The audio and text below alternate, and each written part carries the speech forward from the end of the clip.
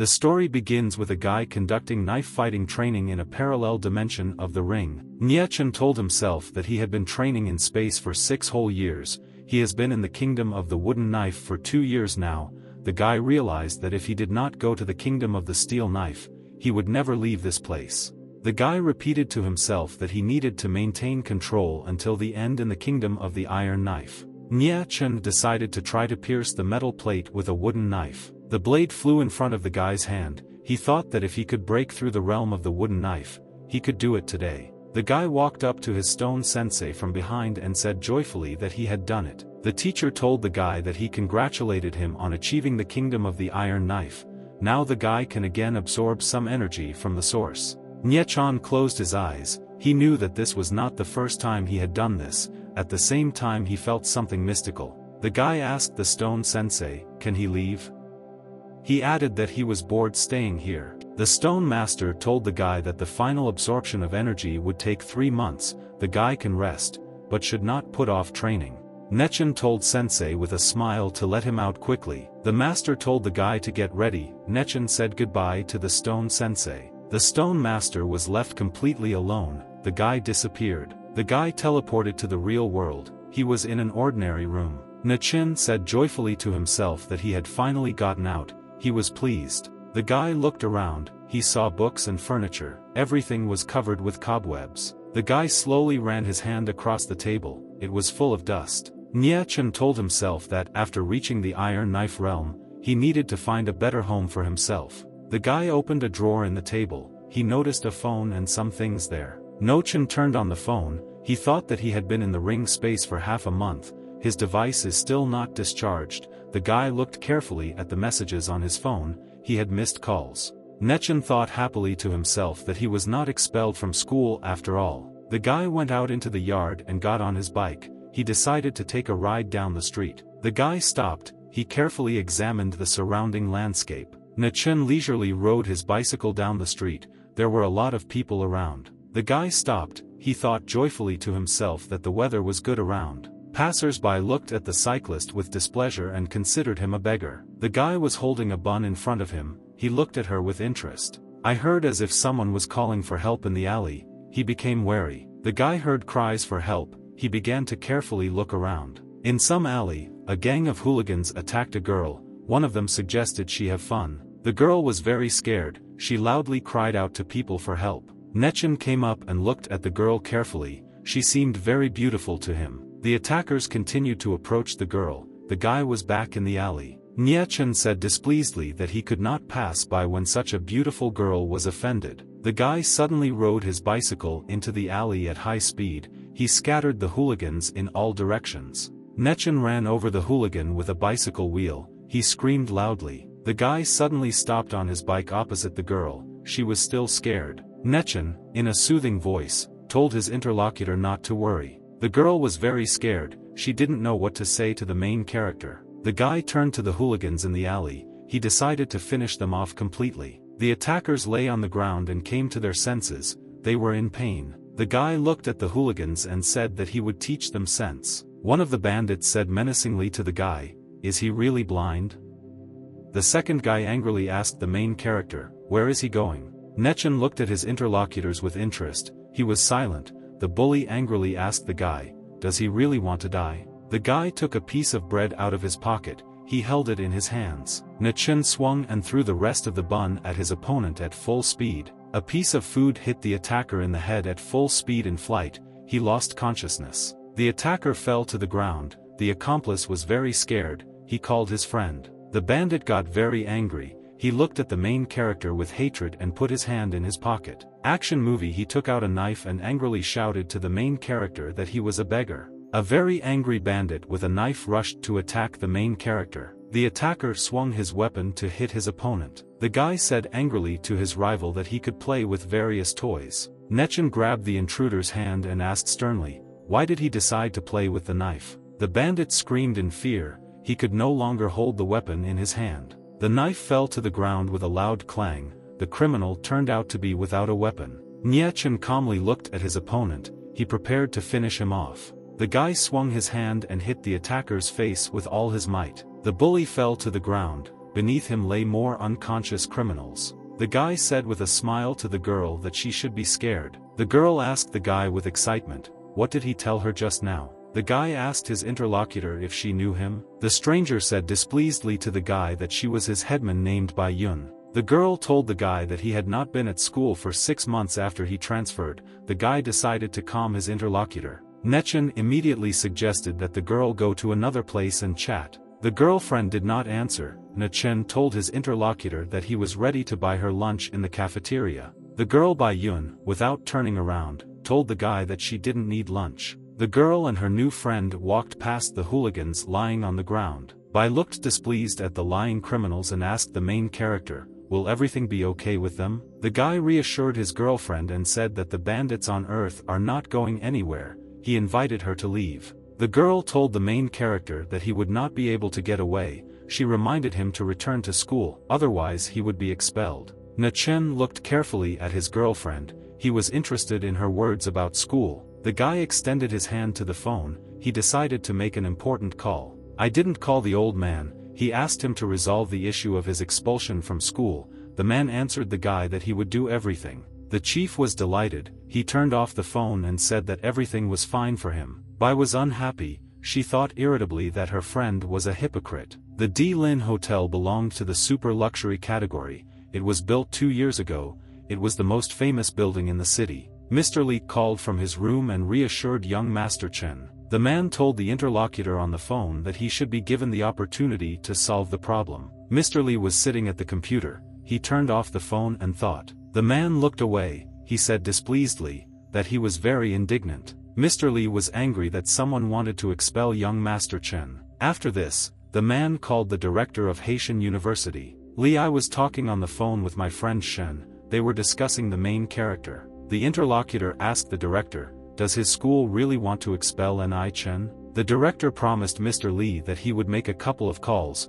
They won't exclude anyone. Mr. Li strictly told the director that there was no need to draw unnecessary attention to Nie Chen. The director promised his interlocutor on the phone that he would do everything that way. Girl Bai left the director's office. She was very thoughtful. Bai thought, she didn't understand why the director helped the main character and she couldn't believe that the guy was really of blue blood. The guy was standing near his bike. He looked at his girlfriend with a smile. Bai shook her head happily. She realized that her friend was a very ordinary person. The girl told the main character that he was lucky. He recently saved her. Now Bai decided to thank her friend with lunch. The guy smiled at his girlfriend and said that he himself wanted to treat her to lunch. He didn't know it would happen so quickly. The guy and his girlfriend were walking around the university grounds. The students were surprised. They called the girl Bai Yuan a goddess. They noticed Nie Chen, but could not remember his name. The guys in the cafeteria were surprised. They didn't understand why the Bai was standing next to the main character. The guy told the headman that it was very stressful for him to have lunch with her. He said he was afraid someone would kill him when he left here. The girl said in response to the main character that he was greatly exaggerating. At this time, the sound of cars approaching was heard. Expensive cars drove up to the university. The students looked with great excitement at the cars standing in front of them on the street. The cars had rich guys sitting inside. They were fashionably dressed. The students came out and stood near their cars. They were talking animatedly about something. One of the guys extended his hand to the side and said that Lu Hao and Guo Xiao Tian had arrived. The guy thought about it. The student said that Lu Hao and Xiao Tian's families are very powerful and rich. These two guys have been trying to get the attention of the girl Bai Yuan for a long time, but they had never dined with her before. The students approached the table where the guy and his girlfriend were sitting. Nechen was quietly having lunch at this time. The student sternly told the boys not to do anything stupid. She explained that she just wanted to thank the main character. One of the students approached the main character and said with a smile that they should thank him too. The guy took money out of his pocket and threw it casually on the dining table. The student looked at the main character and said that there were $3,000 on the table. He invited the interlocutor to pick up and leave. A student with blue hair put his feet in expensive shoes on a chair. The guy told his main character that he was offering to clean his shoes. He offered $5,000 for it. The guy told himself that this year a lot of fools entered the institute. The guy picked up the phone. He decided to call the police and complain. Nechen told the police that he was calling them from the university. He reported that 2 students were making noise and the situation was getting out of control. The guys got very angry. They asked the main character angrily, "Is he really making them look like fools?" The city police department received a call and a complaint from the main character. The police inspector was worried after receiving a call from young Master Chen. The policeman became thoughtful and worried. He hoped that nothing serious had happened. The officer ran into the office. He shouted that Alpha Squad should move out quickly. The police jumped into their cars together and turned on their sirens. The guy looked at his interlocutor and invited her to finish lunch. The student got angry. He swung his hand to hit the main character. A policeman ran into the dining room. He shouted menacingly for everyone to stop. The guy noticed how the student's fist stopped very close to his head. The student was surprised. He never expected that the police would suddenly come to them. The police inspector looked ahead very sternly. He was silent. The guy happily thought to himself that the police reacted quickly. Student Lu Hao was lucky today. The police pointed their guns at the students. The officer shouted that they were disturbing the peace in public places. The commander ordered his subordinate police officers to arrest both students. The student angrily shouted that his father's name was Li Xiong. The other guy angrily told Officer Wan that he was out of his mind. The man angrily shouted at the students that he didn't care who they were. He promised that he would punish them, according to the law. The police left with the detainees. The students were very surprised. Girl by thought, she realized that everything that happened could not be a coincidence. Girlfriend asked the main character if he really called the police himself. The guy answered the headman that she still wouldn't believe it if he confirmed everything. The girl thought and became worried. She didn't know what to say to her friend. The guy smiled at his girlfriend and said that next time he would treat her to something more tasty. Bai looked displeasedly at the main character and said that she would be grateful to him if he answered her calls. The girl was unhappy. She sat down at her phone.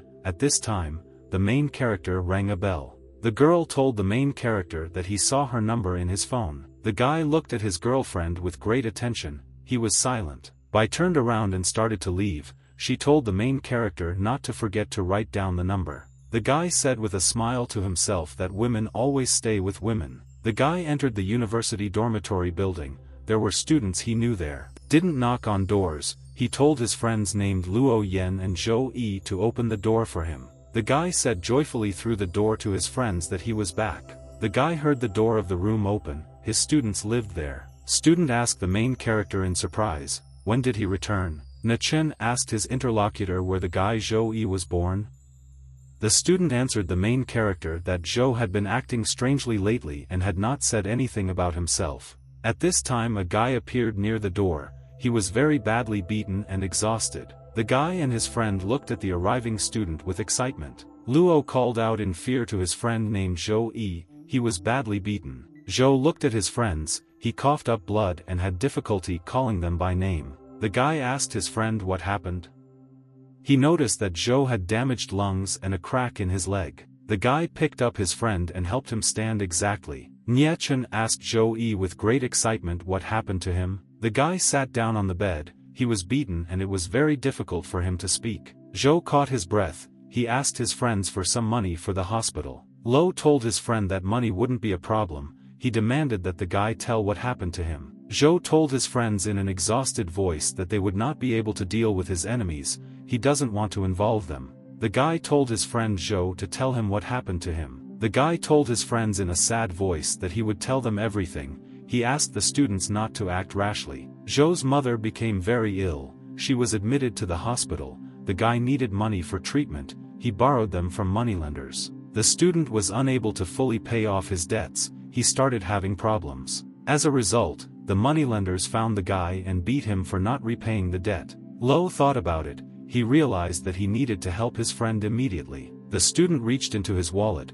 He took out his credit card for a friend. Luo told the main character to take Zhou to the hospital. He allowed me to withdraw money from the card. Na Chen refused the money. He reminded his friend that he had a very strict family. The guy asked Zhou who beat him. The guy got angry. He shouted that he would go and talk to the moneylenders. Zhou fearfully told the main character that if he tries to reason with the criminals, it will only get worse for him. Luo explained to the main character that everything happened because of the boss of the Tian Sun Hotel named Lei Sun. The student said that Tian Sun's hotel is located in a wealthy area. Lo invited the main character to go with him. I didn't tell my friend to take Shua to the hospital. Lo didn't want to leave, he was excited. The guy headed towards the door, his friend called him out of the room in fear. The guy arrived at the building of a huge hotel on his bicycle. Guy stopped on his bike near the entrance to the building. He wanted to find Lei Xiong. At this time, one of the workers noticed a bicycle in the living room. He didn't like him right away. The guy shouted to the main character to get out of this place.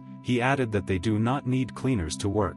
The guy calmly explained to his interlocutor that he was just looking for Lei Xiong. The worker was surprised. He did not expect such an answer from the guy who arrived. At this time, Lei Xiong was in the lobby of his hotel. There was a luxurious interior all around. Lei sat next to the girl. He told his subordinate named Zhuang to bother the student's mother at the hospital. The guy answered his boss that they would squeeze all the juice out of the student. The security guard called his boss and said that someone had arrived on a bicycle. Lei was dissatisfied with the visit. He told the guard to send the guy to the 4th floor. The guy entered the elevator and pressed the button for the desired floor. He was rising up. The elevator arrived at the desired floor. The door opened and the guy got ready to go out. There were a huge number of militants standing on the site with different weapons in their hands. There were many bandits with weapons on the floor and they were all waiting for the main character. Didn't stand near the elevator. He looked at the guys around him with great surprise.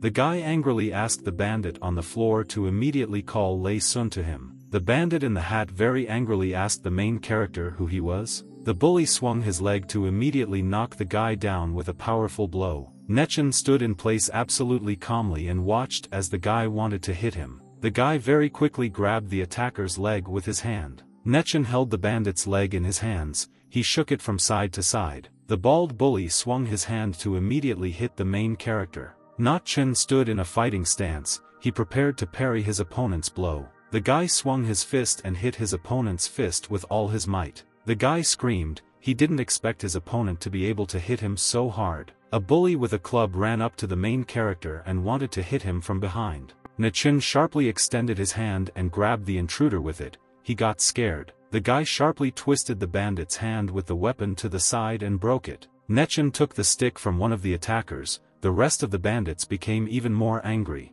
The guy with a stick in his hands prepared to fight off the criminals. Nechen looked at his opponents with great attention. He decided to finish them off. The guy hit one of the attackers with a powerful blow from a metal stick. After that, Nechen finished off the next bandit with another powerful blow.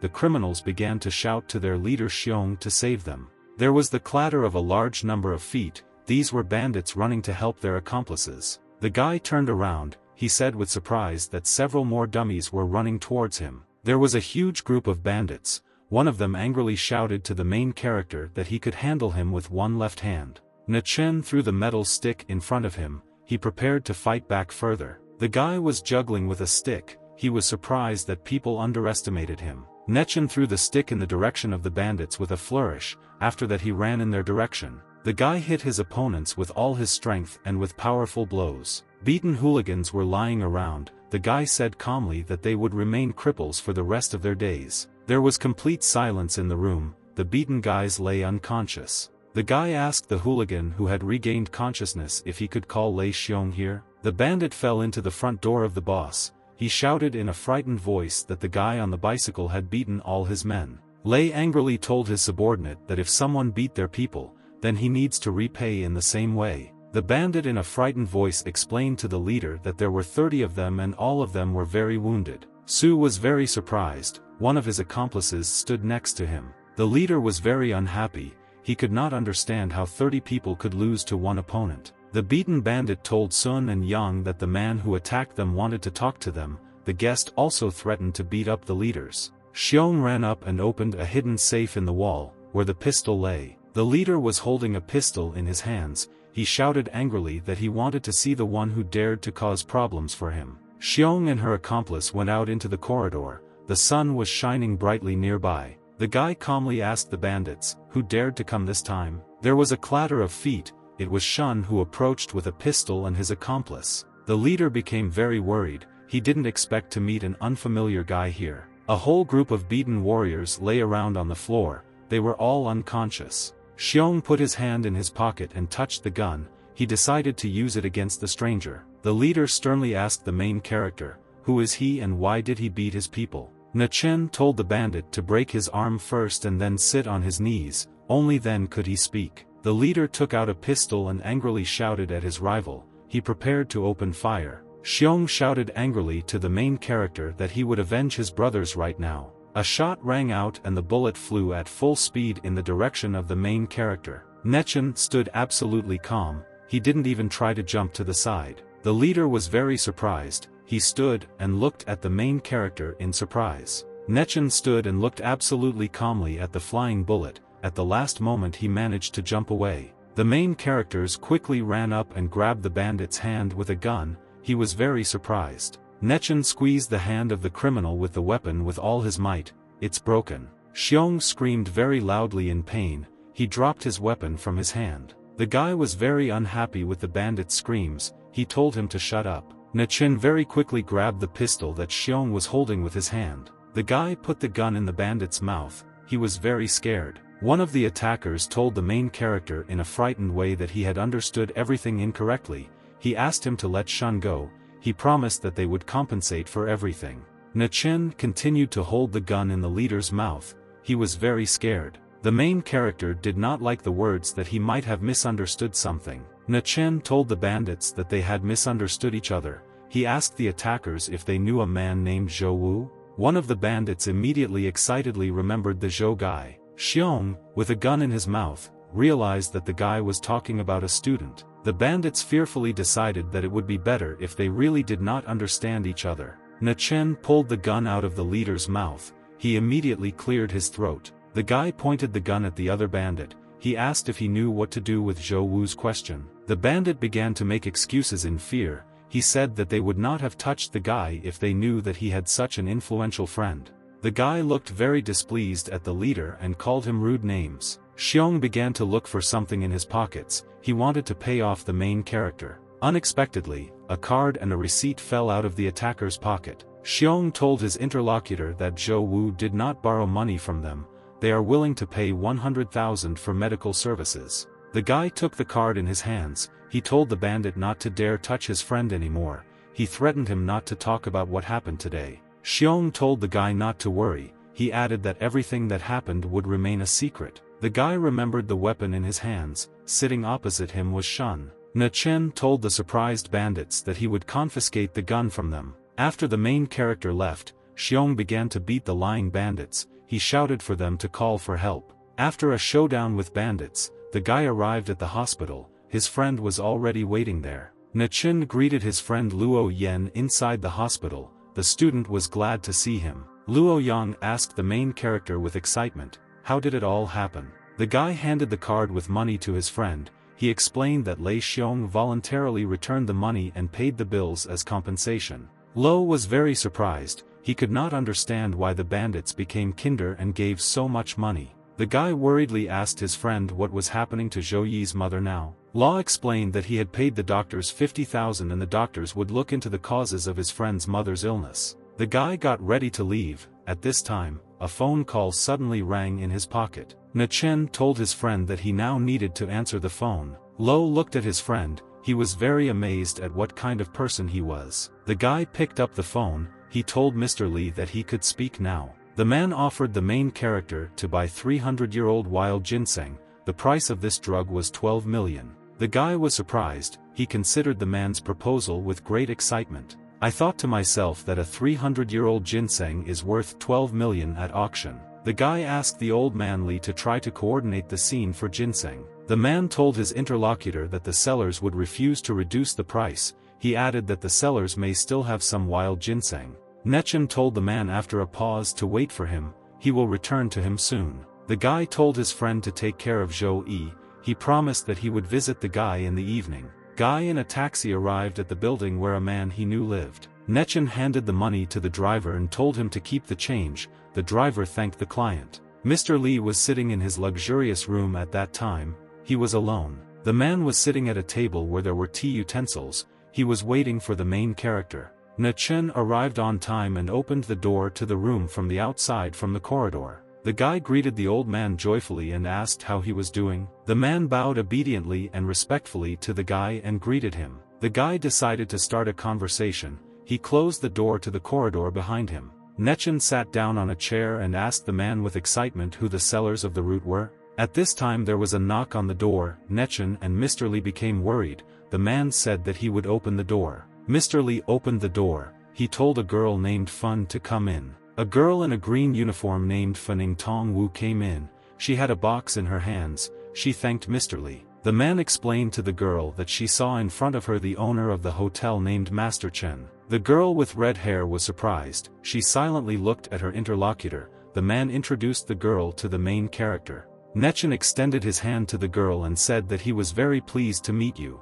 The hairdryer extended her hand to the guy. She said that she was also very pleased to meet you. The girl looked at the protagonist's hand. She decided that he must be a military man. Fun looked at her interlocutor. She told herself that the guy was acting like a gentleman. Fun opened the box in her hands. There was ginseng root inside. The guy carefully examined the root. He realized that he was really 300 years old. Nechen told his interlocutor that the price of 12 million is still very high. The girl told the strictly guy that she would sell him the root only for 12 million. Nechen told his interlocutor that ginseng root is very rare. He agrees to accept its price. Fun looked silently at the guy in front of her. She thought about what to answer him. The girl told her interlocutor that she wanted a deposit of 50 million. She explained that the item would be sent by delivery. Mr. Lee thought about it. He looked at the main character with interest. Nechen told the man to give the girl 50 million. He said that they would not enter into a contract. The guy warned his interlocutor not to even think about deceiving them.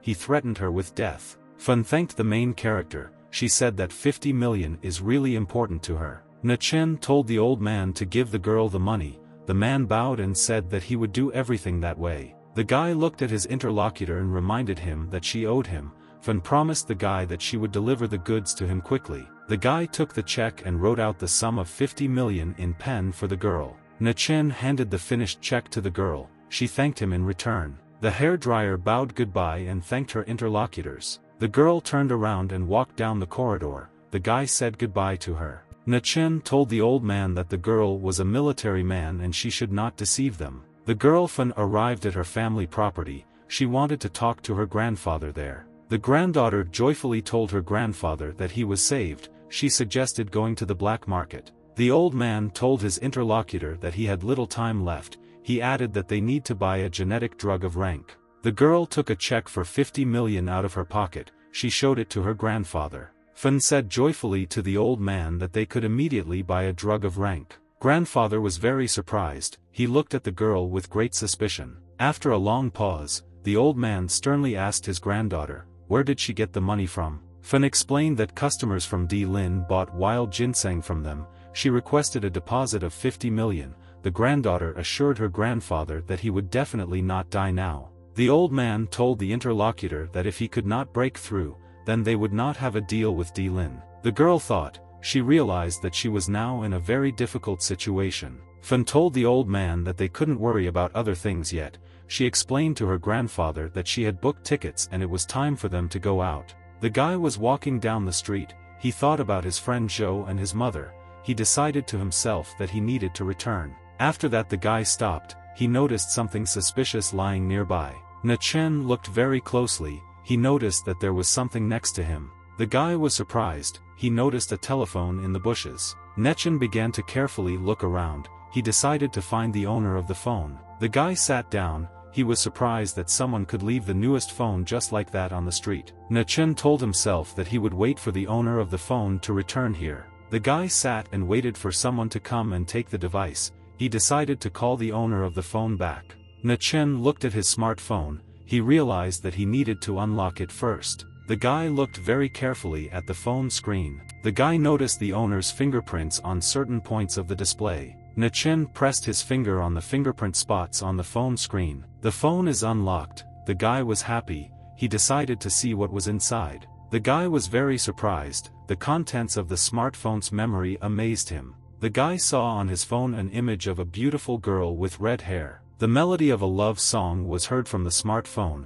Nechen said to himself, dissatisfied that people should already have lived through the time when they listened to such things. The guy picked up the phone. The interlocutor said that she would come to him and give him a reward for the found phone. Nechen told the girl that he was waiting for her on the southern road. To himself he was glad that he had found the owner of the device. The guy continued to stand on the street and wait for the girl. She soon arrived in a car. The red car stopped. A frightened girl came out of it very quickly. The stranger looked at the main character with excitement. At that time he was holding the phone in his hand. The girl approached the main character and abruptly snatched the phone from his hands. The guy was surprised. The stranger's name was Renfei Wu. She asked the guy with excitement if he had seen her pictures. Nechen answered the girl that he had been waiting for her for half an hour and no one came. He accidentally unlocked the phone and saw only one picture. Ren said dissatisfied to the guy that he could have looked at all her photographs. She added that she didn't believe him. The annoyed guy told his interlocutor that he really didn't see anything. Nechen waved his hand at the girl. He said he didn't even need the money. He said goodbye. The interlocutor displeasedly told the main character that he could have copied her photos to his phone. Nechen responded to the girl that he really hadn't seen her photo. He added that he had little honor left. Renai asked the main character, "Does a person like him still have honor left?" The girl said that she wanted to check the guy's smartphone. She was looking for her photographs. I thought to myself that girls care more about their personal safety and that's all normal. He handed the phone to his interlocutor. The guy handed his new friend his mobile push-button phone. She was surprised. Nechen suggested to the girl in a calm voice that she check his device. Ren sternly asked the guy if he really gave her his phone number.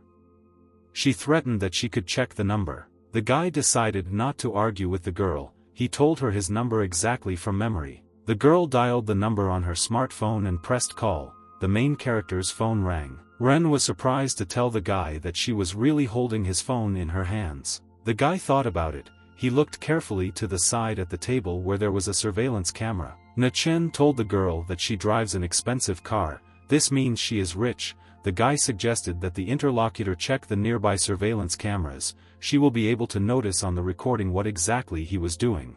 Ren calmed down. She told her interlocutor that she was worried and had gone too far a little. Ren handed the main character his phone. The guy was surprised that the arrogant girl actually apologized to him. The guy told his interlocutor that he understood everything. The girl was excited. He didn't answer her that he would go. Ren frightenedly shouted to her new acquaintance to wait. The girl turned around and ran to her car. The guy was waiting for her. Ren brought a bag with money. She told the guy that she would give him 20,000. The guy worriedly thought that if he didn't take the money, the girl would think that he would distribute her photos. Nechen reached out and took the bag of money. The girl was happy. The interlocutor slyly told the main character that now she has his number. She added that the guy wouldn't lie to her. The guy turned around and started leaving. He said goodbye to his new girlfriend. Ren stood and looked at the departing main character with a long gaze. The girl selected a contact on her phone and pressed the call button. Ren called her friend named Wang Jiu. She said she needed the personal information of one person.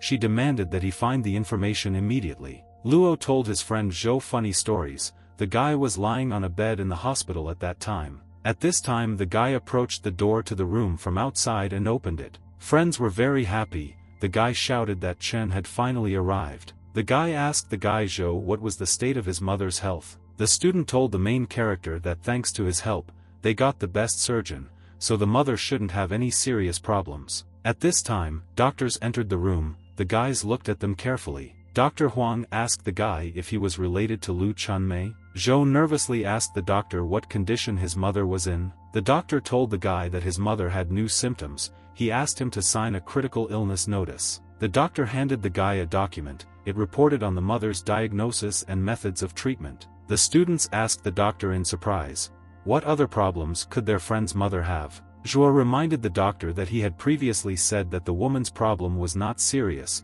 He asked if the best specialists had already arrived. The doctor told the guy that the patient's disease was benign. The tumor is incorrectly located.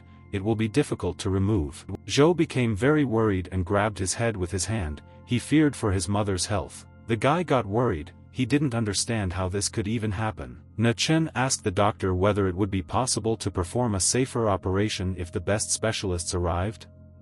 He explained that money was not the problem. The doctor said that a professor named Feng Sanshi is the most respected expert in this field. He warned the guy that he needed to hurry. Zhou became worried. He grabbed his head in his hands in fear and didn't know what to do. The guy thought about it. He realized that he had a difficult task ahead of him. Na-chen told the doctor that he said the problem was not serious. In this case, the location of the tumor creates problems for surgery. The doctor, together with his colleague, confirmed to the main character that he understood everything correctly. Na-chen asked the doctor, "Can a person who carefully wields a knife remove the tumor?" The guy told his friend that he could try the operation. The doctor was very surprised. He didn't believe the words that the guy wanted to try to cut out the tumor. The intern told the guy that he didn't understand anything. He added that the guy shouldn't waste his time. The hospital will then be blamed for the patient's death. Zhou was very angry with the doctors. He realized that they did not want to save his mother. The guy told his friend that if there were no other options, he could try to help. He added that he is a professional knife wielder. The guy doubted. He didn't know if he could trust his mother's life to his friend. Zhou asked the main character how confident he can be in his abilities. Na-chen told his friend that he estimated the probability of success to be 90%. The intern told the guy that he did not believe the operation on him would be successful. He explained that even the teacher Feng Sanshir could perform the operation with a 30% success rate. Zhou thought excitedly. He didn't know what to choose now. The guy couldn't figure out whether to trust the main character or the doctors from the hospital. The intern told the guy that if he allowed the main character to undergo surgery, his mother might die. Zhou exhaled sadly. He realized it was time to make tough decisions. The guy extended his hand to his friend. He shook it firmly and confidently. Zhou told his friend that he believed in him. He added that he would not blame him even if some accident happened. He really wants his mother to live a couple more years. The intern told the guy that his friend didn't know much about surgery. He suggested that the guy trust Professor Feng Sanshir. Zhou explained to the doctor that his mother was in a very difficult situation. He added that the doctors have only a 30% chance, so he cannot trust them. The intern suggested that Dr. 1 allow the guys to do what they want. The guy asked his friend where the operating room was located. Lu pointed his finger at the door at the end of the corridor. There was a doctor in the operating room. He prepared to perform an operation on a patient. The surgeon asked the assistant why one had not come yet. Professor Feng Sanshir said that the patient has a complex condition and a decision needs to be made as soon as possible. The guy walked up to the operating room door and prepared to open it. The doctor shouted to the guy that he couldn't go inside. Na-chen went inside the operating room. The doctor shouted to him that he couldn't just come in. Professor Fen asked the doctor displeasedly, what kind of young man came inside the operating room? The intern said that the main character has good knife skills. The guy wants to have surgery. He explained that the hospital would not be held responsible if there was a problem with the operation. Professor Fen displeasedly shouted to the main character to leave. I didn't think about it. He looked carefully in front of him and prepared for the operation. After that, a decisive smile appeared on the protagonist's face. Na-chen said joyfully to himself that the operation would be easy, no matter where he started it. Professor Fen angrily told the guy that the patient could die because of the mistake. Due to the problematic location of the tumor, surgery is almost impossible. The professor picked up a scalpel. The hairdryer asked the guy why he decided that the operation seemed easy. The professor explained to his interlocutor what difficulties may arise during the operation. Na-chen told the man not to worry. He promised that he could achieve success with the rotary knife technique. Hairdryer, I asked the guy, can he really use the rotating knife technique? He added that there are only a few great doctors in Beijing who know this technique. Na-chen came up and picked up the scalpel blades. He looked at them carefully. The guy turned to the side and looked carefully at the doctors next to him. Na-chen launched the sharp scalpel blade into flight from his hand. The intern was unable to react in time. The blade flew in circles around him. The doctors were very surprised by what they saw. They couldn't believe that this was possible. After the flight, the blade returned to the hands of the protagonist. He asked the audience how they liked it. The intern was very surprised after the flight of the blade. He was amazed by the guy's abilities. Professor Feng said in surprise that he really saw the rotating knife technique in front of him. The guy asked the doctor if he could try it himself. The professor told the main character that he would tell him everything. First he needs to undergo disinfection. Na-chen agreed. 10 minutes later the guy and the professor stood near the patient. The hairdryer asked the guy if he remembered everything. Na-chen replied that everything was fine. The guy brought a scalpel to the woman's body. The professor pointed out to the guy where he needed to be especially careful. The doctor handed the main character the necessary knife to continue the operation. Na-chun said reassuringly to himself that so far everything was fine, they are almost finished. The guy breathed a sigh of relief. He looked at the table with surgical instruments. Na-chun told the doctor joyfully that the tumor had been removed. He added that he wanted to leave. The professor answered the main character that if something happens, he will simply leave medicine. Na-chun calmly walked towards the exit. A dissatisfied intern looked after him. The intern was unhappy with the protagonist's success. He decided that the guy was just lucky. The intern was very angry. He looked at the main character with hatred. At this time a girl appeared from the side. She unexpectedly loudly called the main character to her. The intern and the guy stopped. They looked at the guest in surprise. The girl ran to the main character. She kept calling his name. The doctor said with a smile to his interlocutor that his name was Jiang Tao. He added that he was pleased to meet you. The girl ran up to the main character and asked him tearfully for help. Jiang stood in front of the girl and said that he could help her. He added that his father is a businessman. He has many millions in family assets. The intern thought happily to himself that the interlocutor should be interested in a rich guy.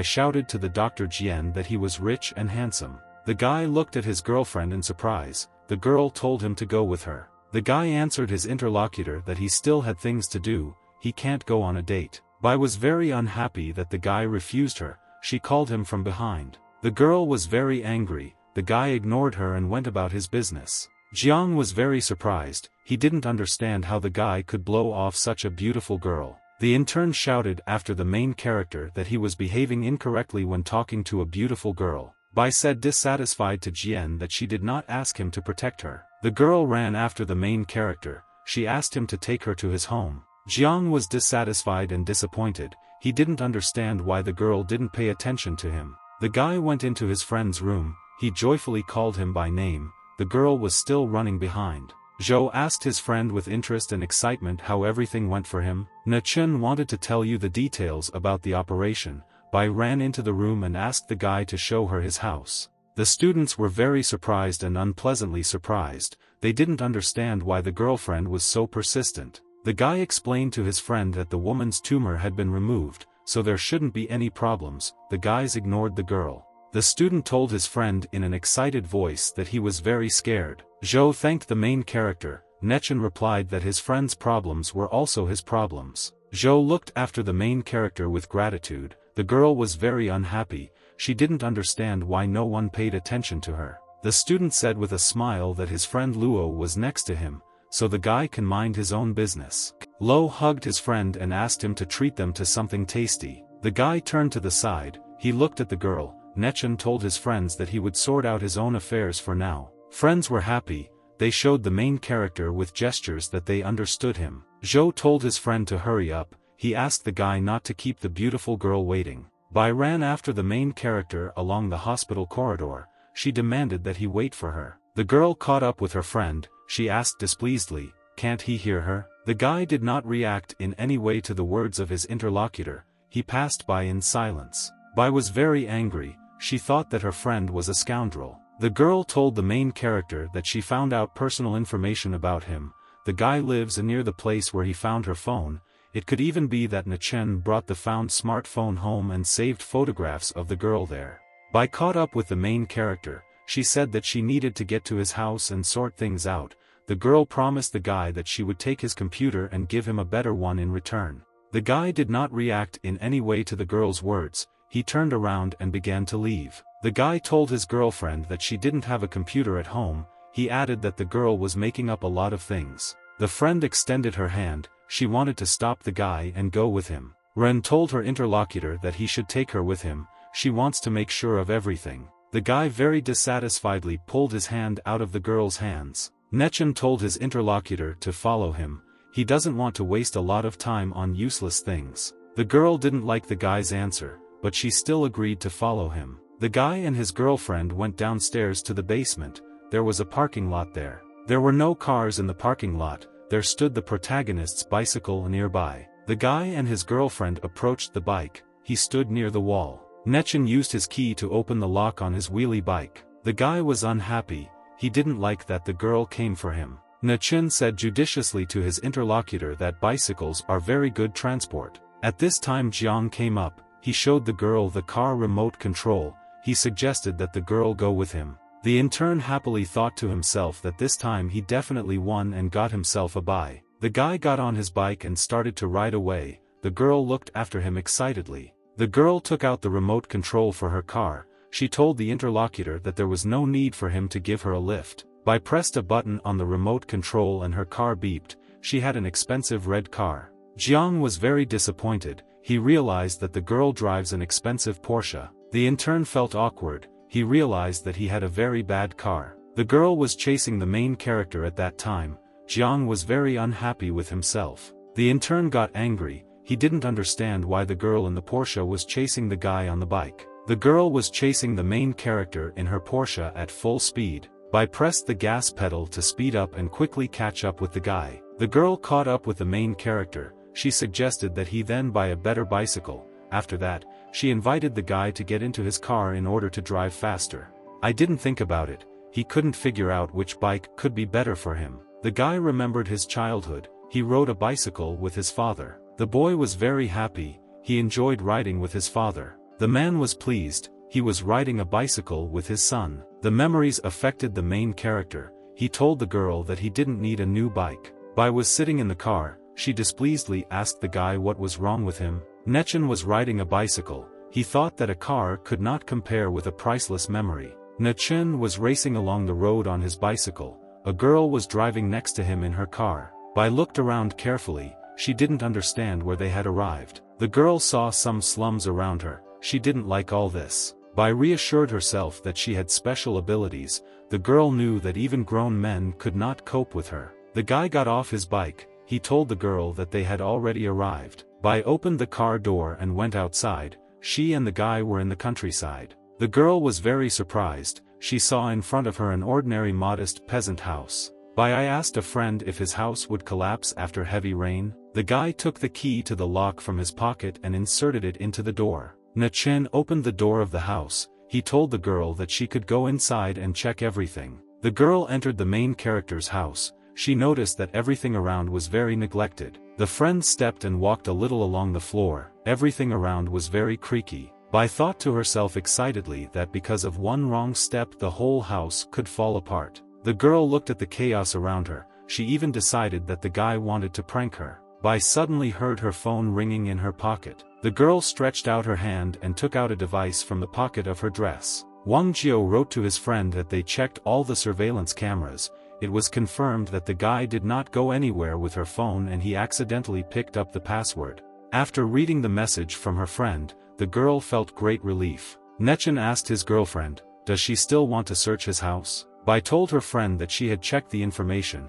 she received confirmation that he did not go anywhere and did not save her photographs. The girl promised the guy that she would buy him a new phone as compensation for the problems. The guy handed the girl a bag with her money, he told the girl to take them. Bai told the main character to take the money as a thank you for returning her phone. Nechen very displeasedly told the girl to take her money and leave. Bai got angry, she didn't understand why the guy answered her like that. The girl slyly asked the guy, does he really want to impress her that much? Nechen was very unpleasantly surprised, he didn't understand why his girlfriend was pestering him so much. The girl looked piercingly at the main character, she decided to explain everything to him. Bai told the guy that she had met many people who wanted to look cool in her eyes. The guy asked the girl, is she always so crazy? He added that he didn't look at her phone photos, he has no ulterior motives. The guy explained to his girlfriend not to say anything else and just leave. The girl looked displeasedly at her friend, she was very indignant. The guy pointed to the side and told the girl to leave. The girl picked up a bag with money, she decided not to argue anymore and leave. Bai headed towards the exit of the house, the guy looked after her. Nechen leaned against the table, he said dissatisfied to himself that he had a lot of problems. Bai was racing her racing car down the street at full speed. The girl was driving at top speed and taxiing through the city streets. Bai was driving, she was very unhappy with the way the guy behaved with her. The girl was driving at full speed in a car along the city streets. Bai she stopped and opened the doors of the car, she went outside. Bai told herself that she still had to buy her boyfriend a new phone. The guy was left alone in his modest house, he was glad that peace had finally come to him. Nachin began to collect the magic ball in his hands. He decided that he needed to clean the house a little. A yellowish ball appeared in the guy's hands. He had to help him clean up. The yellowish ball very quickly turned into a durable stone. The guy started it. A magic stone flew across the room. He completely cleaned everything up. Nachin carefully examined his interior. Everything was very clean and beautiful. The guy said happily to himself that the cleaning was ready. Everything around was clean. Suddenly there was a loud knock on the door. The guy got distracted and turned his head. The guy got scared and worried. He didn't want the girl to come to him again. Nachin walked up to the front door. He didn't understand why the girl still wouldn't calm down. Bai was standing outside. She was very angry. The guy still didn't open the door for her. The girl told the guy through the door that she was the eldest daughter of the Dragon and Tiger clan. She decided to force her way inside. Bai sped up and slammed her shoulder into the door with all her might. She wanted to knock her out. The guy went to the door and opened it. He told the girl to come in. By this time, Bai had already accelerated to knock on the door again. The guy wanted to stop her. The girl ran into the main character. The two of them fell to the floor. Nachin lay almost unconscious. He sadly decided to himself that he was going to die here. Bai touched her head with her hand. She shouted that she was in great pain. The girl stood up. She said that for some reason she did not feel pain after the fall. Nachin lying on the floor. I asked the girl why it should have hurt her to fall on him. The girl was very worried. She froze and did not know what to answer the main character. Bai suddenly jumped to her feet. She angrily called her friend a pervert. The girl once again very angrily called the main character a pervert. The guy was sitting on the floor. He looked at his girlfriend from behind with excitement. Bai asked the guy displeasedly, "Is he really looking under her skirt?" The guy answered his interlocutor that he wasn't looking anywhere. Nachin asked the girl displeasedly, why did she come to him this time? Bai handed the guy her purse. She said she brought it for him. The girl was very angry. She didn't even want to look at her friend. The guy told his girlfriend that he understood her. He took the purse with the gift from her hands. The girl angrily shouted to the guy that she would kill him if he told anyone about everything that had happened. Nachin was holding the purse in his hands. He thanked his girlfriend. The girl calmed down a little. She cleared her throat and prepared to talk to her friend. Bai slyly told her friend that she could let him down on the way to the hospital. The guy looked away at his old and weak bicycle near the wall. Nachin turned to the girl and joyfully thanked her for the offer. Jiang was standing on the street near the hotel building. He looked carefully at the girls passing by. Jiang thought very contentedly about something to himself and smiled. People were walking around. The intern noticed how many beautiful girls walked next to him.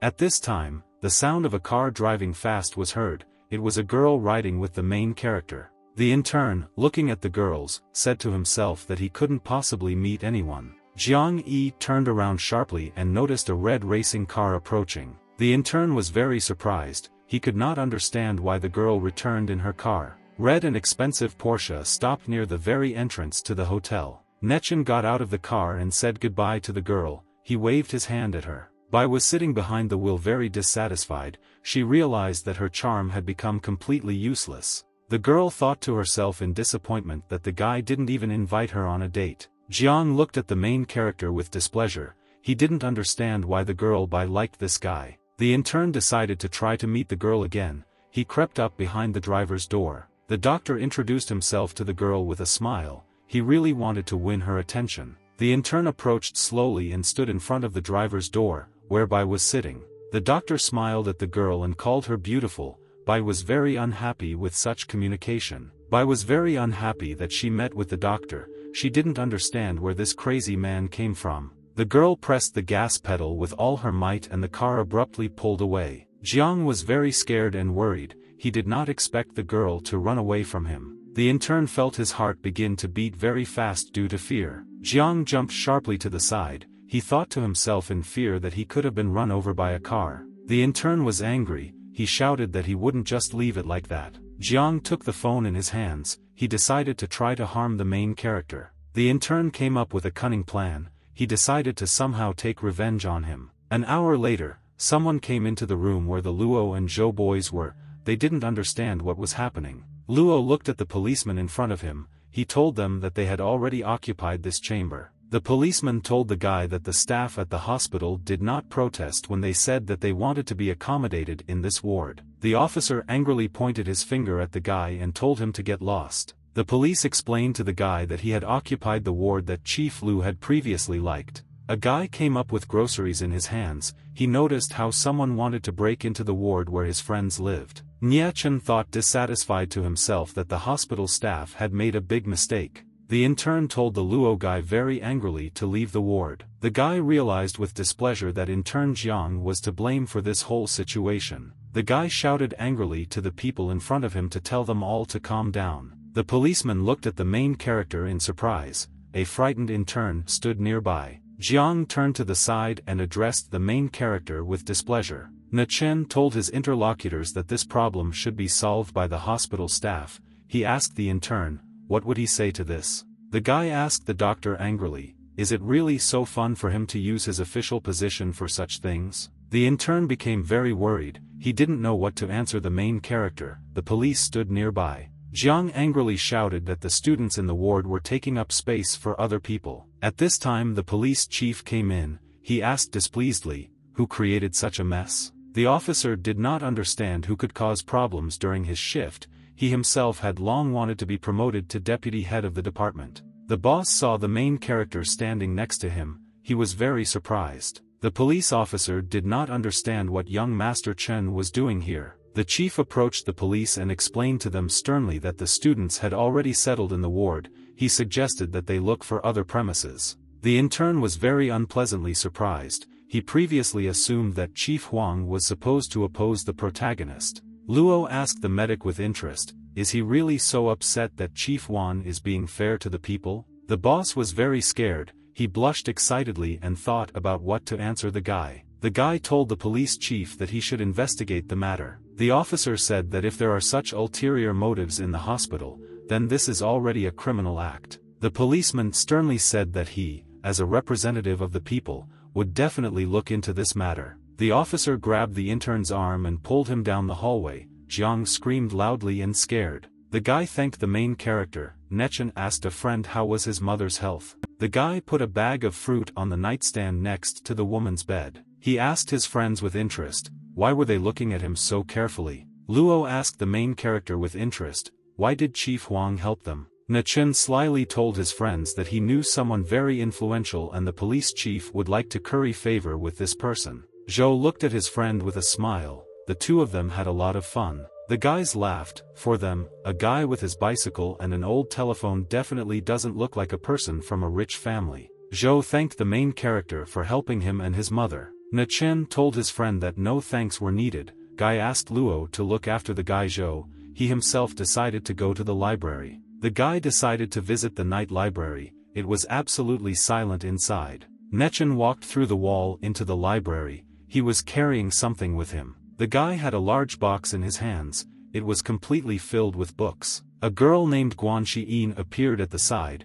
She looked at the guy with interest. Guan thought and decided that she was seeing a classmate from her friend Bai's class. The girl thought that the guy did not go to classes. She decided to advise him not to miss classes anymore. The girl walked behind the main character, and then stopped in the corridor. Guan thought. She decided that if she made a remark to the guy in the presence of other people, it could harm his reputation. The girl stopped. She decided to follow the main character. The guy was walking up the stairs with a box. The guy put all his books out of the box on the table. They shone very brightly. The students around were surprised. They didn't understand why the main character needed so many books. One of the guys called the main character a truant. He asked, does he really like to study like this? The students approached the main character and began to carefully examine the books he took. The librarian told the main character that he took only 16 books. He asked the guy if he had a card.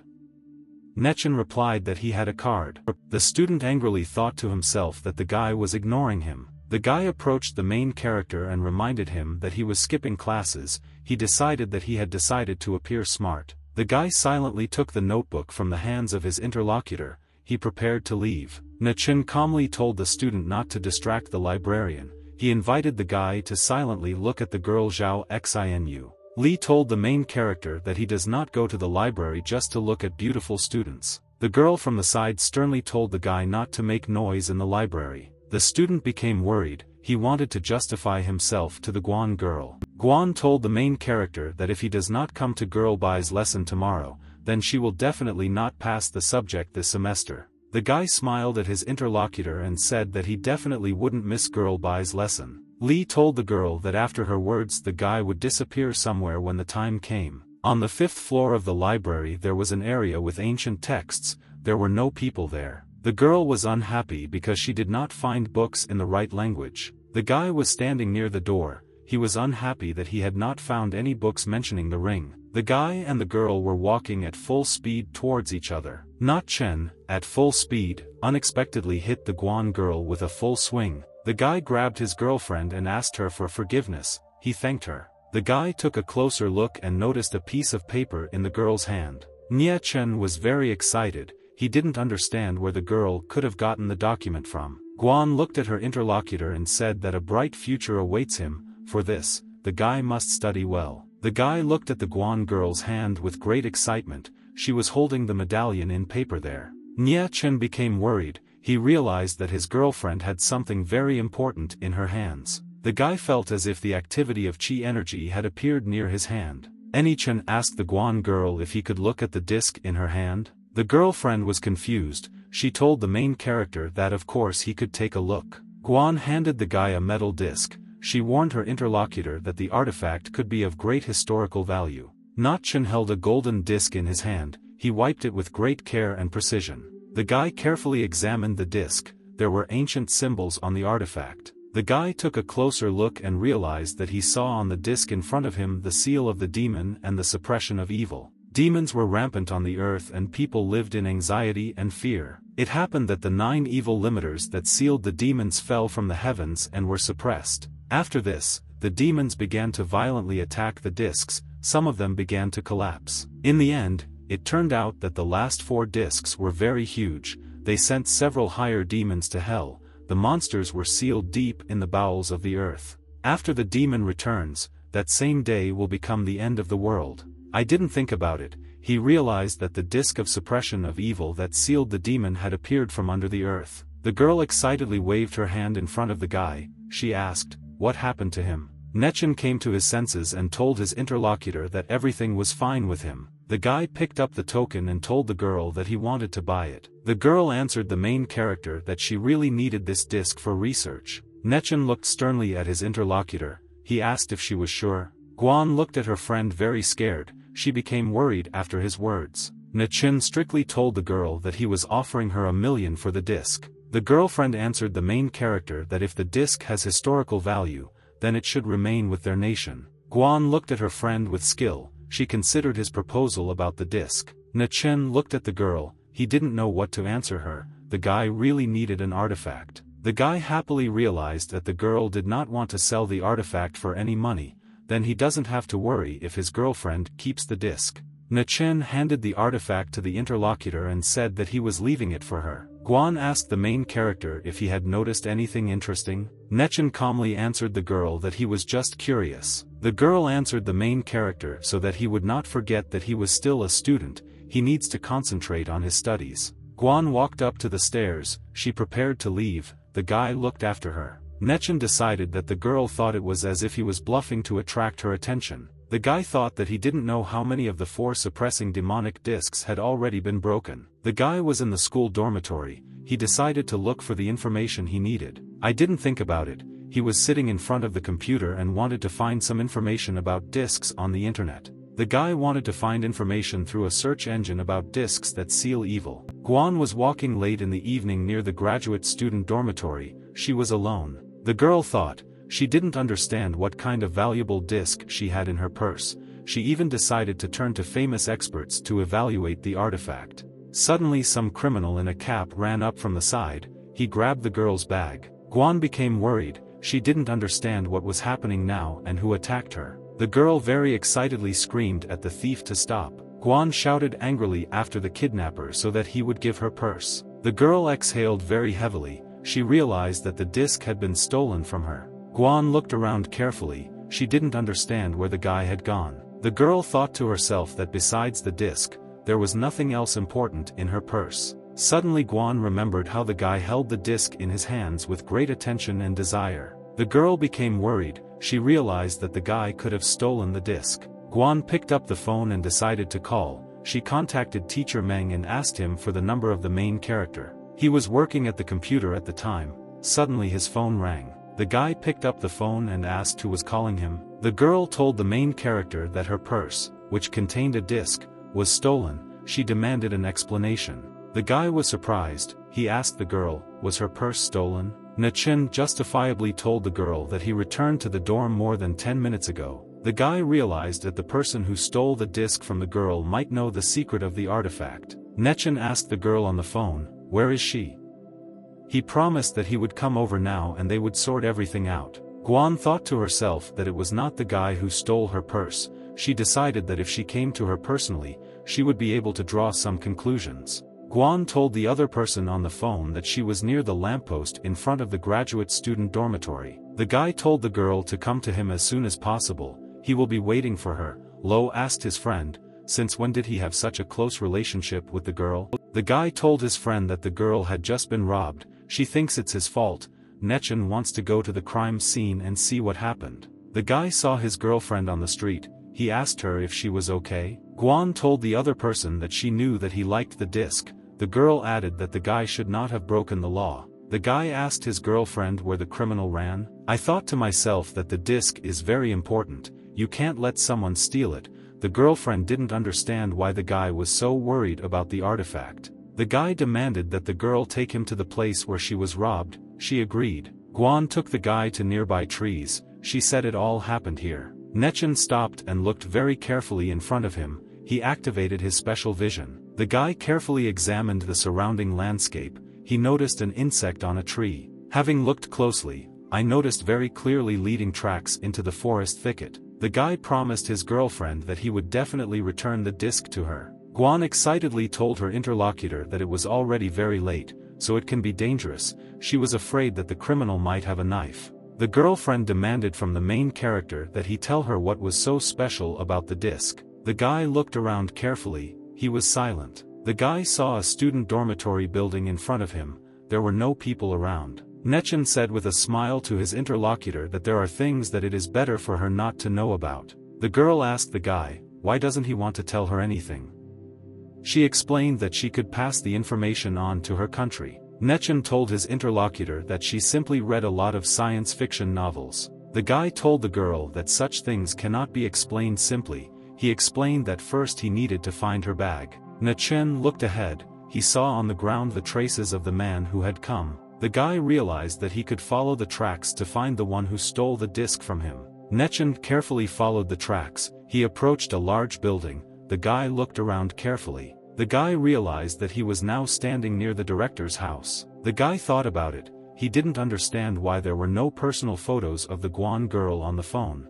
Chen thought about the girl's photographs. He realized that the ancient disc was still in danger. 5 minutes later the guy came out from behind the bushes and told the girl joyfully that he had found her bag. The guy explained to his girlfriend that the director's son stole the bag. He needed personal photos on her phone. The girl carefully took the bag. She was very wary and excited. Guan looked at the main character with great excitement. She decided to ask him something. Girlfriend asked the guy if he really organized everything just to gain her trust. The guy felt very awkward. He did not know what to answer the girl to her accusation.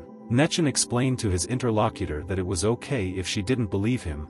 He explained that he was simply returning the bag to her. The guy explained to his interlocutor that she should not tell anyone about the disc and not give it to anyone. The girl told the main character that the disc could be dangerous. She explained to the guy that she could give him the artifact, but he must tell her the truth in return. The guy decided that he would tell his interlocutor a small part of the information.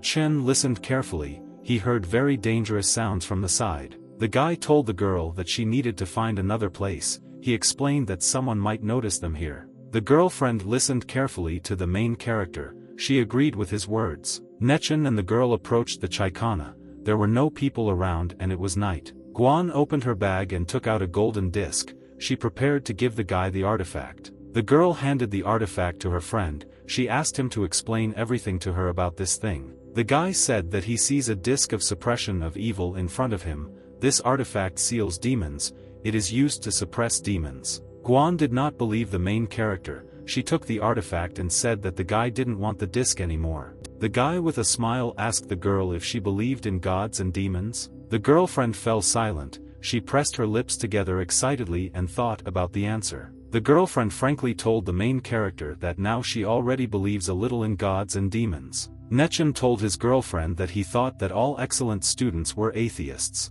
The girl took out a gold disc. She told the guy that now it was his turn to answer questions. The guy told the girl that it would be much easier for him since she was not an atheist. The guy explained that the words on the disc meant sealing demons and suppressing evil. Guan smiled at the main character and said that he made it all up. She explained that she had not found any records of symbols in the scientific literature. Nechen told the girl that he could not prove anything to her. He explained that he didn't really know where to find information about this. The girl began to wrap the artifact back with paper. She changed her mind about giving it away. The girl explained to her friend that if he could not make him believe it, then she would give the artifact to the museum. The guy asked his girlfriend to lend him a lock of her hair. The girl pulled out several hairs from her head. She asked the guy why he needed them. Nechen took the girl's hair in his hands. He told her to look at him carefully. The girl held her breath. She saw how the guy took one of her hairs and threw it into the table. The girl looked closely. She noticed that a stray hair had gone right through the table. The guy walked up to the table and pulled out a hair sticking out of it. Nechen looked at his interlocutor and told her to look at him carefully. Surprised Guan I asked the main character how he did all this. Nechen explained to the girl with a smile that there are things in the world that cannot be explained by simple science. The guy with a cup in his hand looked at his interlocutor and said joyfully that now she should believe him. The girl told the main character that if today he has such abilities, then he should keep it. Guan I asked the main character with interest if he believes in the existence of ghosts and monsters. The guy nodded to the girl in agreement. At this time he imagined a huge dragon. Guan looked at the main character and asked if he could exorcise ghosts. Chen was surprised and amazed. He didn't expect such a question from his girlfriend. Guan told a friend that she saw a ghost about 6 months ago at school. Nechen answered the girl that he would not be able to help her if something dangerous happened to her. In the end, the girl exhaled and told the main character that she agreed with him. Guan told the main character that she hid information in her heart for a very long time. The girl was afraid that no one would believe her. The guy looked with great excitement at his girlfriend. He thought. Nechen told the girl not to worry. He promised that he would help her. Guan blushed. She liked the words she heard from the guy. A friend asked the main character if he says such words to all the girls he meets. The guy thought happily. He decided to start a love relationship with his girlfriend. The guy and the girl left the tea house. Guan thanked her friend for his work. The guy did not notice how a man was standing next to them. He watched them carefully. A stranger with a camera in his hands was photographing the main character and his girlfriend. The guy on his phone posted on the website photographs he took of him and his girlfriend. Student said in a dissatisfied voice that the girl Guan 11 was drinking with some guy in the middle of the night. The people in the hostel were surprised. They didn't understand why the beautiful girl was relaxing with some guy. One of the students saw a photograph of a girl together with the main character. He said he was beside himself with anger. The guys stood attentively and looked at the photographs. They discussed them a lot. The student grinned joyfully to himself. He noticed something very interesting. The guy thought that the girl was robbed by a guy. Before that she drank tea with him. The student thought slyly to himself. He realized that with the help of this video he could get something good for himself. The guy arrived through a portal in a parallel reality to his teacher. Nechen handed the golden disc to the master and invited him to look at it. Sensei caught the disc. He examined it carefully from all sides. The master explained that the disc had lost all its energy. Without energy he is just a piece of metal. The guy told the old man sure that when he interacted with the disc, images appeared in his mind. The master told the main character that powerful demons were sealed underground. He added that the guy should increase his strength. Sensei sternly warned the main character that he could die when the time comes. The guy looked at his master with great excitement. Sensei sternly told the guy that he needed to find the rest of the discs. The guy asked the master, "Are they really disciples of the Qingming Ball sect?" He explained that the opponents looked like simple idiots. The stone sensei was silent. He did not answer the main character's words. Nechen thought displeasedly to himself that his master didn't want to talk anymore. At this time, his combat knife appeared in front of the guy's hand. He was floating in the air. Nechen took precise aim and launched his combat knife to the side with a flourish. At this time, girl Ren came to her family villa. There were cars parked around. The girl entered the room and told her guests that she was already home. Ren greeted the two boys and daughter-in-law in the room with an indifferent voice. Ren told the guy that she was tired and they could talk tomorrow. The interlocutor wanted to talk about the young Master Khan. The little girl greeted the passing girl in a joyful and excited voice. Ren said with a smile to the little girl Ling Ling that she would take her to the amusement park tomorrow. The little girl joyfully shouted to the girl that she wanted to ride the carousel. Ren began to climb the stairs. She joyfully told the girl that tomorrow she would ride wherever she wanted. The brother said dissatisfied to his interlocutor that the girl was not making contact. She asked what they should do. The guy said judiciously that while their Tiger Roar alliance remains powerful, but Han Shiqian's gang of black dragons is no weaker than them. The interlocutor explained that it was necessary to provide an opportunity for Han Yushan and Fei Wu to meet. The guy said that Fei Wu's girl is no longer little, she needs to find someone with equal status. Ren went into her room. She rushed onto her bed. The girl was lying on the pillow. She didn't like that her relatives wanted her to marry someone from the Black Dragon gang. The girl wrote a message on the phone to the main character. She asked if he liked the new phone. The girl lay and looked at the phone. She thought that the guy didn't respond to her messages today. Ren stood up and threw the phone on the bed. She decided that she needed to take a shower. At this time, a girl, Ling Ling, ran into the room. She was looking for a girl and called her. The little girl looked attentively. She noticed that the Ren girl was not in the room. The girl noticed the phone on the bed.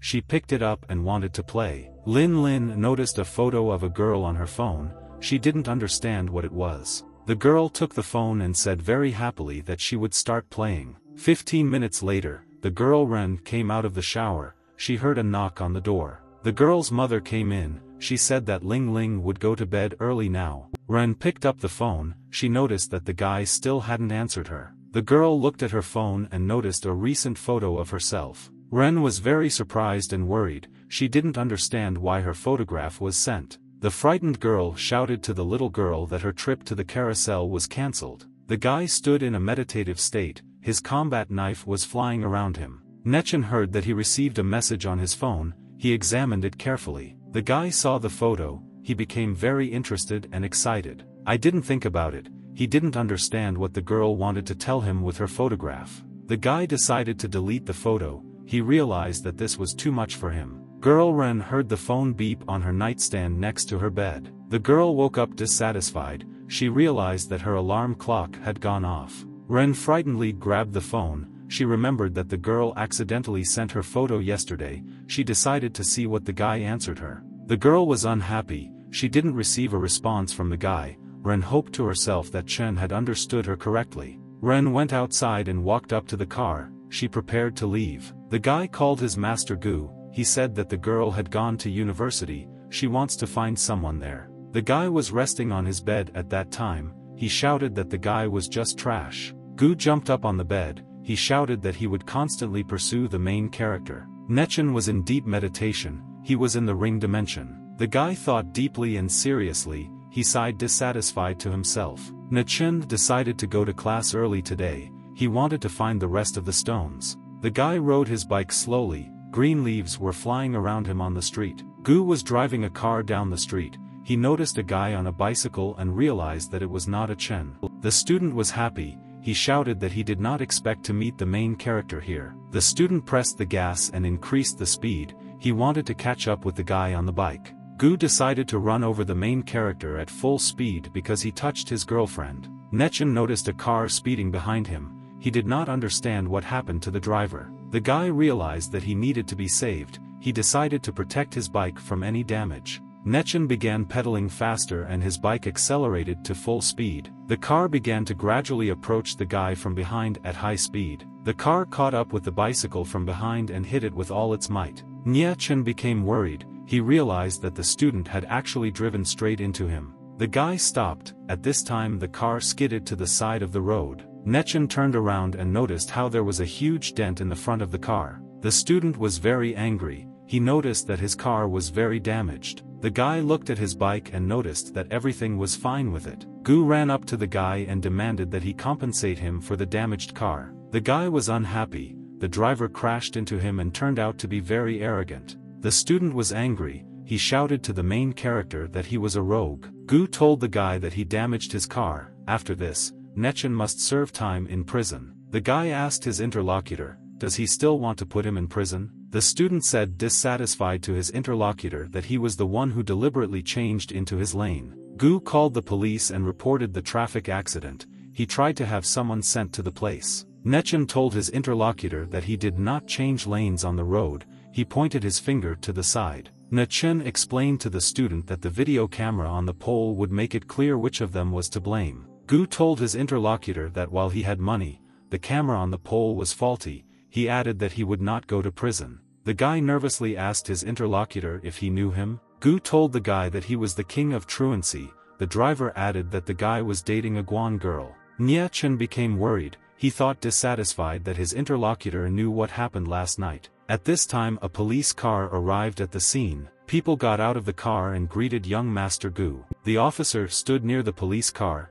He asked people what happened here. The student told the police in a joyful voice that he was driving along the road calmly. Gu pointed at the main character and said that he unexpectedly crashed into him on a bicycle. As a result, the car's bumper was dented. The police asked the student thoughtfully, how could his car crash into a bicycle, but not a single scratch was left on the two-wheeled vehicle? The officer pointed out to the driver that his car was very badly damaged. Gu asked the policeman, very dissatisfied, if he knew how to solve all this. The driver sternly explained to the policeman that the guy owes him 4 million damages. The officer instructed his subordinates to check whether the driver was sober. The boss also instructed his subordinate to check the surveillance cameras. The policeman asked the driver to show him his driving license. The officer handed the breathalyzer to the guy. He demanded that he cooperate with them. The driver didn't like that the police wanted to check if he was drunk. Gu grabbed the officer's hand. He shouted to him to arrest the main character. The policeman told the driver sternly that they would know exactly who was to blame after the investigation. The officer explained to the guy that if he followed the cyclist, he would be held responsible for it. Gu explained angrily to the police that the guy himself deliberately changed lanes. The guy angrily told the police to go home. He demanded that other officers come. The officer sternly told the driver that he would do everything according to the law, even if the guy's father was here. Gu was very unhappy. He didn't understand why he met this idiot. The guy told the police that the driver just pulled up behind him and crashed into him. Gu told the guy that he was riding a broken bicycle on the road, so he was carried to the side onto the runway. The student suggested to the main character that he buy the car from him for 4 million. A guy with a metal pipe in his hands shouted that he would break the bike. The guy quickly ran up and grabbed the metal pipe with his hand. Gu told the main character angrily that if he wants to crash his car, then he can do it. The student angrily suggested to the main character that he should go to prison himself. The guy looked cheerfully at his interlocutor and told him not to blame him. Nechen squeezed the pipe he was holding in his hands with all his might.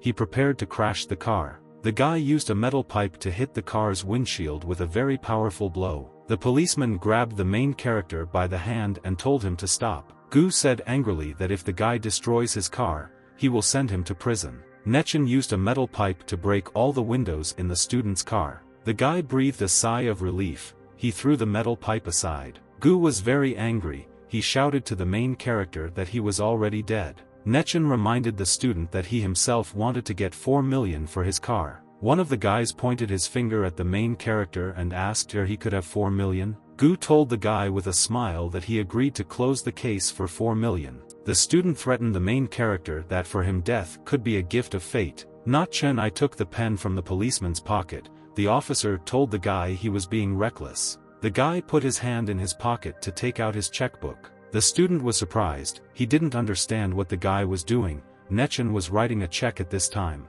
The guy handed the filled-out check to the very surprised student. 14 Gu with very great attention and surprise I checked what was written down in the financial document. The student was surprised. He saw in front of him a real check for 5 million. Nechen told the interlocutor that he received 4 million for the car. An extra million Gu can be used for medicine. The guy got on his bike. He told the policeman that he was tired of dealing with the case. Na-chen told the police that they could take the broken car. He added that the wrecked car should be sold at a recycling center. Gu said dissatisfied to himself that he would like to lose money.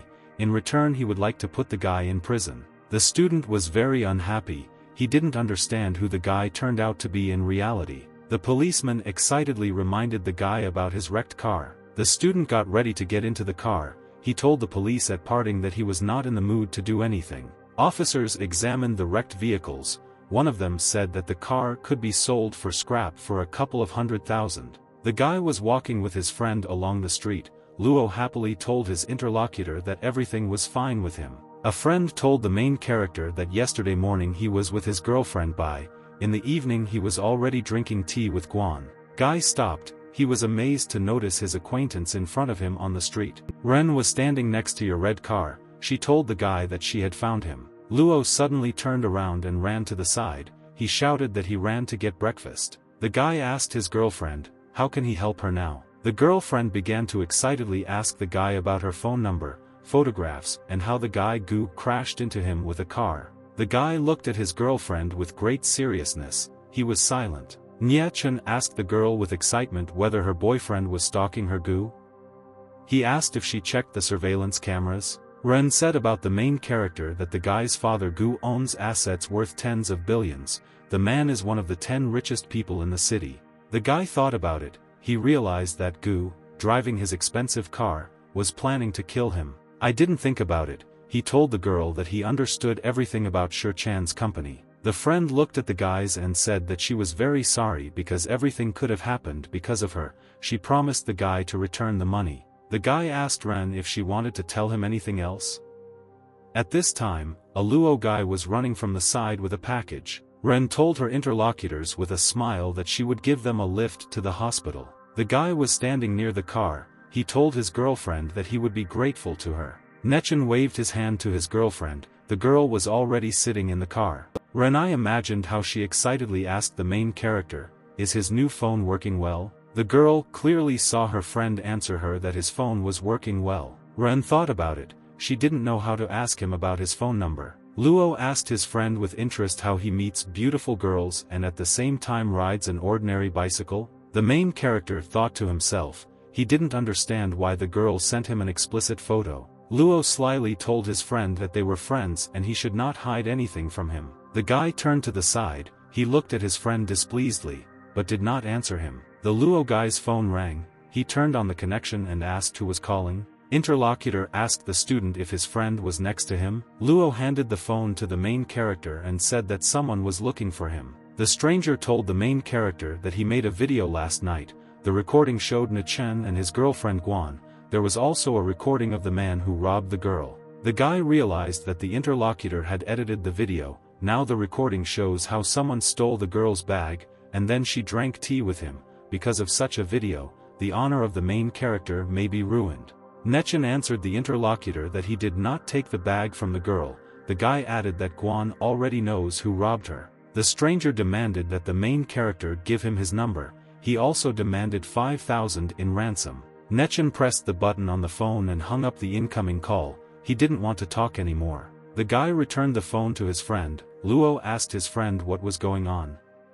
He heard that it was all connected with money. Na-chen explained to his friend that the stranger had called and offered money for the video. The interlocutor on the phone wanted to get money by blackmail. Luo said angrily to the main character that he would kill the one who called him on the phone. The stranger became very angry. He realized that the guy would not agree to his conditions. The guy squeezed his phone in his hands with all his might. He decided, as if the guy didn't believe his threats. The students in the class were heatedly discussing the news. One of the guys said that they believe that Na-chen can be a bad person. The fat guy said that if a person is poor, then this is not a reason to rob someone. People looked at the video on their phone. They decided that Na-chen had robbed his girlfriend. The students got angry. When the guy entered the audience, his colleagues began to insult him. Student asked the main character dissatisfied, has he really come to make excuses? Luo explained to his friends that the guy did not steal anything from his girlfriend.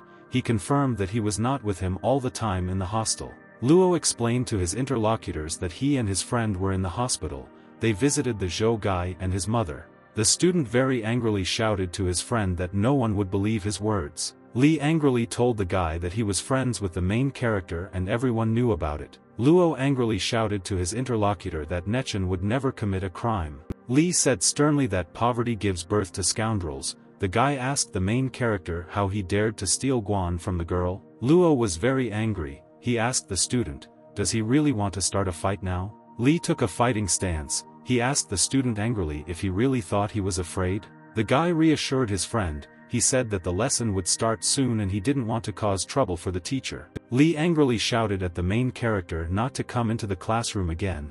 He explained that the guy makes them tense up. The students angrily shouted at the main character to leave quickly. Girl Bai came in. She told the strictly guy that he was incapable of committing a crime. Lee told the prefect that the protagonist's action had ruined the reputation of their class. He explained that the girl should not help her friend. The student advised the girl not to fall for the protagonist's lies. Lee sternly asked Nechenya, "Does he still want to chase the school beauty after his act?" The students laughed. One of them said that the guy didn't even deserve to receive a flower. Nechen was silent and did not answer the students. He decided not to do anything because he was worried about the reputation of the girl. Lee told the main character that he should change in the other direction.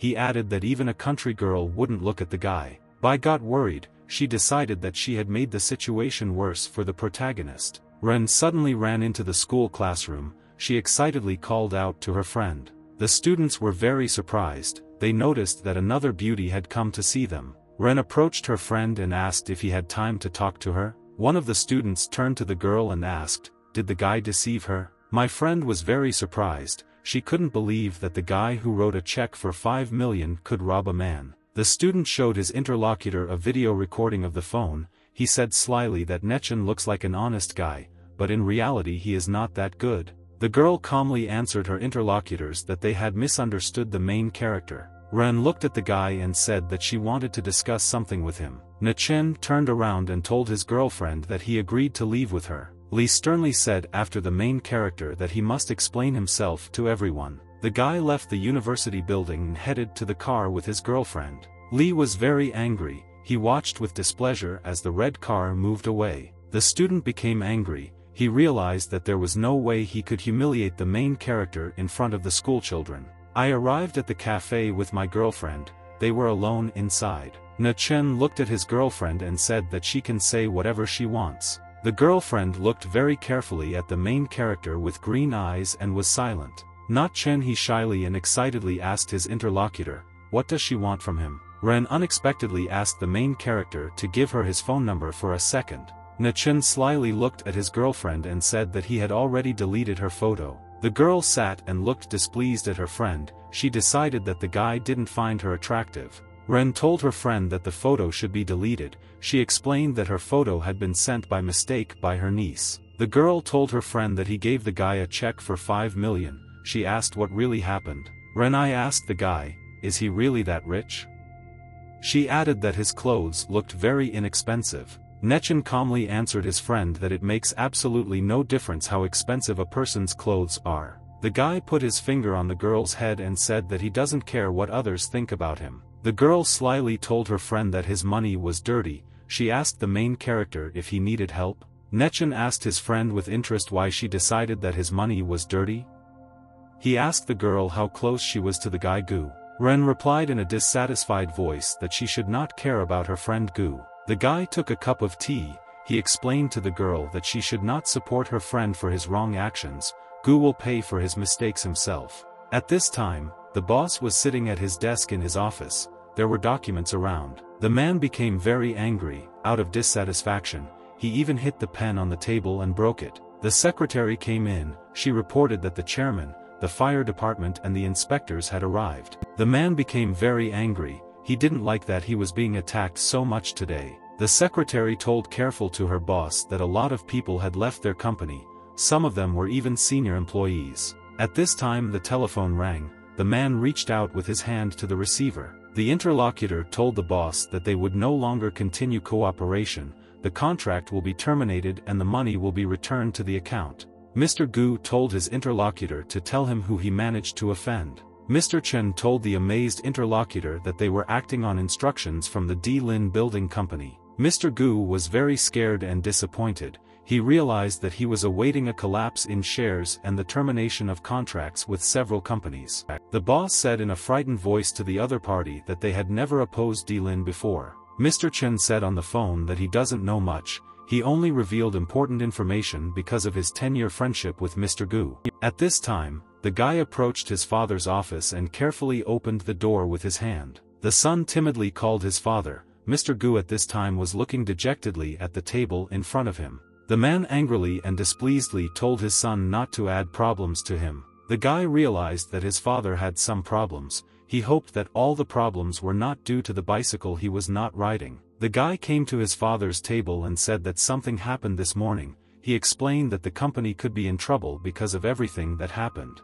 Mr. Gu looked sternly at his son and told him to tell him everything. The guy told how this morning he wanted to cut off a man on a bicycle and knocked him down. The young man handed his father a financial check. He said that he received this document from a cyclist. The man became very angry. He clutched the check in his hands. Mr. Gu angrily asked his son why he was silent after what happened. The father sternly asked his son if an ordinary cyclist could write a check for 5 million. Mr. Gu said angrily to his son that he shouldn't have offended a person like the cyclist. The man jumped up. He angrily shouted to his son that because of his stupidity the company had lost more than 2 billion. Guy Gu was very surprised. He couldn't believe that the losses amounted to 2 billion. The son was very scared. He shouted to the father that he did not know that the main character had so much power. The guy fell to his knees. He asked his father very scared, what should they do now? The father ordered his son to return the check to the main character. He added that he would pay another 20 million as an apology.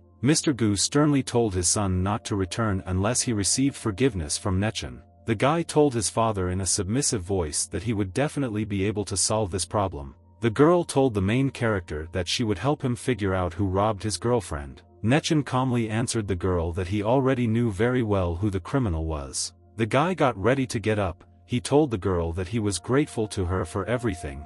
He suggested we talk another day. Ren asked the guy displeasedly that he really thinks she is so unattractive and doesn't want to talk to her. Nechen decided to calm his girlfriend down. He told her that everything is absolutely not as she thinks. Ren looked at her friend and said that he was completely insincere with her. The girl threw the phone to her friend. She said that inside there was a video recording of him cutting him off with a car on the road. Nechen grabbed the phone with his hand and turned around to leave. He thanked his girlfriend. Ren shouted excitedly after the guy so that he would wait for her. She thought to herself that the guy didn't want to be friends with her. When the guy and his girlfriend went out into the street, a racing car suddenly stopped next to them. The car stopped and the guy got out. He silently looked at his friends. Ren told Guy Gu, very scared and dissatisfied, to stop chasing her. The young man calmly answered the girl that he was looking for the main character. The guy told Nia Chen in a calm voice that he promised to never bother the Ren girl again. Gu apologized for the incident this morning.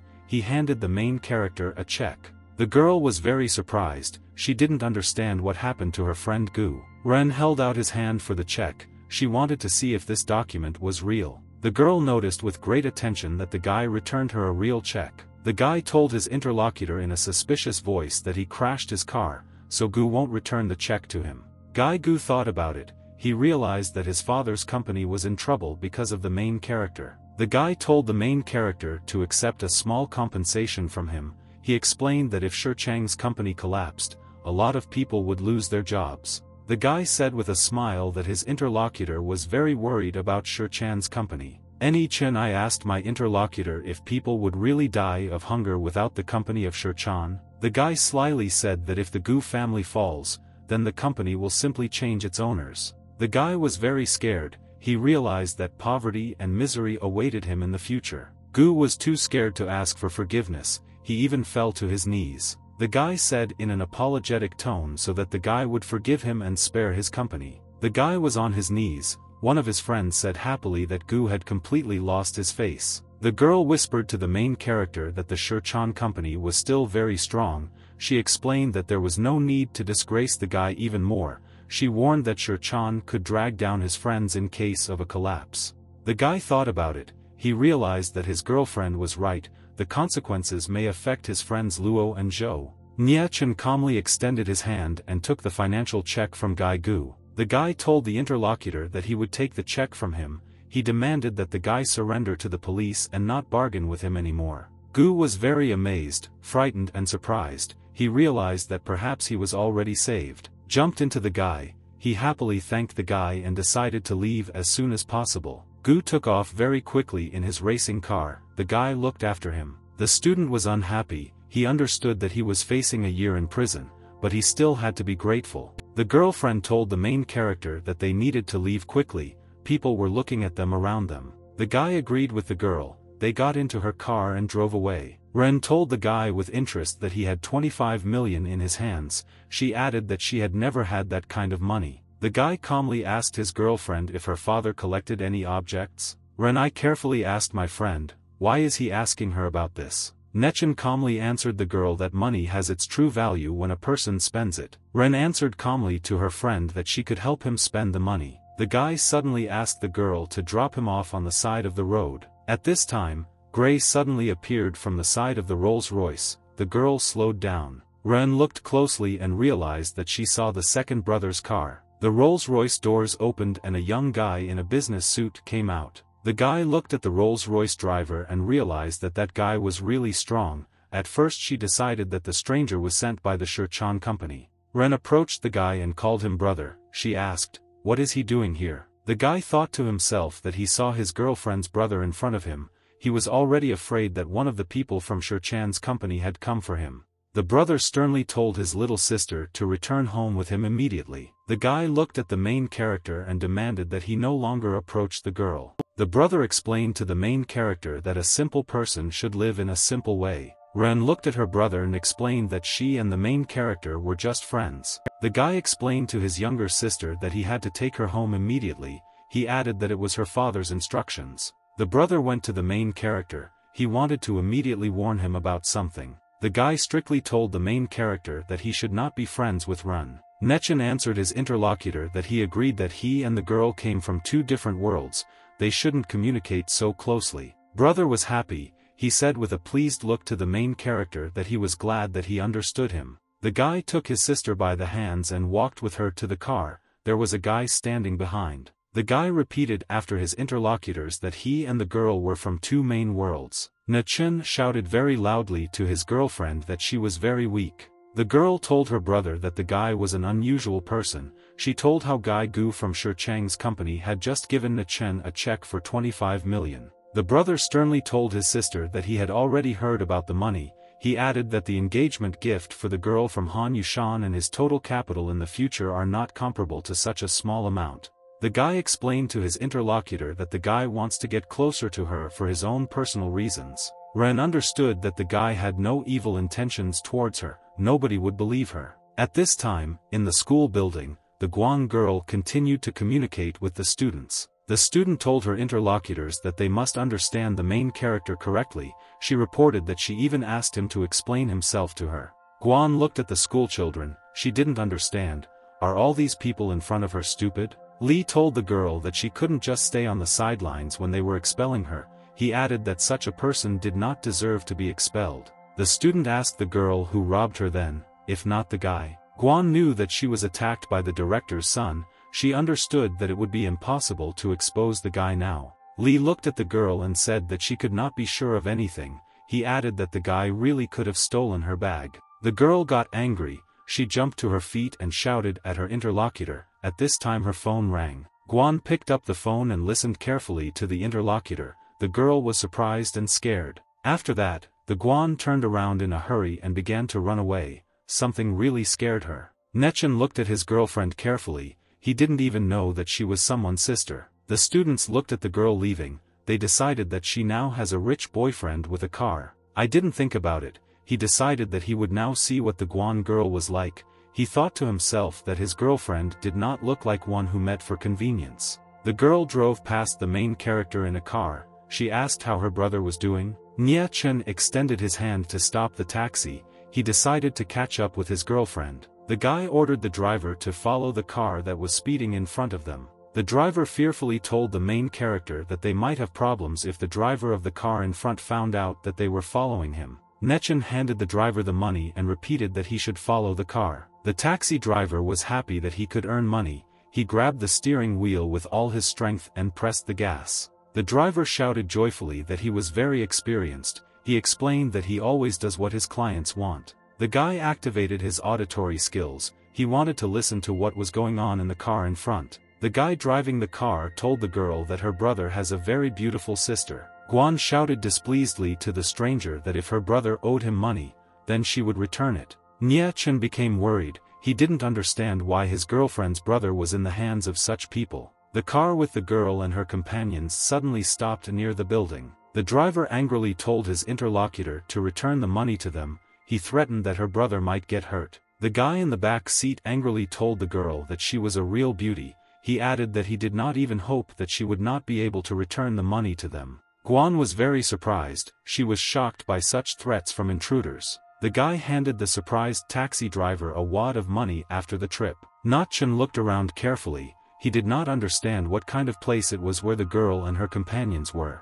Guan and the guys stood near the elevator. The guy was watching them. Nie Chen joyfully called his friend by name. He wanted to surprise her. The girl stopped and turned around in surprise. She didn't expect to see a friend here. Nie Chen said with a smile to the girl that he wanted to go with her if she didn't mind. Guan winked at her friend and said that she came here to pick up her brother. One of the attackers said dissatisfiedly that there are still people who are ready to get their hands dirty. The elevator has arrived. A guy went there along with his companions. They began to rise. There was a casino on the second ground floor of the building. The elevator stopped there. The guests got out of the elevator and heard someone talking. The guy threatened his interlocutor that he would cut off both his hands if his sister did not come. The interlocutor reassured his friend named Wu and promised that his sister would definitely come. He added that the girl is a beauty. Brother told his interlocutor that if a girl doesn't have money, she can earn money if she spends time with a rich man. Wu held the cards in his hands. He told his interlocutor that if the girl could not pay him, he would spend several days with her. Another player cheerfully told the guy Guan that his sister would become his wife. One of the attackers told the joyful girl that her brother had lost very much. He added that she would have to stay with them for a few days. The brother excitedly shouted that he could play again. He explained that his sister could pay off 100,000 debt. The girl ran up and angrily knocked the cards out of the hands of her brother Guan Zitao. The players were very surprised and happy. They realized that the girl was really beautiful. Su asked his sister to help him pay his debt in the amount of 160,000. The girl was surprised after such a request from her brother. She answered dissatisfied that she did not have that kind of money. Wu was very angry. He jumped up angrily and asked the guy why he didn't have money. After that the player jumped to his feet. He asked Guan what his sister was just talking about. Angry, Wu pulled out a huge knife. He prepared to strike his debtor. The player shouted angrily to the guy that he would cut off his hands if he did not return the money.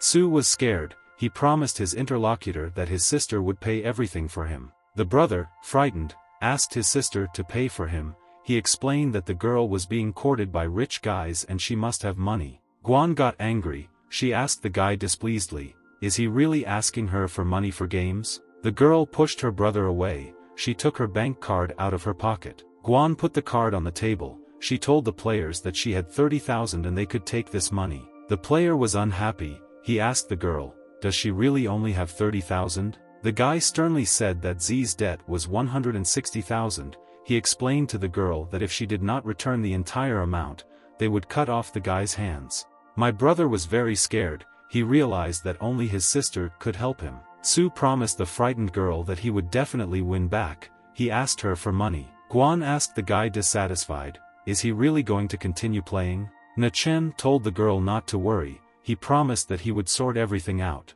Su was surprised. He asked the main character, "Can he really have big money?" The guy thought dissatisfied to himself that his girlfriend had a very nasty brother. He took out a check and wrote the required amount. He decided to help his girlfriend. The guy put the check on the table and said he was offering 500,000. He demanded that the players released Su. Wu abruptly grabbed the check from the table. He decided to study it carefully. One guy happily shouted to his boss that the check was indeed real. Su shouted joyfully that his sister was a beauty, so a girl can have anyone and anything. Su fell to his knees in front of the main character. He demanded some more money from him to recoup. The guy told the players that he was ready to give them the rest of the money.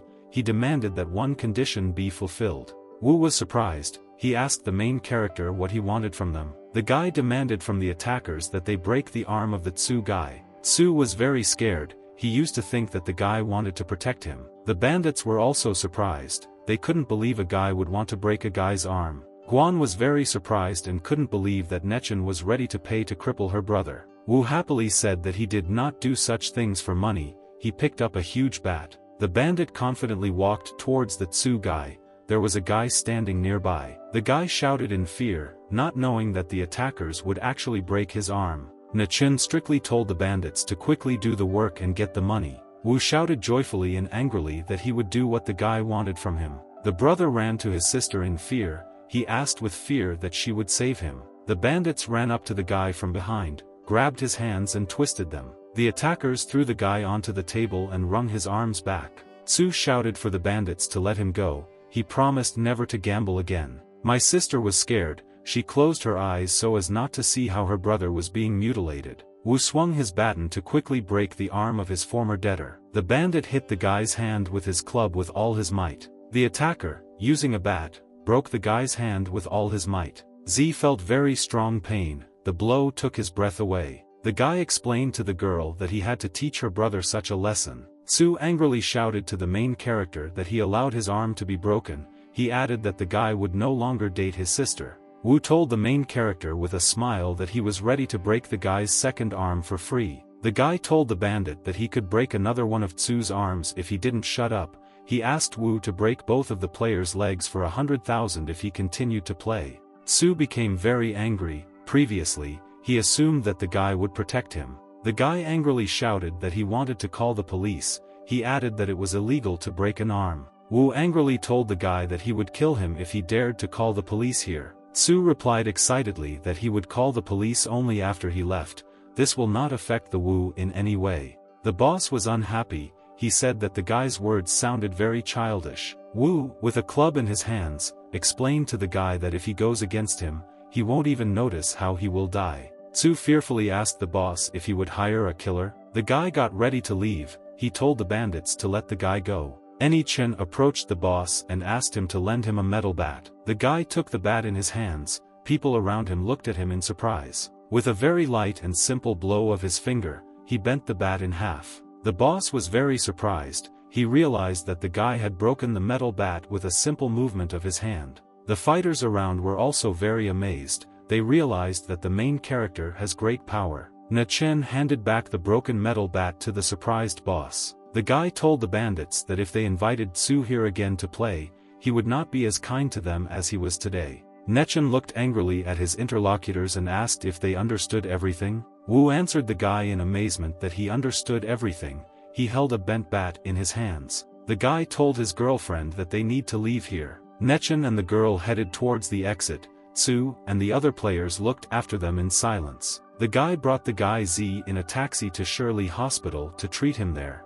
Chen took money out of his pocket and handed it to the guy. This was supposed to help with treatment. The guy told the guy to go to the hospital and have the bones sent back to him there. He promised the guy that if he wanted to play, he would give him a card with several $100,000 for this. Nechen turned to the side. He noticed how his girlfriend stood and was silent. The guy said goodbye to the guy to treat his sister better. The girl watched her boyfriend go to the hospital. She hoped that Tsu had learned his lesson well this time. The guy in the car was driving with the girl. He suggested that she return to school. The girl thanked the main character in a shy voice for his help. Nechen told his interlocutor that she should not thank him for anything. The guy told the girl that she gave him the demon seal. It was very valuable to him. Guan told the guy seriously that she hoped that her younger brother would learn a lesson and change for the better. The girl told the main character that she wanted to treat him to dinner tonight. Nechen said with a smile to the girl that no one at school would refuse his offer for dinner. Guan told the guy with a smile that she would call tonight. She asked him not to accompany her. In the southwestern part of the country called Yanghuang is the land without laws. People there obey the Black Triangle. This place contains the purest drugs in the world. This is also where underground boxing matches take place. Professionals fight each other. The old man was sitting in his mansion late at night. He was waiting for his granddaughter to come to him. Grandfather was completely alone. He looked ahead and was deep in thought. Fun shouted to her grandfather that she had brought him a genetic medicine and now everything will be fine with the old man. Grandfather asked his granddaughter to give him medicine to look at him. The girl excitedly brought a box of pills and told grandfather to drink them quickly. The old man suddenly extended his hand and pressed the girl's shoulder with all his might. The granddaughter asked the old man very frightenedly, "What is he doing with her?" Grandfather pushed away the box of medicines in the girl's hands with his hand. The old man told his interlocutor that his condition was very bad, medicine A3 will not help him. Grandfather decided that he had already lived long enough. His granddaughter listened to him with excitement. The old man told his interlocutor that she was still young and had great talent, she will live even if he is not around. Fun shouted in fright to the old man that this was his only chance to be cured. Grandfather suddenly grabbed the girl by the throat with his hand and pulled her towards him. The old man forcefully poured all the medicine from the bottle down his granddaughter's throat. Grandfather emotionally told his granddaughter that she should live longer. Acupuncture began to open in the girl's body. She looked around in surprise. The old man strictly ordered his granddaughter to begin cultivating the medicine. The hairdryer smiled and shouted excitedly to her grandfather that she would do everything just like that. The girl sat down on the floor. She fell into a deep state of meditation. Fun sat with her eyes closed. She continued to cultivate diligently. Grandfather was sitting in a chair. He praised his granddaughter that she cultivated well. The old man began to cough. He felt sick and weak. Grandfather continued to cough. It was getting harder for him. He couldn't stop. The hairdryer opened her eyes. She came out of her meditative state and looked at the old man. The granddaughter looked at her grandfather with excitement. He sat and looked ahead with an unseeing gaze. The hairdryer decided to stand up. She rested her hand on the small table. Suddenly the table broke into pieces after the girl touched it. I was very surprised by the hairdryer. She realized with surprise that she had great strength. The old man told the girl to be careful. She absorbed the medicine. Now the granddaughter will have great strength. The hairdryer girl jumped to her feet in surprise. She excitedly called her grandfather. The old man told his interlocutor that he had lived a long time. Now he is ready to depart to another world. Fun angrily and excitedly shouted to the old man that she would not let him die. The girl promised the old man that she would contact the family. Perhaps she can get another 50 million. The money can be spent on a genetic drug. Grandfather calmly answered his interlocutor that she knew the state of the family very well. The old man told his interlocutor that he was ill for reasons related to family affairs. Fun grabbed the old man's hand. She promised that she would find a method to save him. The girl headed towards the door. She realized that she had to save her grandfather no matter what. The guy was at school. He was resting. In the yard a hairdryer rang for him. Nechen asked the girl what happened and why she contacted him. The girl explained to the main character that she needed another 50 million. She added that she could give the guy a piece of ginseng in return. Nechen reminded his interlocutor that they had agreed on 150 million. The girl gave him only one piece of ginseng. The guy didn't understand why the interlocutor wanted another 50 million from him today. The guy replied to the girl that he could not accept her proposal. Fun answered the guy that she really needed money. She suggested giving him 2 more ginsengs. Nechen answered his interlocutor that 50 million would not be a problem. He asked the hairdryer to give him the remaining ginseng. The guy said that he was ready to give the girl 100 million at once. He added that first he wants to see the goods. Fun told the guy that she spent 50 million on a genetic medicine for her grandfather. The old man forced her to drink all the medicine herself. He himself had 1 day left to live. The girl asked the main character for help. Nechen was very surprised and interested when he heard about the genetic drug. The guy remembered that the best fighter he knew was Ren Fei Wu. The guy thought that he knew nothing about the fighters, not about this world. The guy decided that he should ask the girl on the phone about the fighters. Nechen told the girl that she should be familiar with a large number of fighters. He asked her to tell him about their skill level. Fun told the guy that in their country the levels are divided into different kingdoms and stages. Fun told the guy that ordinary fighters can reach the basic realm of people. The world's fighters have to go through a lot to reach the earthly kingdom. The fighters of the world are classified according to their classes from high to low. There are also different stages for each rank. There are no more than 100 experts in the heavenly kingdom of the world. Nechen thought that without his knife, his strength was concentrated in the middle stage of the earthly kingdom. With a knife, he could easily kill the fighters at the peak stage. The guy asked his interlocutor, are there fighters from the kingdom of the gods? Fan replied that the fighters of the realm of the gods usually hide from society and rarely appear. The guy suggested to the girl that she look for money from her family. Fan told the guy that his grandfather was injured, therefore, the old man now has no power in the family. After recovery, his position may return. The girl explained to the guy that 50 million is a large amount, but for a fighter it takes a lot to cultivate. The guy remembered to himself that over the past couple of years he had spent billions on training supplies. Fan excitedly told her interlocutor on the phone that she wanted to tell him another secret. The girl told the main character that the D Lin building was in danger. The D Lin building took 4 years to construct. The country promised to protect him for 5 years.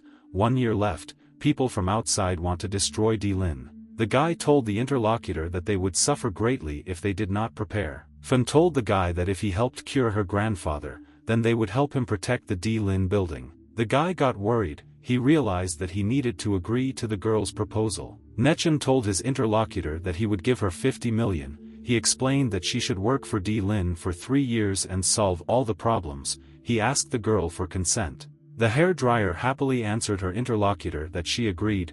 3 years won't be a problem for her. She explained that she would work for the army for another month and settle her affairs. Nechen answered his interlocutor that he agreed with himself. The guy thought that he would encounter some minor problems within a month. The guy realized that a great threat was approaching. They should all be well prepared for this. Nechen decided that he needed to make some good knives. With his skills, he could easily kill the heavenly realm fighters. Unexpectedly a friend came up from the side. She asked the guy, "What is he doing?"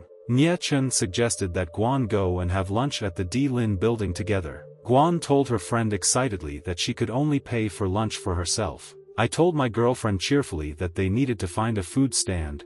They walked together along the alley. The guy noticed that the D Lin building has very good food, but with high prices. Nechen and his girlfriend went into a restaurant. They decided to have a snack there. The girl held out a glass of drink and told the main character that she wanted to drink to him. Guan thanked the guy for solving the problem with his brother. She apologized for not being able to clear her name in front of the other students. The guy handed the girl a glass and told her to forget about everything. The restaurant worker looked out and noticed the guests at the table. After that, he called his friend's son. Very soon an expensive car pulled up.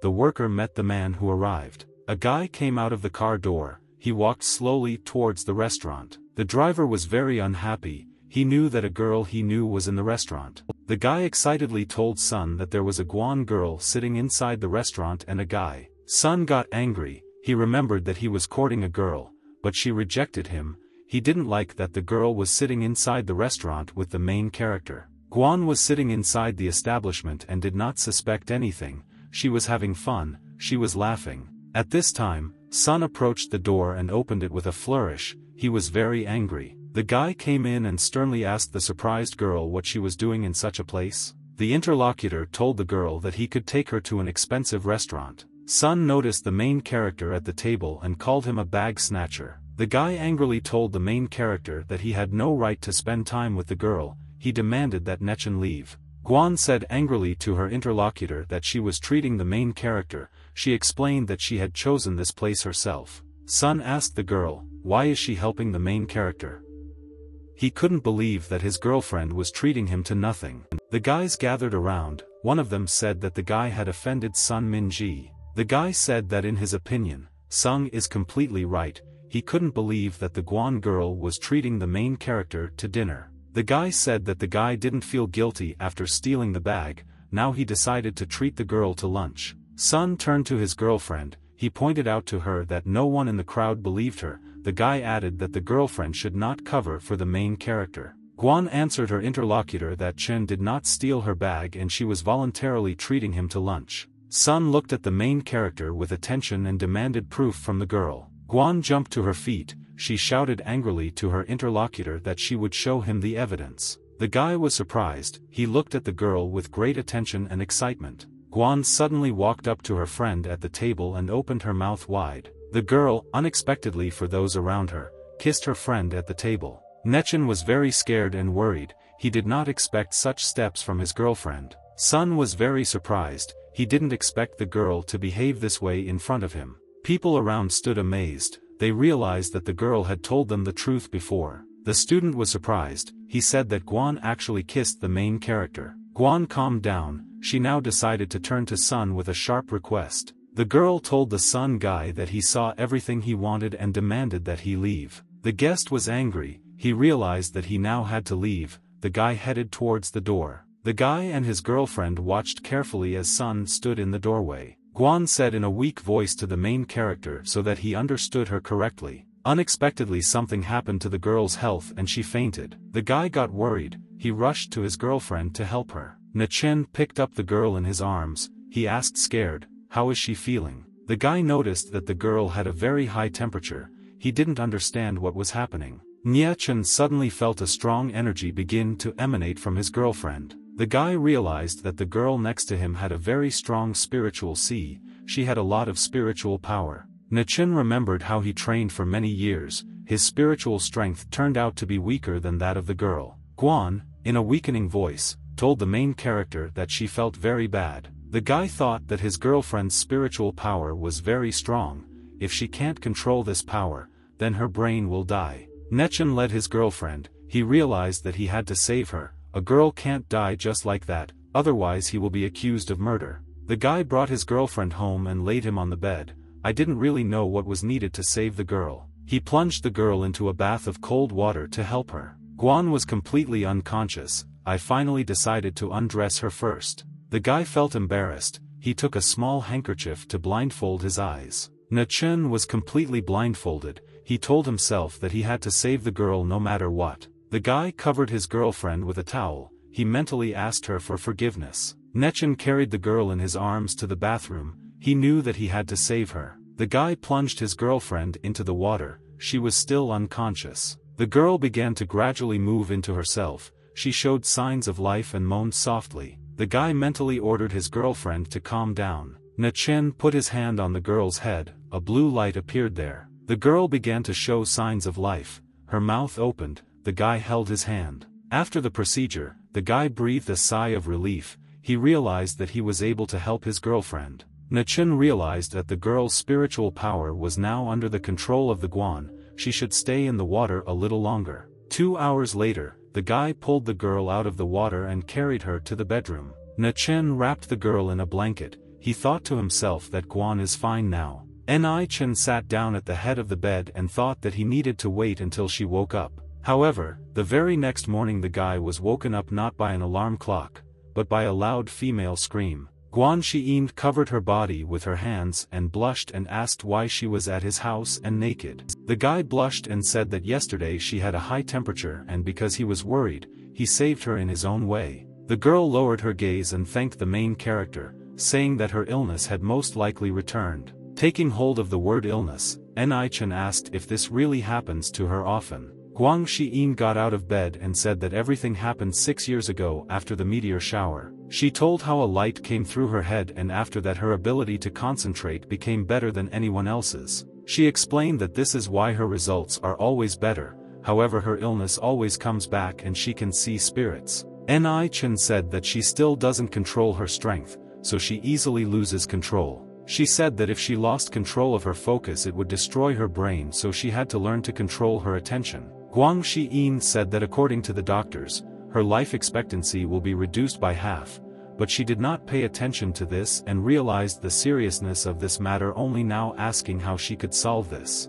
Without answering, Na-chen tossed the silver coin into the air. Suddenly he opened his eyes and shouted. After this, the coin flew past the stunned girl at the speed of sound. Guan Xiyin clearly did not expect such strength from her acquaintance. Look back. She realized that he really broke the wall with a coin. The guy told her to try to constantly move objects mentally and called this the basis of training. He also said that he would tell her the secret of how to train her strength, explaining that her lifespan would be the same as it was if she did not overexert herself. The happy girl threw herself into the arms of the main character and thanked him. Na-chen blushed and after a while said that she was squeezing him too tightly. It was obvious that the girl herself was surprised by this. Turning away, she said that she was too excited. A classmate told him to turn around because she needed to change clothes and then she would leave. Guan Xiyin said that if the guy dares to peek, she will kill him, to which he replied that she should not worry, because if he wanted to look at her, he would have done it yesterday. A second later, a towel flew into his face, and the girl called the main character a pervert. After that, she entered the room, and the guy could only look at the closed door. Ni-chan knew that on that night 6 years ago, he received a meteor shower ring, but it seemed that he was not the only one who received something special. Moreover, he decided to understand that he needed to quickly develop his cultivation. He needed to work harder since he would have to use ginseng and treasures. The next day at school there were loud shouts of threats towards the main character. Many were indignant at why her classmates kissed the main character, because everyone thought that it would be better if she did it with him. Luo Yen, who was watching this, said that Ni-chan was so good that he even started dating his elder sister. Zhou Yi said that he never thought he had such abilities. Nevertheless, there were still many more of those who were indignant. One of those people was Guo Tian, who didn't understand why he spent so much effort to frame the guy, but he wasn't even expelled, and he was kissed by senior sister Guan. While in his room, Ni-chan caught a small knife on the fly. Having rested, Ni-chan realized that he had advanced a little, but he did not think that this was enough to protect Di Lin from threats, and at this rate he would most likely go down with him. After that, the guy decided to lie down on the bed. Lost in thought, the main characters wondered whether Ran Fengwu had good materials to make a knife. However, at the same moment, a message arrived on his phone, and he picked up the phone to look at it. However, the moment Ni-chan unlocked the device, his face turned red, and he almost choked on his own saliva. As it turned out, Fei Wu sent him her photos. Immediately standing up, Ni-chan wondered if her niece had sent another photo. Without thinking twice, he deleted the photo. The guy understood that if he didn't leave, he wouldn't be able to sleep, or maybe it wouldn't even help. An enraged Fei Wu furiously attacked her phone and said that he was the one who forced her to do this. The girl said that she would not marry a member of the Han family and would connect her life with the main character, so she sent him photos so that he would admire her. At some point, Fei Wu blushed and wondered if she was already sending me pictures because she fell in love with him.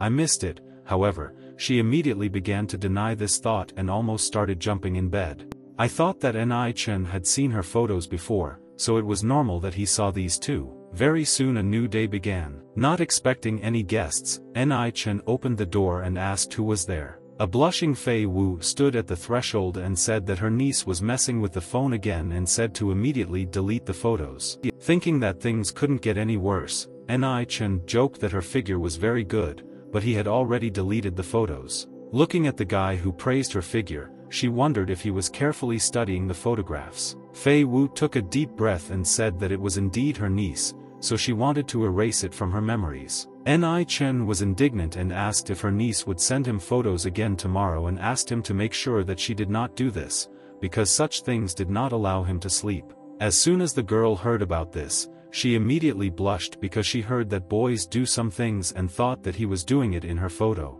Turning away from him, Fei Wu called the guy a pervert and said that she would no longer talk to him.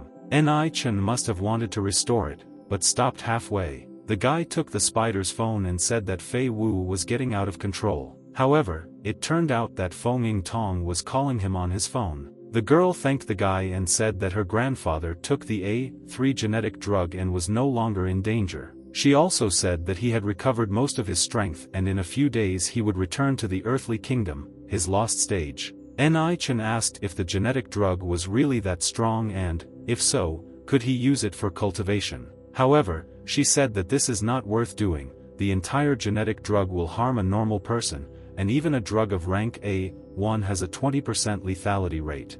Ni-chan realized that the drugs had a big risk, and with his preparation, he would improve his cultivation very quickly. However, he is afraid of becoming too greedy. The guy squinted and asked where he could find fragments of a golden star, demonic steel, 5 stone attributes or a heavenly feather. All these materials were needed to create a knife. Feng Tong hesitated and said that she had not heard of these items before, but she was in the largest black market in the world, the Black Triangle, and she could find it here. Hearing this information, Ni-chan clenched his fist and said that he would go there himself. Feng Tong became worried because normal people who would come there would face dangers. However, the guy was confident in his abilities and said that she did not need to worry about it, thinking only that she was looking down on him. Very soon, Ni-chan found himself at the airport. While on the plane, Ni Chen noticed a familiar face.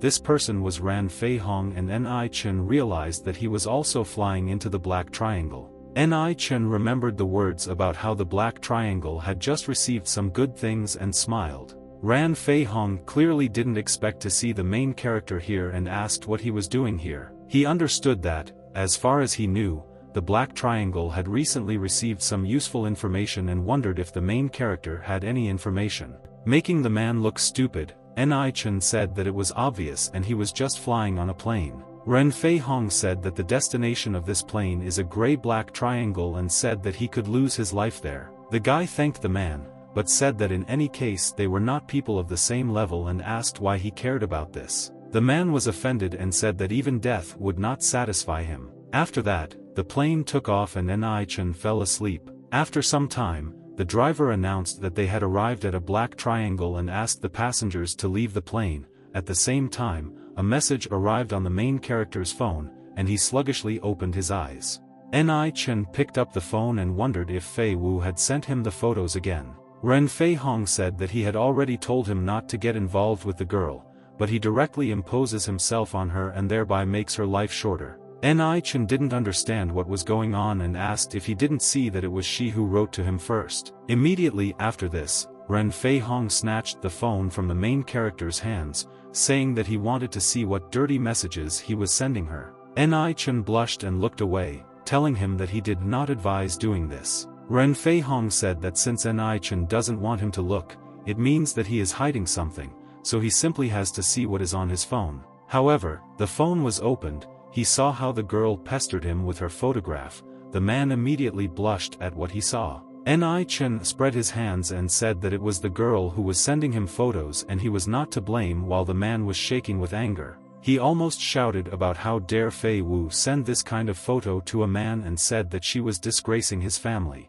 With a green face, he told the main character to stay away from his sister and handed him the phone. Immediately after receiving the phone, Ni Chen stood up and said that he did not have time for this. When Ni Chen came out of the airport, he met Feng Tong, who waved at him. Ni Chen thanked her for picking him up from the port. Feng Tong said not to worry because he did her a huge favor, so this is the least she can do for him. Ni Chen said that he heard that good things were brought into the black market and asked about it. The girl was surprised that he knew about this and said that some good things were brought to the Black Triangle and they were all 3rd class out of 9. She explained that 3rd class could be worth up to 10 billion and if the male authorities fought for it, ordinary people would certainly die. Feng Tong said that the situation in the Black Triangle would be dangerous these few days, and if he needed to buy something, she would definitely go with him.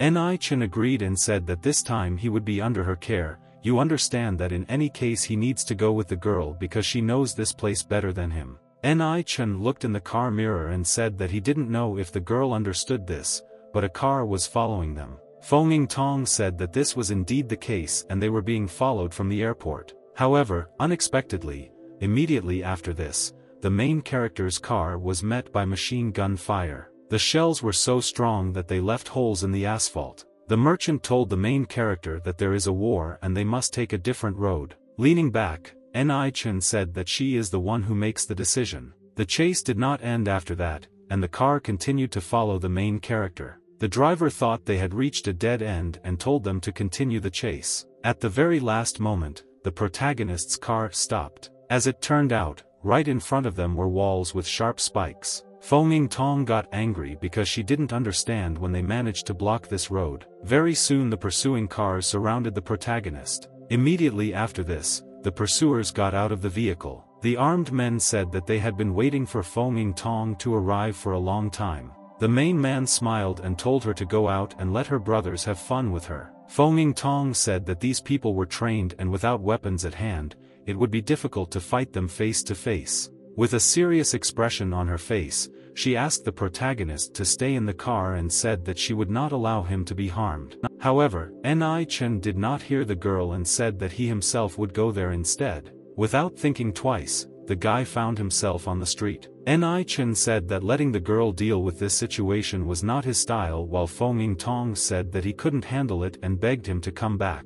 The gang leader said that he was not interested in Ni Chen at all and fired his pistol. The girl was clearly scared and told the main character to be careful. Suddenly, blood appeared in front of the protagonist's face. It turns out that Feng Tong took the blow of the main character, which he clearly did not expect. Ni Chen opened his eyes wide when he saw the girl's eyes closing. The gang leader also clearly did not expect such a development of events. Finding himself unconscious, Feng Tong began to fall to the floor, and Ni Chen grabbed the girl at the last second and started calling her name. The bullet pierced the girl's chest and lodged in her chest. Unable to bear it, Ni Chen cursed. Barely able to contain himself, he picked up the stone. However, from the force with which he squeezed the stone, it shattered into splinters. It was obvious that Ni Chen was too angry. The bandits clearly did not expect such a development of events and opened their eyes wide. Before they could take even one step,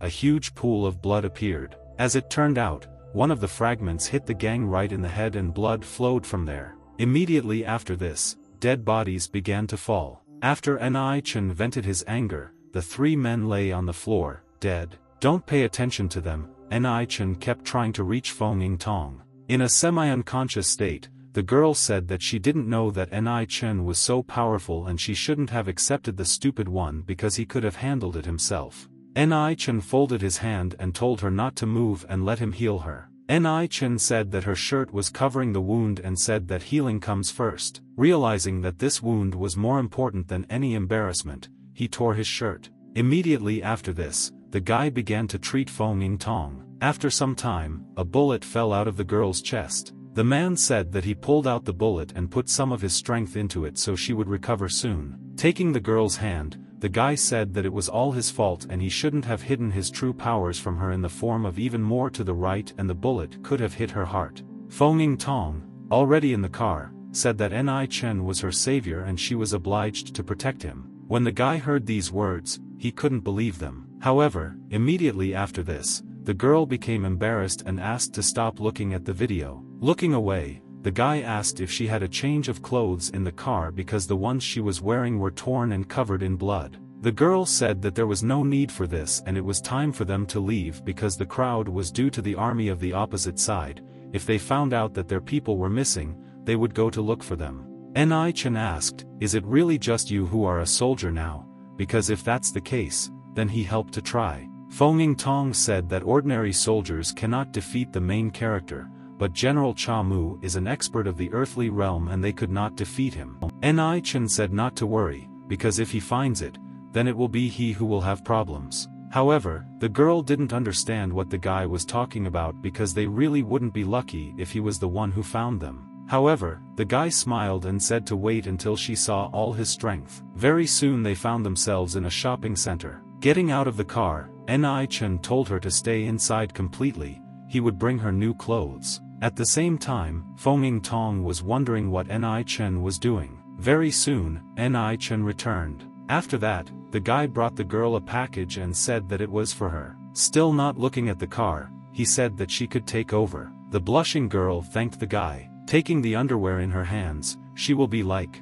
The guy got the size right. Looking at the price tag, the girl saw that the clothes cost a couple of million and she knew that he was rich, but she didn't understand why he bought her such expensive clothes. Very soon the girl changed clothes and said that she was ready. When the guy was in the car, the girl asked why he bought her such expensive clothes even though he himself wears cheap ones. Ni Chen replied that he was not a materialist and a couple of millions meant nothing to him, much less to the person who took a bullet for him. In the end, Feng Tong simply thanked the main character. Very soon the company found itself in Feng Tong's house. Her grandfather was there and stood up to meet them. Feng Tong asked why he didn't rest at all. However, the man said that the guy saved his life and naturally, he simply had to greet him. However, the man could not squint his eyes because he began to think that since Feng Tong returned in completely different clothes, something irreparable could happen. However, without expressing his doubts, he extended his hand to the main character and greeted him. Ni Chen extended his hand to shake and told him to simply call him Ni Chen,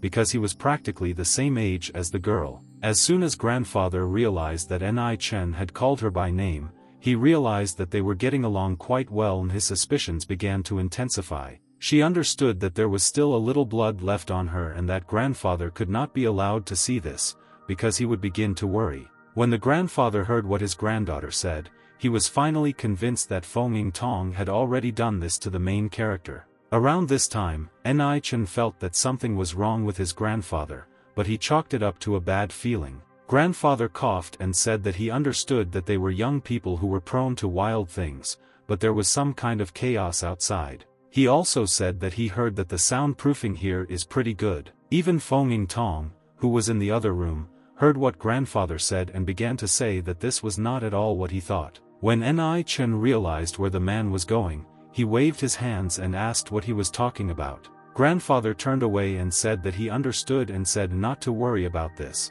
because now he is going to bed and his granddaughter is meeting someone for the first time, so the guy better go to her. However, before Ni Chen could say anything, Feng Tong called him. Approaching him in a nightie, she asked him to come in. She also told him that today he would sleep with her, and Ni Chen choked. With trembling eyes, he said that her grandfather was just joking and shouldn't take it seriously, and her wound had not healed yet, so they couldn't do such extreme things. The girl said that she simply wants him to sleep in her room because her grandfather is worried about her big day since her parents died early. Understanding what she was talking about, the guy asked if everything would be okay if he quietly returned to his room later. However, the merchant did not agree and said that her grandfather would hear him if he returned now because he would think that something strange was happening. The girl said that if he suffered any shock, the process of assimilation of the medicine would be interrupted and this could lead to a reduction in his life expectancy. However, after hearing this information,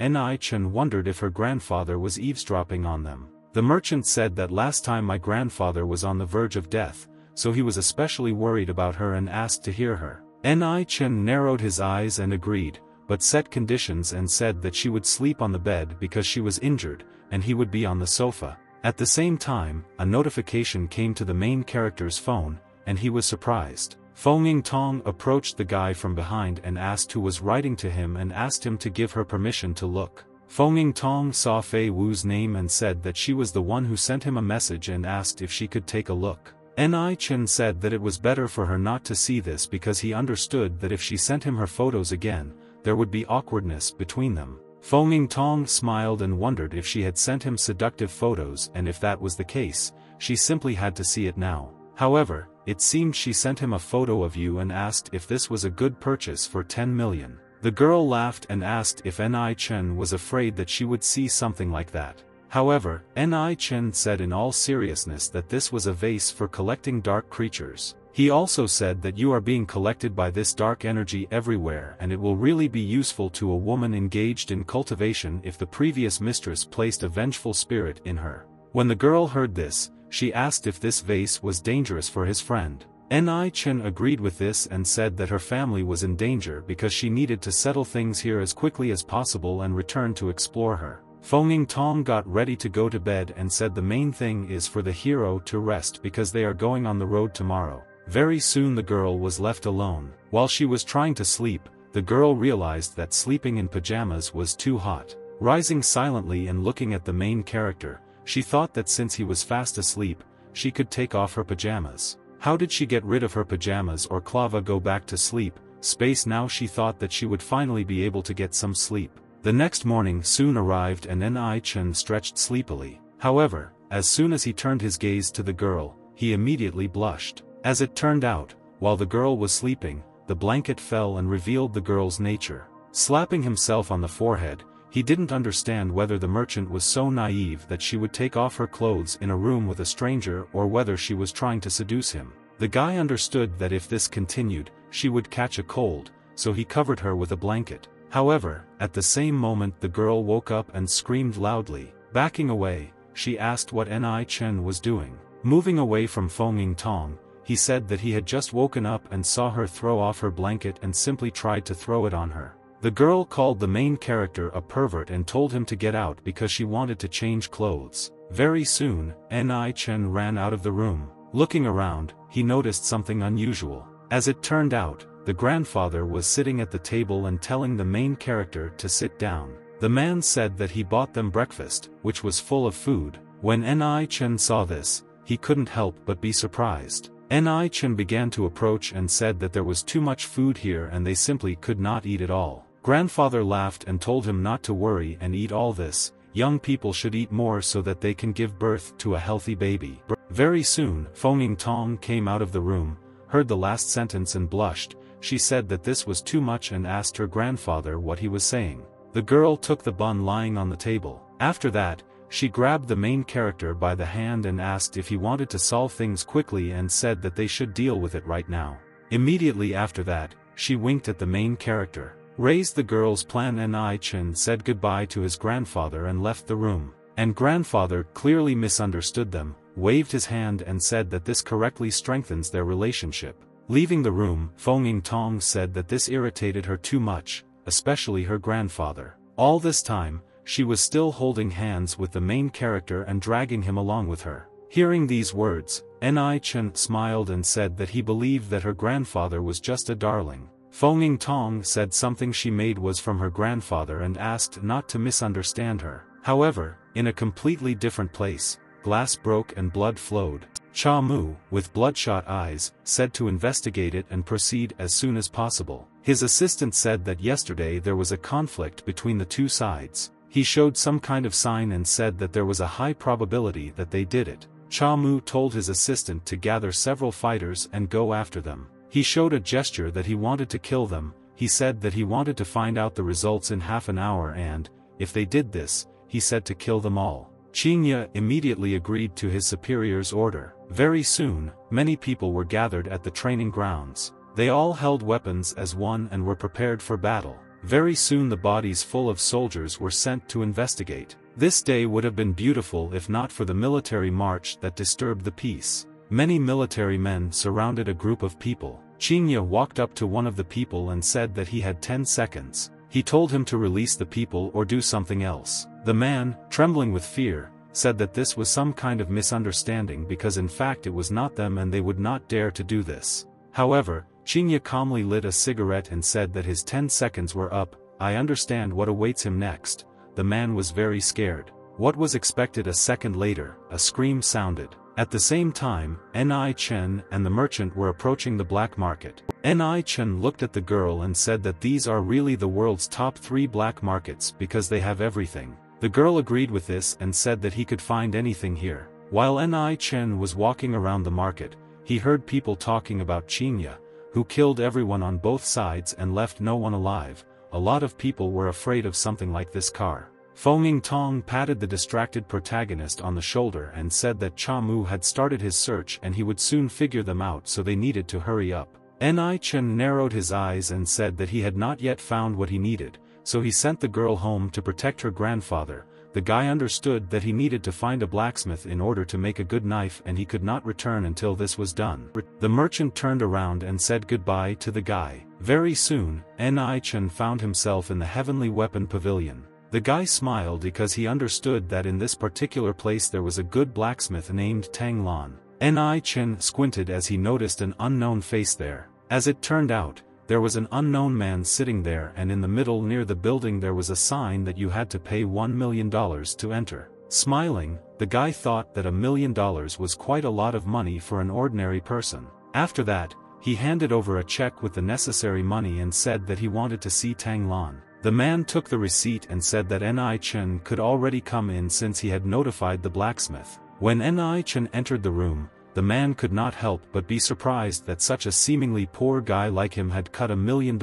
and thought that fools were lucky. Very soon, Ni Chen was inside. In front of him was a pumped-up man who looked indifferently at the guy who entered. Without thinking twice, Ni Chen bowed respectfully and greeted the blacksmith. Without asking unnecessary questions, he told the main character to examine him. Squinting, he thought that Ni Chen, despite the fact that he looks normal and has good reflexes, looks like a wimp. Tang Lang asked the main character what he wanted to do, to which the memory replied that he needed a throwing knife. Hearing this answer, Tang Lan told the main character to get out of the forge. The man thought that in their days there are very few people who can use a throwing knife correctly, and there are so few of them that they can be counted on one hand, and a guy like him is not worth having to forge a weapon for him. Ni Chen smiled and asked him if he would say anything after seeing his throwing knife.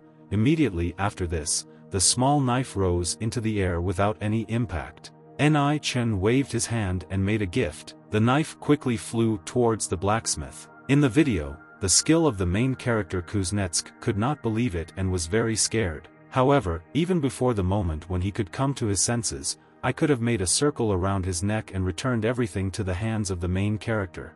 At this point, Tang Lan finally realized that this knife technique that changes direction. Immediately after that, Ni Chen confidently grabbed the blade with his index and middle fingers. Tang Lang realized that Ni Chen was quite skilled. If he wanted to kill him, he would already be dead, only now did he realize that he was looking down on him.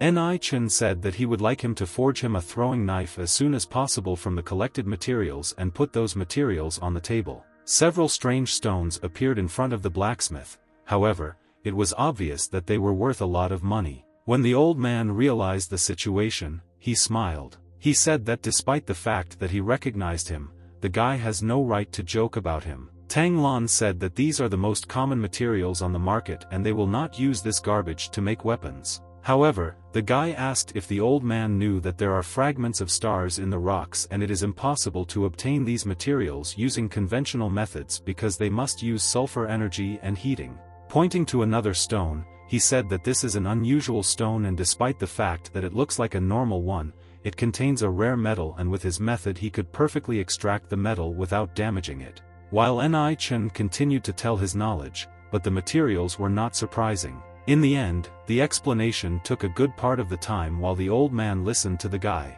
Finally, after listening to him, Tang Lang laughed and said that he understood everything. The man said that he had been working for more than 30 years and did not know any of these methods, so he felt like a real blind man. Ni Chen said that he only knows a little about blacksmithing, but real skill lies in it. Immediately after this, Tang Lan walked up to the main character. He patted him on the shoulder and praised him. With a wide smile on his face, he said that he was happy because from today Ni Chen is his brother and when he gets into the Black Triangle, he will take care of him. The guy thanked the blacksmith, but said that he was in a hurry and asked if he could make a throwing knife in half an hour. The guy understood that if he didn't decide this now, then Cha Mu might recognize you as Feng Tong and he really needed a throwing knife as soon as possible. The old man turned and said not to worry about the main character's method, he could get such a knife within half an hour and asked to rest in the reception room where the beauty would serve him. Ni Chen bowed respectfully and thanked his screwdriver. Very soon, Ni Chen found himself in the reception room and asked Feng Tong over the phone if there was any news. The girl said that Cha Mu discovered them and his subordinates had just committed the century in which they were previously. The girl said that she had already moved her grandfather to another place. Feng Tong said not to worry about their safety now, but warned him that he needed to get out of there as soon as possible because most likely they were already following him. When the waitress heard this information, she couldn't help but exclaim in fear. However, in contrast to the girl, Ni Chen said that they reacted really quickly with a calm expression. He said that as soon as everything was finished here, he would find her. As it turned out, Qingya and his soldiers had already entered the forge. The man asked Ni Chen killed their people. Smiling and getting up from his chair, Ni Chen agreed with this and asked what would happen to him from this. Qingya calmly told his subordinates to cripple him after removing him from here. However, unexpectedly, a loud voice sounded from the direction of the forge, asking those entering who dared to touch the main character. Hearing this voice, even Ni Chen himself couldn't believe it. I stayed. Tang Lan came out of the forge and asked Qingya who gave him the right to cause mayhem on his territory. Qingya calmly explained that Ni Chen killed his people and Cha Mu wants to see him alive and there are already 30 cars waiting for them on the street. When Tang Lang heard this name, he couldn't help but be surprised. The man instantly realized that Ni Chen could not easily offend Cha Mu. Nevertheless, despite all the problems, he put the handbrake down along with the sharp blade. The man said that it was not what he had promised when he became his sworn brother and said that Qingya would have to step over his corpse if he wanted to take the main character. One of the soldiers became enraged and asked if the old man would dare to challenge them, because if he dared to stop them, they would simply kill him. However, before the man even had time to finish speaking, the swing of the knife could be heard. As it turned out, the soldier's throat was instantly cut. Unable to understand what was happening in his last seconds of life, the soldier began to tremble violently and bleed.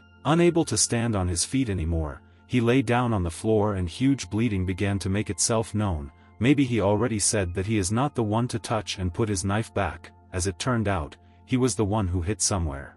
However, despite this whole situation, Ni Chen stepped forward and said that he could handle it himself and there was no need to humiliate them to protect him. However, it was obvious that Tang Lang could not allow something like this to happen to the main character. Tang Lang raised the handbrake and said that he had already promised him to protect the main character, and since this was the case, he would stick to this promise because otherwise he would lose face. Ni Chen smiled and retreated after such persuasion from the man. Qingye said that along the way, Ni Chen is indeed under the protection of Tang Lan and they will let them save face, but in return they are obliged to save the face of the soldiers. Qingye turned around and said that if Ni Chen donkey comes out of the store, they will definitely get him and asked the blacksmith not to interfere. After this, Qingye and his subordinates left Di Lin. Tang Lan said that he knows that Ni Chen is not a weakling at all, but if he kills the general, it will be a huge crime. As soon as Ni Chen heard this information,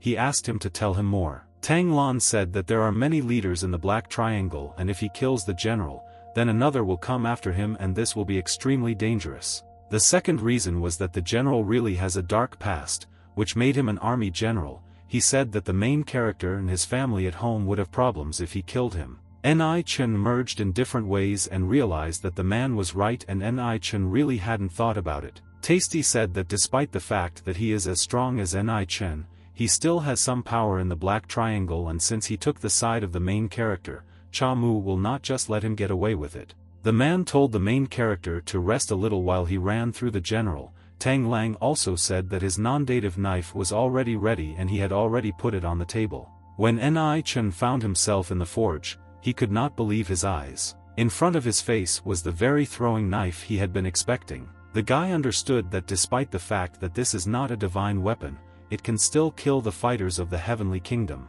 Ni Chen understood that Cha Mu was at the top of the earthly kingdom and this knife would be enough to kill him. More precisely, she would have been pleasant if they had greeted the blacksmith with a rifle. Holding the weapon in his bosom, the man said that he never would have thought that he would bring some child here to cheat. Tang Lang told him not to talk nonsense and said that he would compensate those people whom Ni Chen killed and asked him only to name what Cha Mu wants. Handing the rifle to his assistant, Cha Mu said that he was aware of how great his strength was in the Black Triangle and said that he did not want anything to connect them with each other. Cha Mu said that tomorrow Ni Chen and his subordinates will fight to the death and regardless of the result, everything will be settled. The man asked what he thought about this. The elder squinted and realized that Ni Chen could easily do this because he was strong enough. At the same time, Cha Mu thought that Qingye's strength was already at the middle stage of the earthly realm and he could easily kill this child. Tang Lan turned around and said that he agreed. After that he said goodbye. Cha Mu immediately after the man left asked his assistant what he thought about this, to which he said that Ni Chen would definitely die. When Grandpa heard about this news, he was very surprised. The old man said that the arena was created to resolve conflicts and there are two possible ways, the first of which you will not die. You cannot choose any time when the opponent is at a disadvantage. The other way is a battle to the death and it will end when one of the opponents dies. However, after an explanation, grandfather still refused. He stayed at the table and said that there was a hero, his savior, and he simply could not let him die. However, here a merchant intervened in the conversation and said that Ni Chen was an unusual person and very strong. Tang Lan said that he was a little worried about grandpa because Qingye was not winnable. But this is the arena and he won 9 matches in a row. When Ni Chen heard all this information, he thought deeply. The merchant said that for his own safety, she would help him escape because he was her savior and she simply could not let him die. However, the guy decided to smile and told them not to worry because he was sure that he would win tomorrow. Tang Lang patted the main character on the shoulder and said that he had made 2 more throwing knives for him and hoped that this would help him win. When Ni Chen opened the box of weapons, he thanked the blacksmith. The guy understood that 1 throwing knife was enough to kill him, but now he has 2 more. He understood that Qingye could only defeat him if he had 3 lives. At the same time, in the general's office, Cha Mu was saying to finish the battle as soon as possible and help spread the name of their lightning snake gang. Qingye said to the general there was no nation after all, he was only at the first stage of the earthly kingdom, and he would be able to kill him in an instant. Chamu said that they are betting on their fight with the main character and Chamu himself invested a lot of money in it. The man also said that he made a bet that he would kill him in 10 seconds and Chamu said that he had better not let him down. Chinya said that if he didn't kill him in 10 seconds, he would accept his punishment. At the same time, there was a wonderful atmosphere in the second master's mansion. At some point, Ren Fei Hong's tablet showed information that there would be a life-and-death fight between the main character and Chinya. The man did not expect such news and asked if the fight between the main character and Chinya would be broadcast. His comrade said that the protagonist's pay rate is higher, but Chinya's victory is more likely and asked if they should take the risk. Ren Fei Hong said that he would think about it and told the man to go down first. After that, he began to dial the main character's number. He immediately asked what happened and how he offended the general. Ni Chen said that he was fine and was just fooling around. Ren Fei Hong continued to say that Chinya is far from being an easy opponent. The guy said that his skills are really deadly in close combat, because before he even killed fighters in the arena in the later stages. Ni Chen got angry and told me that it was out of necessity,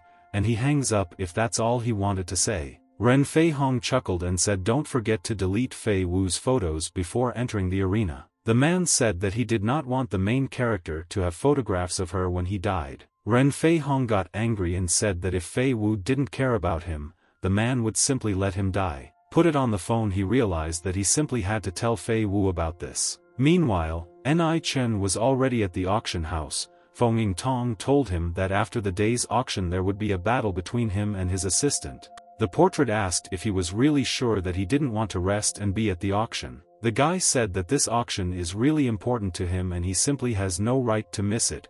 Ni Chen said that he will win today's match no matter what, so there is no need to worry. Grandfather said that since the main character has his own plans, he will not ask anything, but simply enjoy the auction. At the same time, rumors began to spread because someone noticed that this was the same guy who was about to die. As it turned out, it was one of Ren Fei Hong's brothers who asked if he was still in the mood to participate in the auction. The man said that he bet billion that he would lose tonight. However, Ni Chen still didn't understand what he had done to deserve such an attitude and asked if he had offended him. However, the man got angry and said that the dead man simply could not offend him, after which he began to point out the difference in their social status. Ni Chen narrowed his eyes as he sensed the obvious mockery of him. However, Ren Fei Hong told Han Yushan not to worry about him and sit down finally. When Ni Chen heard his name, he asked if this was the pervert who was bothering Fei Wu. However, Han Yushan pointed at the protagonist and became even more angry. He asked someone he called a pervert. The guy said that Fei Wu is his fiancée and he does whatever he wants, so it's none of his business. However, Ni Chen simply stopped paying attention to Han Yushan and asked if Ren Fei Hong had sold the girl to this person and wondered about the reason. Han Yushan finally lost his temper and swung at the main character. However, the second master stopped the guy. Ren Fei Hong asked why he was angry with the dead man and once again said that he needed to sit down in his seat. The man finally calmed down and said that he would not be angry with the dead man because when he loses, he will earn $1 billion on his bet. Ren Fei Hong said to the main character to enjoy such a prestigious auction before he dies because he has never been to something like this. Feng Yingtong approached the main character and asked who these two were, calling them strange. Ni Chen smiled and told her not to pay attention to the two idiots. Very soon the auctioneer announced that the event would begin soon. The auctioneer presented the first item, the mysterious stone. A woman in traditional Chinese clothing showed the stone, and the auctioneer said that it would help people with sleep disorders such as insomnia.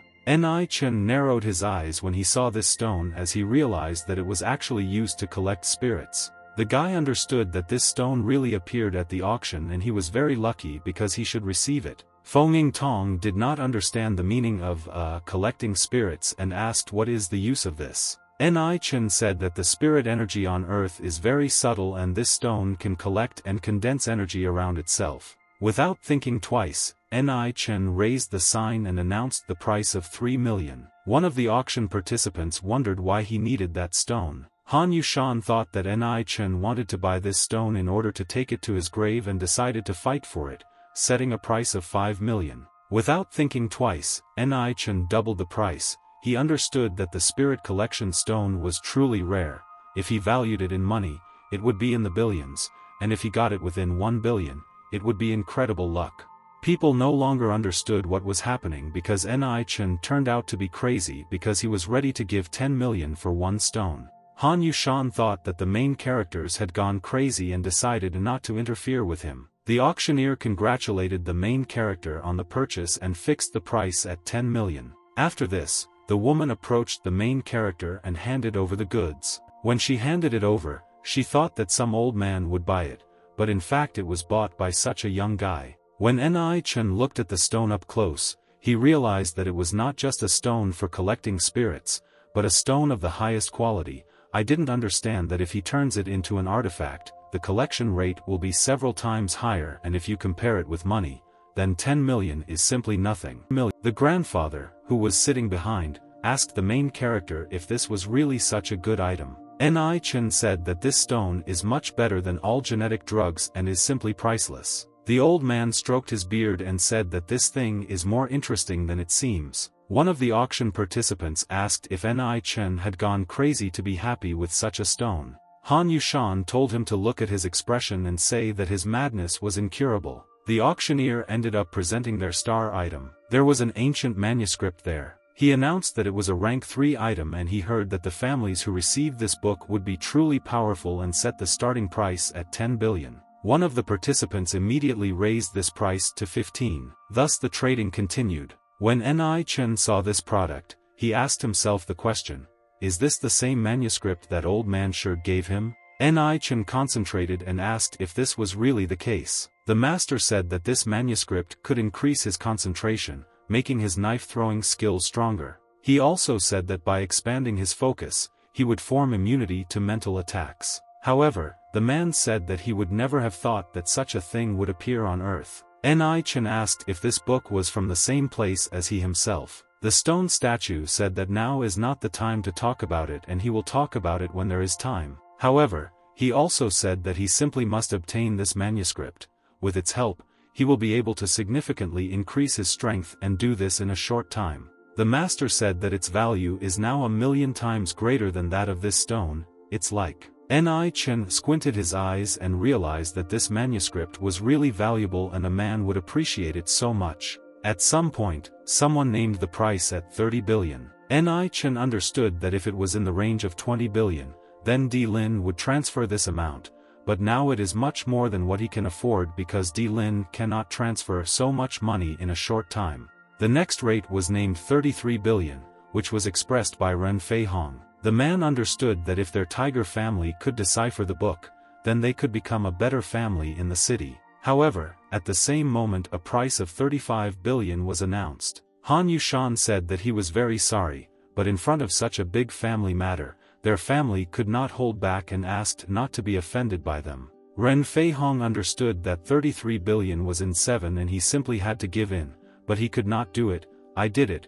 The auctioneer heard the price of 35 billion and asked if there would be more bids. Ni Chen said that if he needs a manuscript, up to 50 billion is not enough, and perhaps 60 billion, but for 100 billion it will definitely be given to him. Nevertheless, the guy understood that he could not get 100 billion now and wondered what he should do. However, what no one expected was the fact that Cha Mu was at this auction right now. Qingya raised his sign and said the price. When Han Yushan heard this, he wondered who was so brave, who outbid him and said that he would show who he was. Thus, Han Yushan raised the price to 40 billion. The auctioneer was pleased with such a high price and asked if anyone would bid higher. Ni Chen still looked at this auction gloomily and did not say anything. He picked up the phone and decided to call someone. The guy said that he knew that Tang Lang was now at the auction and said that he really needed to get this manuscript. He said that there are only 10 billion at the bottom right now and that is not enough,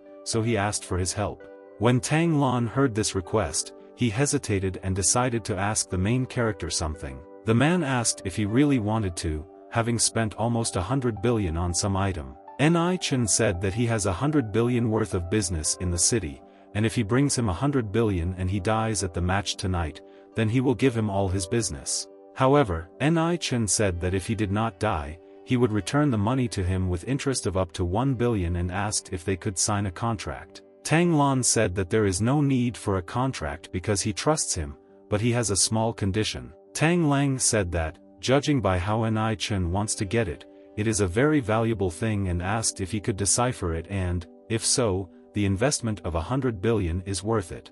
Ni Chen agreed to find conditions and said to send money as quickly as possible because such opportunities do not appear often. The old man smiled and said that he would do it immediately. Very soon a sound could be heard from the protagonist's phone, which indicated a transfer of funds. Check your account, and when Ni Chen saw the figure of 110 billion, he was happy. The guy realized that Tang Lan has even more influence than Chamu, but hides it. Feng Tong looked at the main character and asked if they had sent him the money. The girl understood that she asked many people for money and did not receive it, even when it was critical and the main character needed such a huge amount, but he received it instantly. After that, she began to wonder who he was. As soon as Ni Chen was convinced of the availability of funds, he quickly raised the rate to 50 billion. Han Yushan instantly became angry and asked where he got the money from, and he was already rejoicing. One of the participants said that he just saw Feng Zhengyang sitting next to the main character,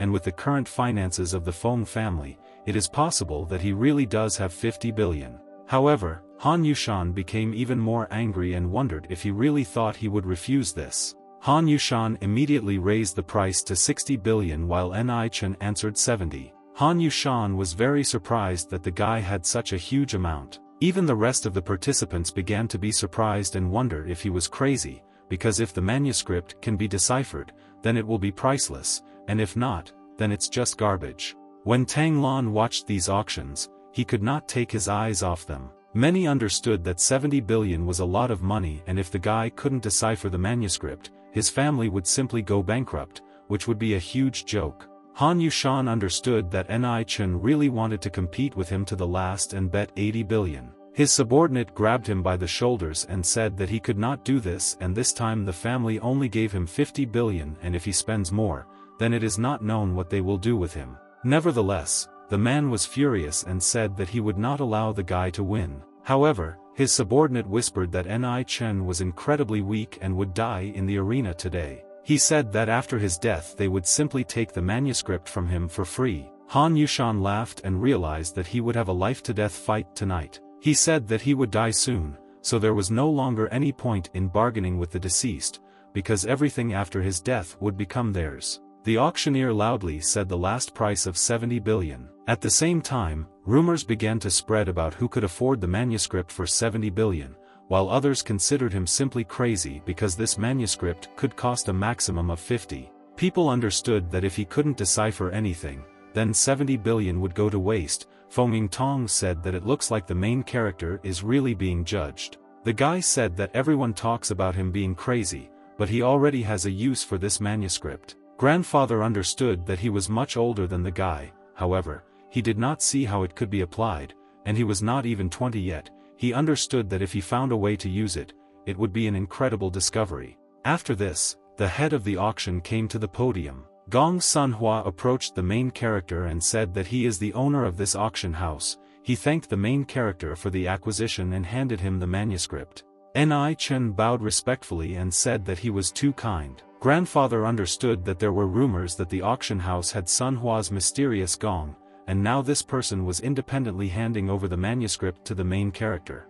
The man also gave him a black auction card, with which he can owe 10 billion, and if he has something to auction, he will be offered a 50% discount on the processing fee. Ni Chen smiled and realized that this was not bad because these things were useful. Okay, the heroes accepted the card and thanked the owner. Gong Sunhua said that he will have a very important fight today, and he says goodbye and wishes him all the best. Feng Tong said that she did not think that Gong Sunhua would give her the card because only a select few have it. The guy said that he thought he was just trying to see his abilities because he could bet some money on his fight with Qinya tonight. When Feng Tong heard this, she laughed and said that perhaps he was right. Very soon, Ni Chen returned to the residence. Ni Chen opened the manuscript and began to decipher it. Ni Chen asked his mentor how to do this. Suddenly, literally out of thin air, something began to materialize. As it turned out, the stone mentor appeared right in front of the main character. He touched the book with his hand,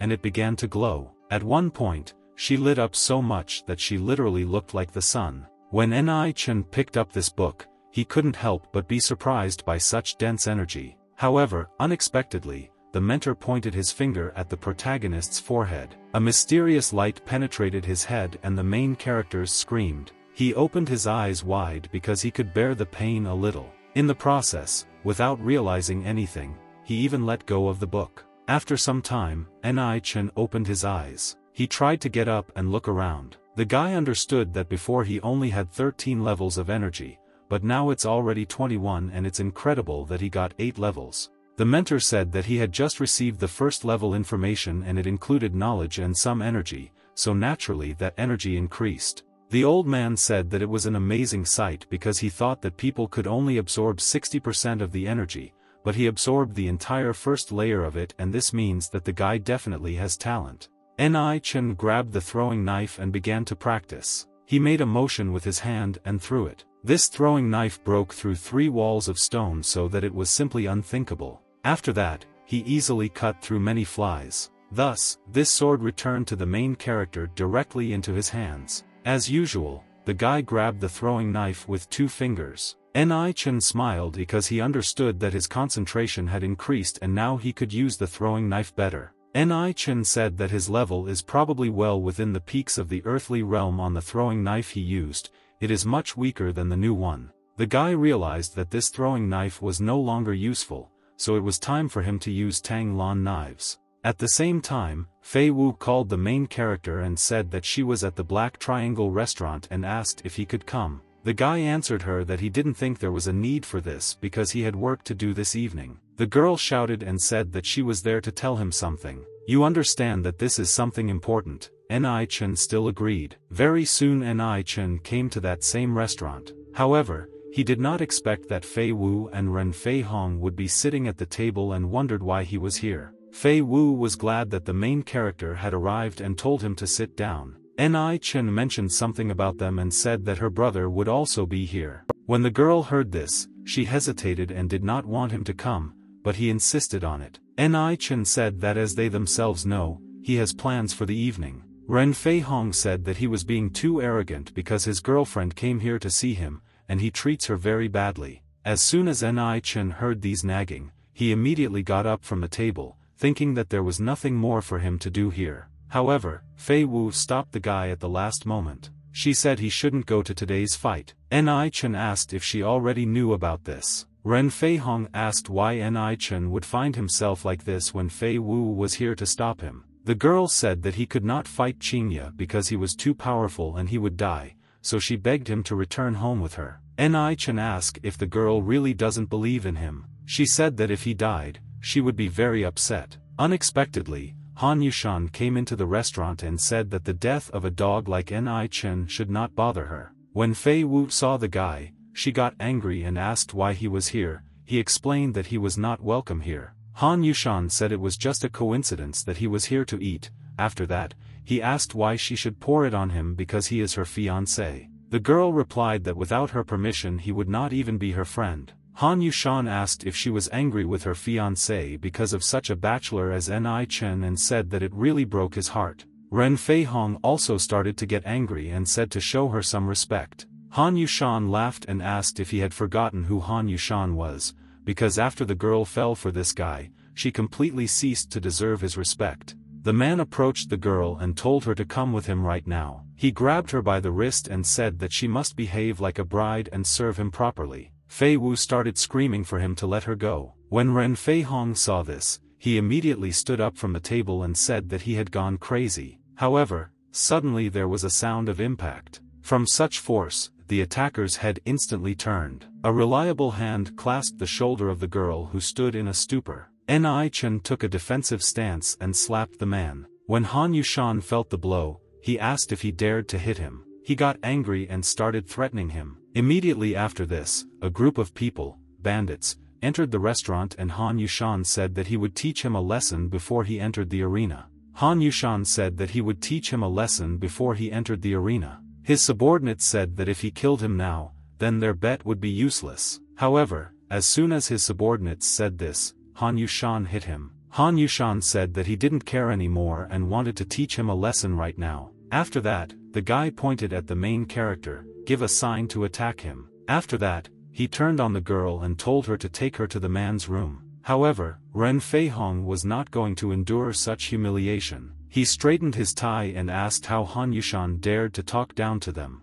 At the same time, a throwing knife appeared in the protagonist's hand. He narrowed his eyes and was already preparing to attack. The guy understood that they were in a black triangle and no one would object even if he taught him a lesson. She was so unexpected in the restaurant that there was simply a demand to stop. Tang Lan entered Di Lin along with his assistants. When Han Yushan saw such a person, he could not believe his eyes. The entire room was in turmoil. After that, Tang Lan slapped Han Yushan without hesitation. The man said that he was ashamed that his grandfather had someone like him. However, Han Yushan had no intention of calming down and became even more angry. Tang Lan took a step forward and approached the main character. He bowed and said that he had met his grandfather and asked him not to be angry because he was too naive. The guy said he would do it. After that, Kuznetsk shouted to his bridge, "Get out of here." Han Yushan clenched his teeth and looked at them angrily. Han Yushan turned around and, along with the gang of bandits, said that they were leaving. Ren Feihong didn't even expect that the main character had such connections because Tang Lan is the underground boss of the black market. Fei Wu also couldn't believe that Ni Chen made Han Yushan leave so easily. At the same time, Tang Lan patted the protagonist on the shoulder and said that he was lucky to have such a beautiful girl. Ni Chen blushed and said that he had misunderstood their relationship. Fei Wu also said that Ni Chen could only dream of her becoming his girlfriend. Smiling as if understanding everything, the old man said that they simply like to complicate everything. Ni Chen came out and said that he had to go to the life or death arena. The rich woman tried to stop the guy for the last time, saying that he would die. However, at that moment Ren Feihong stopped the girl and told her not to worry because he would be completely fine. The man said that since he knows someone like Tang Lan, he has a way to get out of this situation. Very soon the match began. The commentator said that betting on the main character would bring them 30 times the original bet. Very soon, Ni Chen entered the arena. She peered and heard people betting on how quickly Qinya would kill the main character. Tang Lang smiled and said that it seems like everyone wants him to lose here. One guy said that if they did,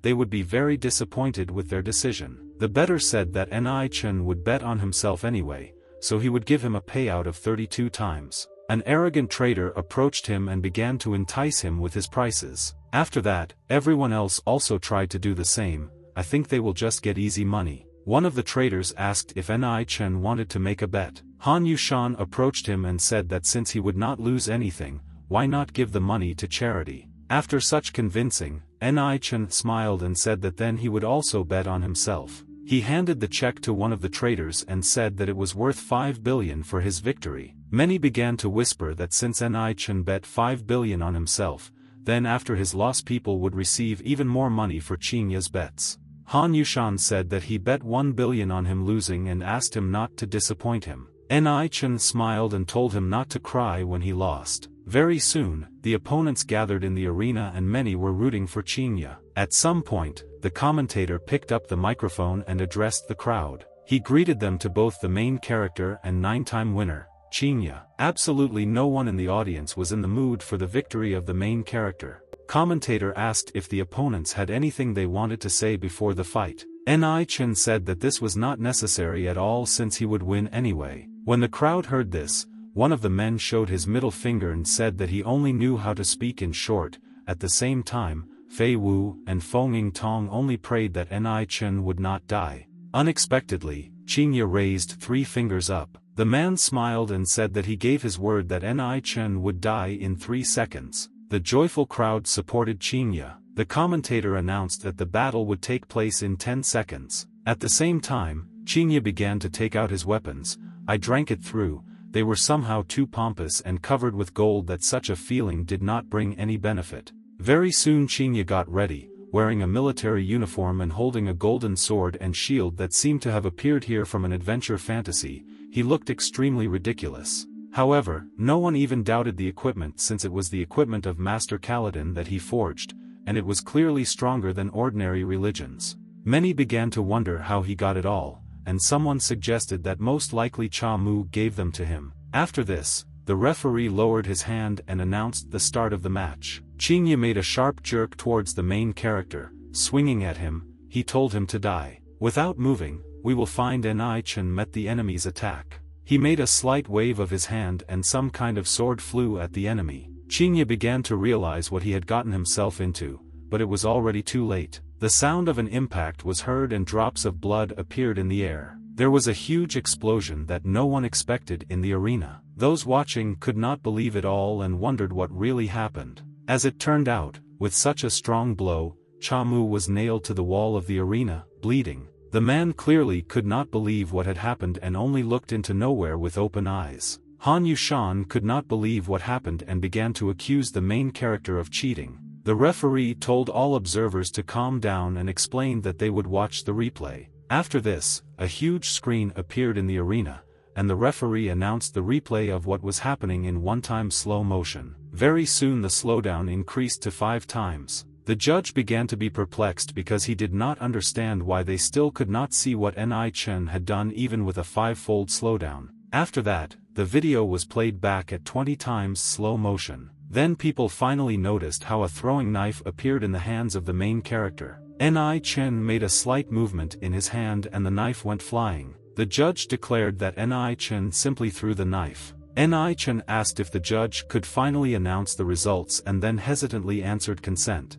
After some thought, he said that the winner was Ni Chen. When Feng Yingtong saw this, she clapped her hands joyfully. When Fei Wu saw that Ni Chen had survived, she exclaimed with joy while Ren Fei Hong really couldn't believe what had happened. Tang Lan understood that his cultivation compared to the cultivation of the protagonist was simply heaven and earth. Han Yushan was angry that his 2 billion had just gone into the trash for the main character. However, the one who suffered the most was Cha Mu, who literally crushed the seat. The traders began to understand that they must pay the price of luring the main character, because in a couple of years he will become a great fighter of the heavenly kingdom. Ni Chen approached the deceased assistant and asked if he could take his weapon. The judge said that the winner can actually take everything the loser has in the arena. Then Cha Mu finally realized that this equipment was worth more than 10 billion. The judge pointed to the main character and said to congratulate the winner. However, it was obvious that the entire audience was indignant at the fact that he did not bet on the main character.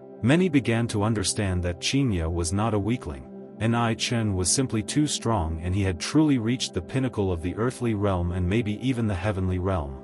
One of the traders said that he is the leader of the Blood Gang and they occupy 3rd place in the Black Triangle. Another merchant said that this Blood Gang had only recently risen to power in these few years and before that, their Water Gang was at the top. After that, he began to advertise his gang, which made even Ni Chen shudder. The guy immediately spread his hands and said that he had no plans to join or create a gang yet and he was still a student if they didn't know that. When the recruiters found out that he was just a student, their mouths dropped open in shock. One of them said that knowledge is really important at the present time. If he wants to join them in the future, then they will definitely meet him well. The guy said that he would think about it when he had the opportunity, but right now he needed to meet with his friends and announced his retirement. The recruiters began to whisper among themselves about how strong and ambitious Ni Chen was and understood that when he wanted to join them, he would definitely not go to second-rate gangs like theirs. When leaving, the main character was met by Feng Yingtong,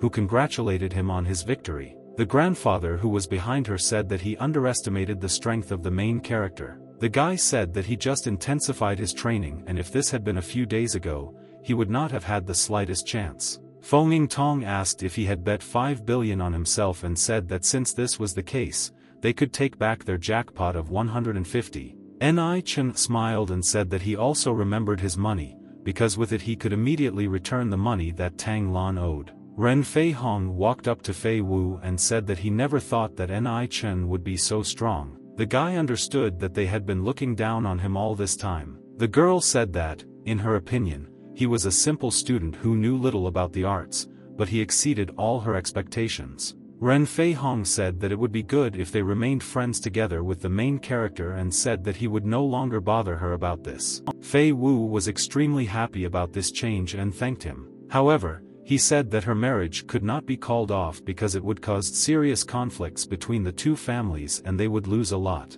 Already hesitated, however, she had nothing to say. Ren Fei Hong put his hand on her shoulder and said that there will be no buts because even if Ni Chen is just one person in, while the Han family yesterday is an ancient family with a strong foundation in the family, this is a good decision.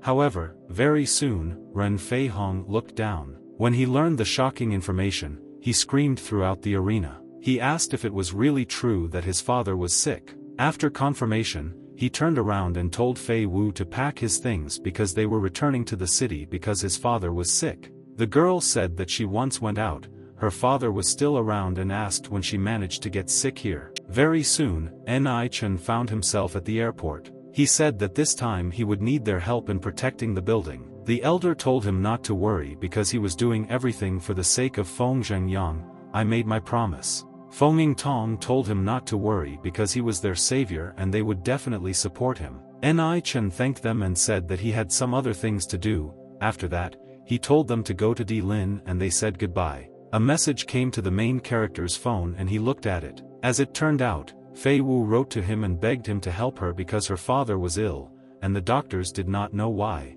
Ni Chen understood that since Ren Chen who fell ill, it must be somehow connected with the ancient vase and he would be interested if it was a vase for the spirit because we would definitely need the perfume. At the same time, many strangers gathered at the round table. Unexpectedly, Ni Chen walked in there. He calmly walked into the conference room without thinking about anything. When he approached the table, Fei Wu was extremely happy to see him and asked him to sit next to her. The man at the central table, apparently her brother, asked if the girl was talking about him.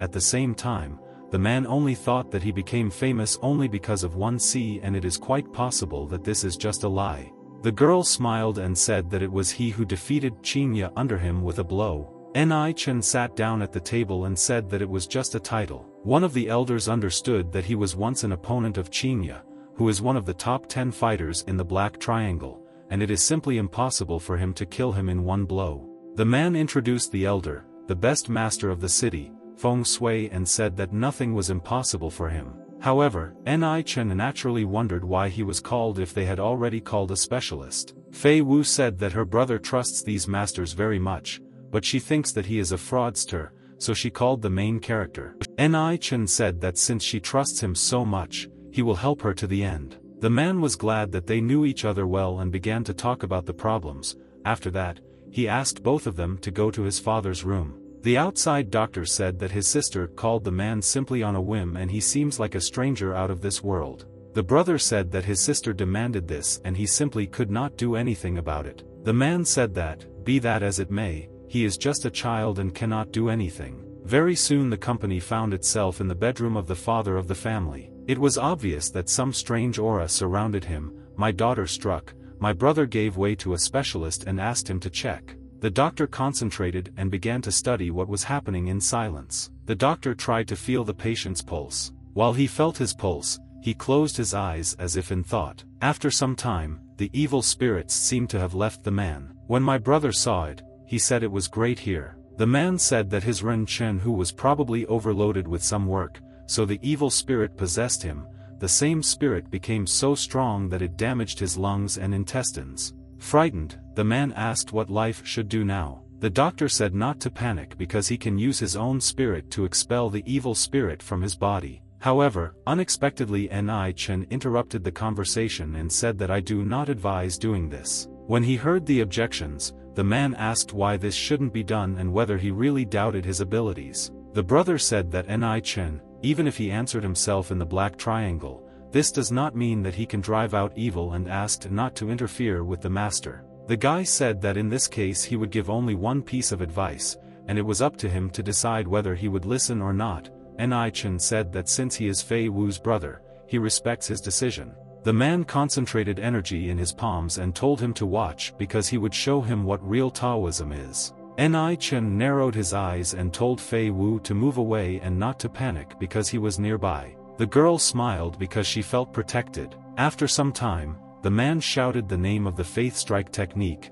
and the energy finally formed as if into a small galaxy. Immediately after this, the blow was directed at the evil spirit. This confrontation was so strong that everything around them shook. However, what the master did not expect is that this blow does not seem to be enough. This evil spirit only absorbed it there, and it did not harm him in any way. He destroyed this energy by only becoming stronger. The brother backed away and began to pray for help. The guy understood that the evil spirit was very strong and only he could restrain him. Ni-Chen summoned a disc that sealed demons and suppressed evil. Suddenly, the same golden disc appeared in his hand, which began to glow strongly. Throwing it in the direction of the ghost, the guy told him to get out. Nevertheless, the sign also did not intend to die and headed towards Fei Wu's brother, swinging to strike. When the girl saw this, she could not believe her eyes. As soon as his brother returned from the blow, he closed his eyes and took a defensive stance. When the master saw the action of the main character,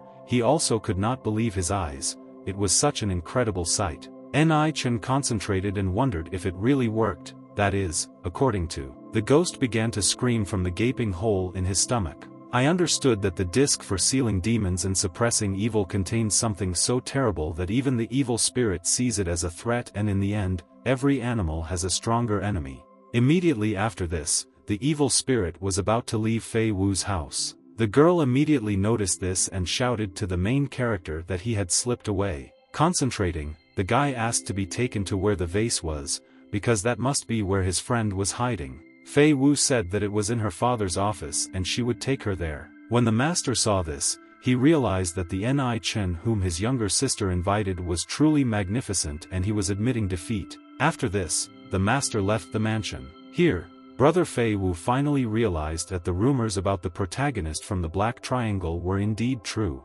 As Ni-Chen expected, the evil spirit ended up in the vase and some strange atmosphere began to surround it. Ni-Chen asked if this was the same vase with the photo, to which the girl agreed. The guy thought it was just a vase for collecting spirits, but it now contains an evil spirit. The rich woman said that when he first received it, he immediately fell in love with it and enjoyed it, but soon fell ill. And Ni-Chen said that this was indeed the case and the evil spirit invaded her father's body when he was holding this vase, and although the effect was small, it could well be fatal. Fei Wu asked what they should do now and if they could destroy this evil spirit. The guy said that it's impossible now and definitely not with what he has with him right now. However, he said that they only encountered a small part of this evil spirit. If they were accidentally released, thought the spirit as a whole, then the consequences could be unpredictable and it could kill his point. A tearful Fei Wu asked what they should do if even Ni-Chen could not defeat him. However, the main character had an idea.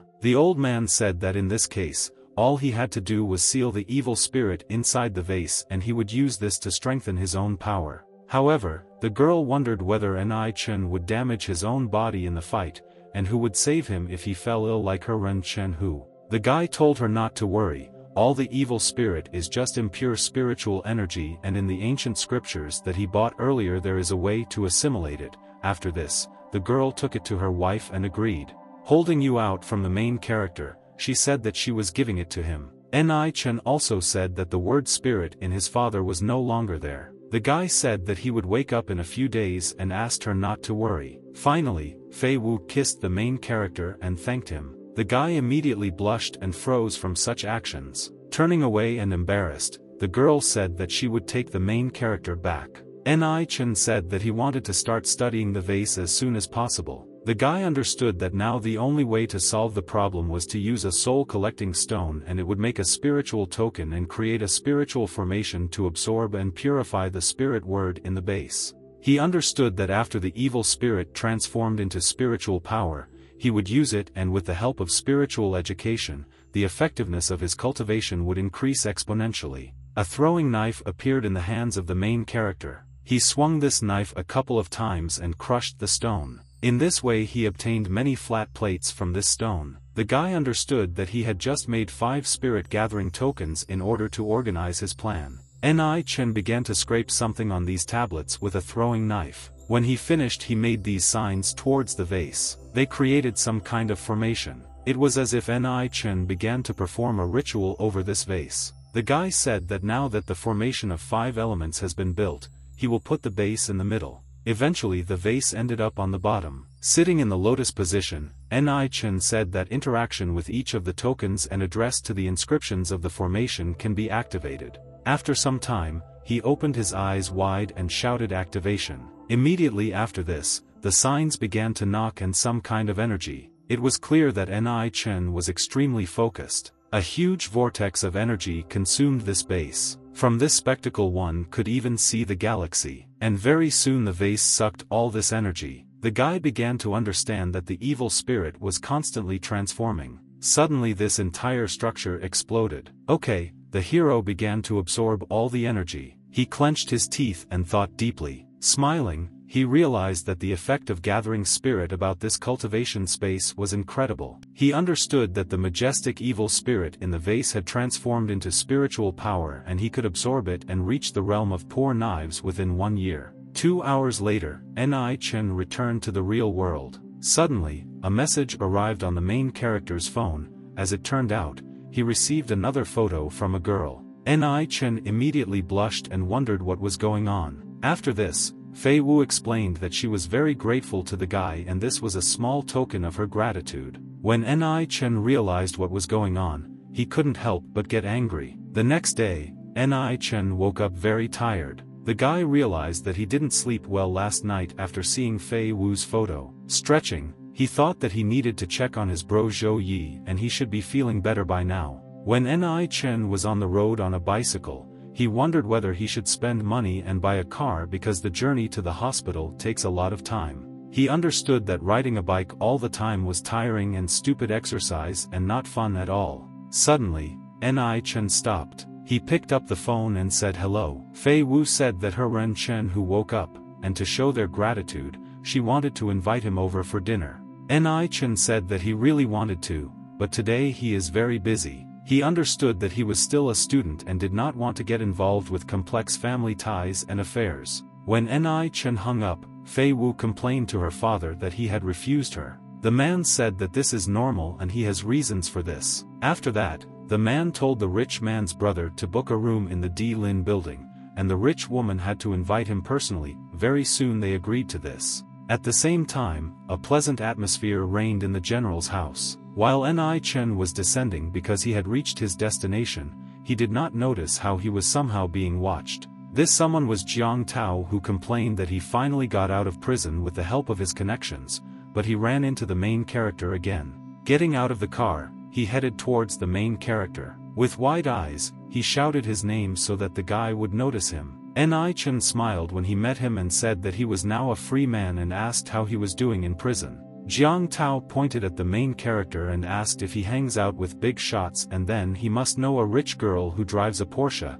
After that, he asked why he was riding a bicycle. The man thought that if he was really that good, then he simply couldn't hang around like a homeless person and ride a lousy bike. Jiang Tao said that there is a difference between people who are families and people who simply rely on the help of others, and he cannot always rely on others to protect him. However, Ni Chen calm reacted and asked if he really missed prison life. Jiang Tao warmed up and asked why he should be afraid of the main character because he is just a homeless person on a bicycle and perhaps he will make him regret it as soon as he gets the chance. Ni Chen finally realized that he simply had to buy a luxury car. The guy understood that he was infuriated by the fact that he was looking down on him. However, unexpectedly, right in front of the main character and almost annoyingly, a red car stopped. The man got angry and asked if the driver really didn't know how to drive. However, unexpectedly, Fei Wu got out of that car. Only now I realized that it was a beauty in a Porsche and began to look at her with a loving gaze. He told her that the girl almost knocked him over, but he asked her to let him treat her to dinner and they would forget about it. The man understood that it would be an honor for him to meet such a beautiful girl. However, the richer woman was adamant and knocked down the guy's hand, telling him to get out of the way. However, as if she had changed in character, she approached the main character and said that her Ren Chen who had already booked a separate room in the Di Lin building, saying that he simply wanted to thank him and asked him to promise that he would come. When the man heard about this, he couldn't believe his ears. A separate room in the building is an incredible luxury and only super rich people can dine there, and even he can't get there just like that. The man squinted and wondered why this girl was inviting him there and whether she really needed help. We must go and approach the company and said that Ni Chen was just a loser and you just had to look at his bike. Fei Wu asked him if he had gone crazy because she was talking to the main character and asked if the manners had gone since he was interfering. Nato Yada understood that his father had assets worth $20 to $30 million and he was introducing a luxury car, but still did not understand why she preferred him. Ni Chen asked where this restaurant is located. I understand that the guy agreed, and the girl said that they would wait for him in the royal room number 9 in the D Lin building. Ni Chen smiled and said that he would come there, but he went into the forest to his car and couldn't believe that this happened and wants to make sure that Ni Chen gets there. Fei Wu got into her car and said goodbye to him. When the car started to drive away, the guy decided to call someone. He greeted Luo Yen and said that he wanted to visit him and if he wanted to have a snack, he would bring food. Luo Yang was surprised that Ni Chen called him and said that he had recently been discharged from the hospital and was playing basketball at school right now. Ni Chen smiled and asked why he didn't tell him anything and said that he would come to school right now. The man told him not to worry because he was fine, but Guang Xiyin had not come to school for several days and asked her to check because he was her boyfriend. Ni Chen asked if she really wasn't in class and if this was the case, he would look for her. At the same time, there was a wonderful atmosphere in the hospital. The doctor left the room and brought the results of the examination. The girl's father and her brother, who were there, immediately stood up. The hospital said they were not equipped to treat the patient and they needed to go to Beijing or Shanghai, but he immediately warned that the treatment would cost millions. The brother said that his sister is a genius and she is better in her class, so they simply have to cure her. The father lay down on his daughter's bed and asked if they really couldn't do anything because her daughter seemed to have no symptoms other than fever. The doctor turned around and said that they had done all sorts of tests and he was very sorry. The brother knocked on the iron cabinet and said that this doctor was just a useless charlatan. Suddenly he remembered something. The guy said that his sister has a friend who is very rich and he should be able to lend them money. The man said that he paid him for the treatment so he thinks they can ask him for help. His father asked if they could really trust this guy. He didn't want them to get into even more trouble and still have to pay him back for treating his arm. The guy said he was a little weird, but he didn't think he was really a bad guy. He understood that Ni Chen broke his arm and did it solely for his sake. The father said that since he trusted him so much, he agreed and asked him to call him. At the same time, a car stopped near the hospital. A certain guy came out from there. He realized that he had just learned from the doctor that Guang Xiyin had contracted a strange disease, and the treatment was very expensive. The guy thought that if he paid her bills and as soon as she got better, she would definitely become his girlfriend and in the end her family would never be able to return the money to him. At the same time, Ni Chen walked into the hospital. There he was met by his brother running out, who called him son-in-law. The father did not understand what it was about and why the guy called him son-in-law. Ni Chen said that he was a friend of the girl and his name was Ni Chen and asked if he could check her condition first. The father showed me the whereabouts of his daughter and agreed to it. After feeling Guang Xi's hand, Ni Chen realized that it had an uneven pulse. Placing his hand on hers, he began to take her temperature. Squinting, the guy realized that she was hot. Stretching out his hand and pumping energy into the girl, Ni Chen tried to probe something. After this, the guy was surprised that the girl's spiritual power was much greater than before, and she was incredibly talented. He thought that if she broke down her abilities, her energy would grow even faster.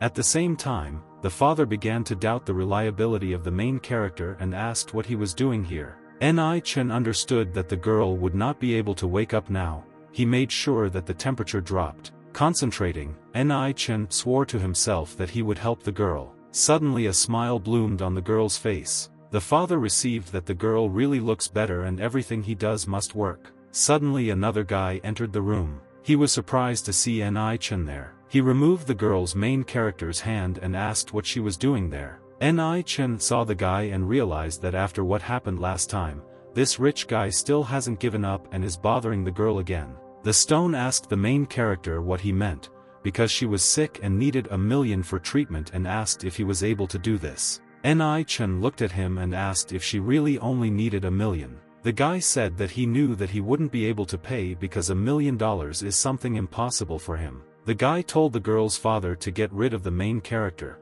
but he would give him $1 million and find her a good doctor in a good hospital, while the man hesitated. He understood that he looked wealthy, but Ni Chen looked careless. After that, the doctor entered the room and asked if the father had thought about the situation. If he agreed, then they would call an ambulance to take her to the main hospital in Beijing or Shanghai. After all, they cannot waste time. The guy said that he urgently needed to take her there and he would pay for everything. However, he asked the doctor what was wrong with her and why she needed to be sent to another hospital. The doctor said that they couldn't find a specific cause for her brain disease, so they can't cure her. She needs to get tested at the main hospital, and even if he spends $1 million or $2 million on treatment, the chance of her waking up is only 10 or 20%. When the guy heard this, he could not believe these words. He understood that if this money could save the girl and make her a bride, then it would be worth it. But she had so little chance of waking up, and why spend this money on her, because surely he simply shouldn't do it. The doctor thanked the guy for his help and asked when he would be able to pay the medical bills and the ambulance. However, immediately after this, the guy refused and said that she only had a 10 or 20% chance of waking up, and he would need to spend $1 million, and asked if he really looked like a fool. Poking at the main character, he said that the girl had kissed him earlier and therefore now it was the main character's turn. Ni Chen said that he refused to pay. The guy said that he knew that he couldn't afford it here and called him a homeless person. However, Ni Chen said that he could cure her. The doctor doubted the protagonist's words and said that this case baffled even medical workers and what he could do in such a situation. When his classmate heard this, he laughed out loud. "I did it," pointing to the main character. He told him to stop doing this because everyone can understand that he is a poor man and this is immediately visible from him. He spread his arms and said that Ni Chen would ride to the main hospital on his bicycle and laughed. The girl's brother said that since he knows the main character well, he should already leave here. A classmate said that he would not go anywhere and asked what they were up to. Ni Chen just looked at him disdainfully. He threw something at his back. Immediately after this, the guy gained weight. He fell unconscious immediately afterwards. The doctor asked the main character what happened to him. After that, Ni Chen told the doctor to throw away this fool. After that, he turned to the girl's father and asked him to go out for a while because he needed absolute silence here. Very soon the whole company left the bed except for the father. He turned and said that he trusted the girl to him. After that, Ni Chen smiled softly and nodded. Very soon the door slammed shut. Ni Chen said that the girl's spiritual power had increased on her body and had reached its limit, so she was now in an unconscious state and she could recover in 2 to 3 days by following his instructions. Ni Chen began to list these instructions. He said that it took him 6 years to reach his current spiritual power, but it only took a few months. Ni Chen, after some time, he said that they could already enter. He said that Guang Xiyin is fine now, but she cannot wake up yet and she will regain consciousness by the evening. The father rejoiced and asked if this was really so. Ni Chen said that he really did and asked her not to disturb her before that and said that he had some things to do so he would return in the evening. Very soon, Ni Chen found himself in the Di Lin building. The evil Fei Wu was waiting for him there. She wondered where he was because he was late. The girl asked her father if something had really happened to the main character and why he was so late. The man said that Ni Chen saved his life and he would be angry with him for being late. She calmed down and sat down at the table again. The man also said that she should keep him at arm's length and it wouldn't be a big deal if the two of them were just friends. However, he said that she could not be with him. Feng Zhengyang said that he approved her marriage to Han Yushan from the Black Dragon Gang and in 2 months, when she turns 20, he will announce her wedding. Fei Wu stood up from the table and asked why so suddenly and asked if he wanted to arrange her engagement at least at 22. The man said that he didn't die and before he got worse, he called the chairman of the Black Dragon Gang to arrange their marriage. The man said he is afraid that if he dies, the Black Dragon will attack their family and they will suffer huge losses. The man said not to be so direct and despite the fact that Han Yushan is a terrible womanizer, it is unwise to give the gangsters what they want. Feng Zhengyang said that now there are very few cars that are not womanizers, and even if I like them so much, Ni Chen, how can she be sure that he will not be faithful to her? After such words, Fei Wu became sad and let go of her head. Very soon, Ni Chen found himself in the building with the help of a taxi. As I climbed the stairs, he looked ahead. Very soon the concierge approached him and asked if he was Ni Chen. The man said that Ren Chen Hu and Fei Wu were waiting for him and they could go to the private room and asked if Ni Chen wanted to go up there right now.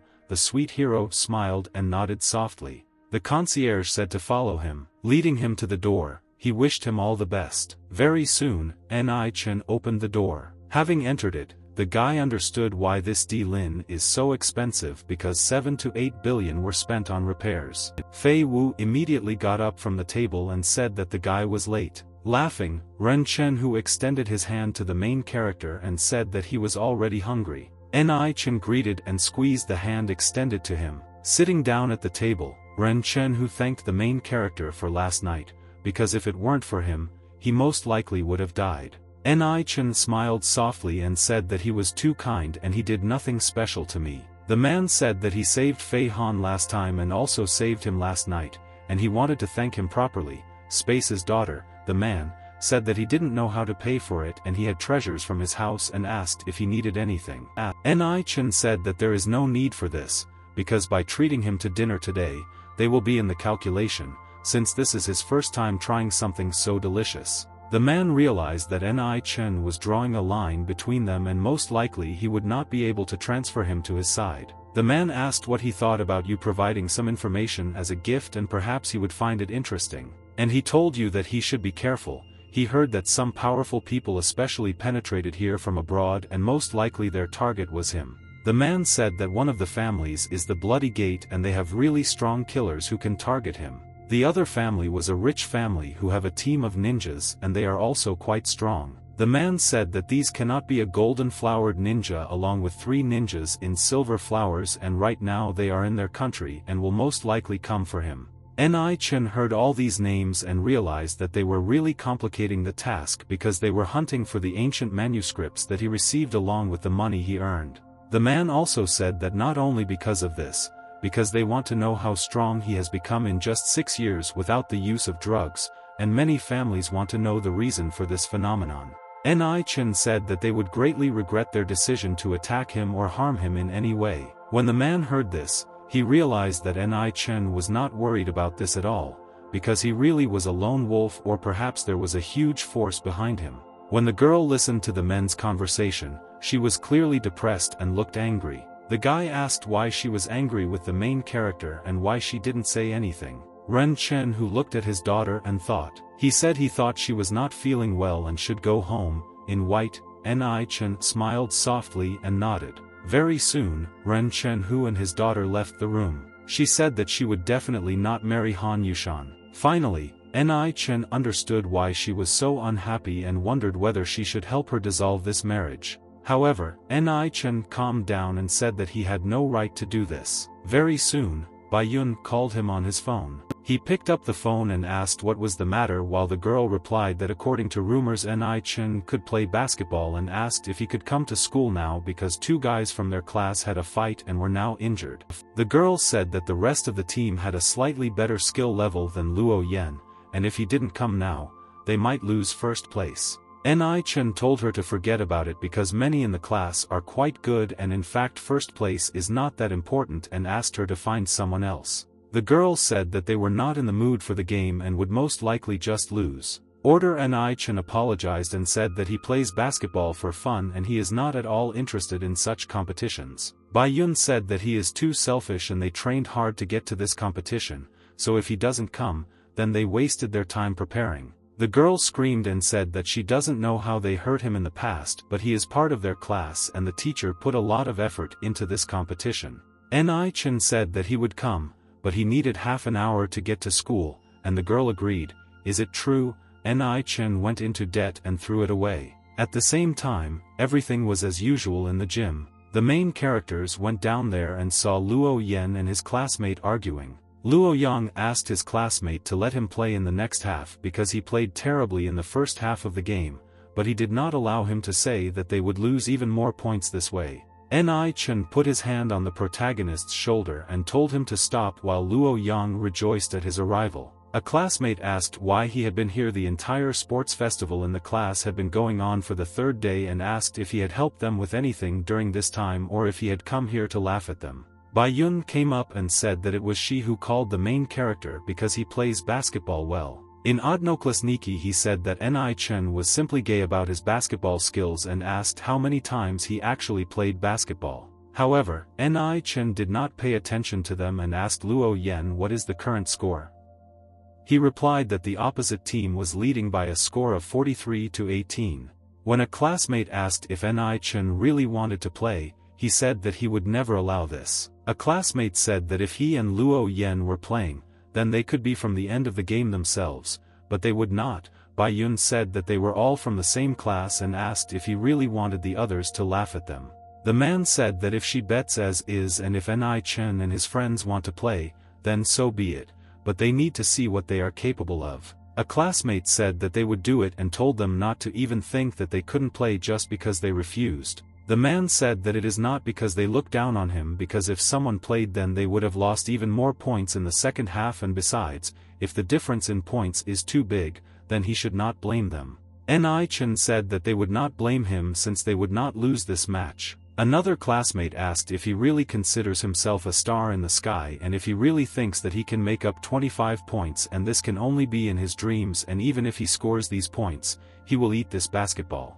Other odnoklasniki had already given up because they understood that the difference in points was too big and they simply could not win. Immediately after this, another team approached them and asked if they really wanted to change players. The man, in turn, said that even if they change all the players, they should not forget that they are all trash, and even if they do not expect to win them. After that, the leader of the second team pointed to the head girl and asked if she wanted to have dinner with them or lose 100 points. When Luo Yan heard about this choice, he became very angry and asked what it was about. The man looked at him and asked if he really thought that he could behave impertinently in front of such a level of skill, because even if they played incorrectly, he would not have won even 10 points. Ni Chen put his hand on the guy's shoulder and said to stop this useless chatter and start quickly, because since they said that they could get some points, it's better to let Ni Chen do it. The man asked if he really thought he could win 100 points against them. Ni Chen smiled and said that this is the minimum value.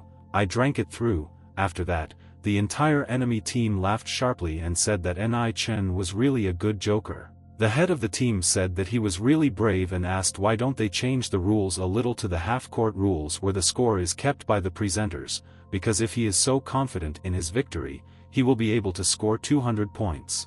Ni Chen said that if he agreed with this, he would easily do it. The man smiled and said to do so. Ni Chen turned to his team and asked to join or someone to join him, to which Luo Yang responded. Another classmate said that he and his friend could thoroughly disgrace themselves and asked whether he really thought that someone would want to follow him. Bai Yun approached them and asked why they were retreating if they were all one team. Then the man looked at the main character as if expressing proof of this. Ni Chen approached the old man and said that there is nothing wrong if they play only the two of them, because she didn't say that two players cannot play against 5. Ni Chen grabbed the basketball. Twirling it on his fingertip, he said they were ready. Odnoklasnian began to laugh at the main character, thinking that he was an idiot. He was replaced by the Bud Michael Giordano. The referee blew the whistle, which meant the start of the match. The 5 members of the enemy team were opposite the protagonist and Luo Yan. The head of the enemy began to laugh at the main character,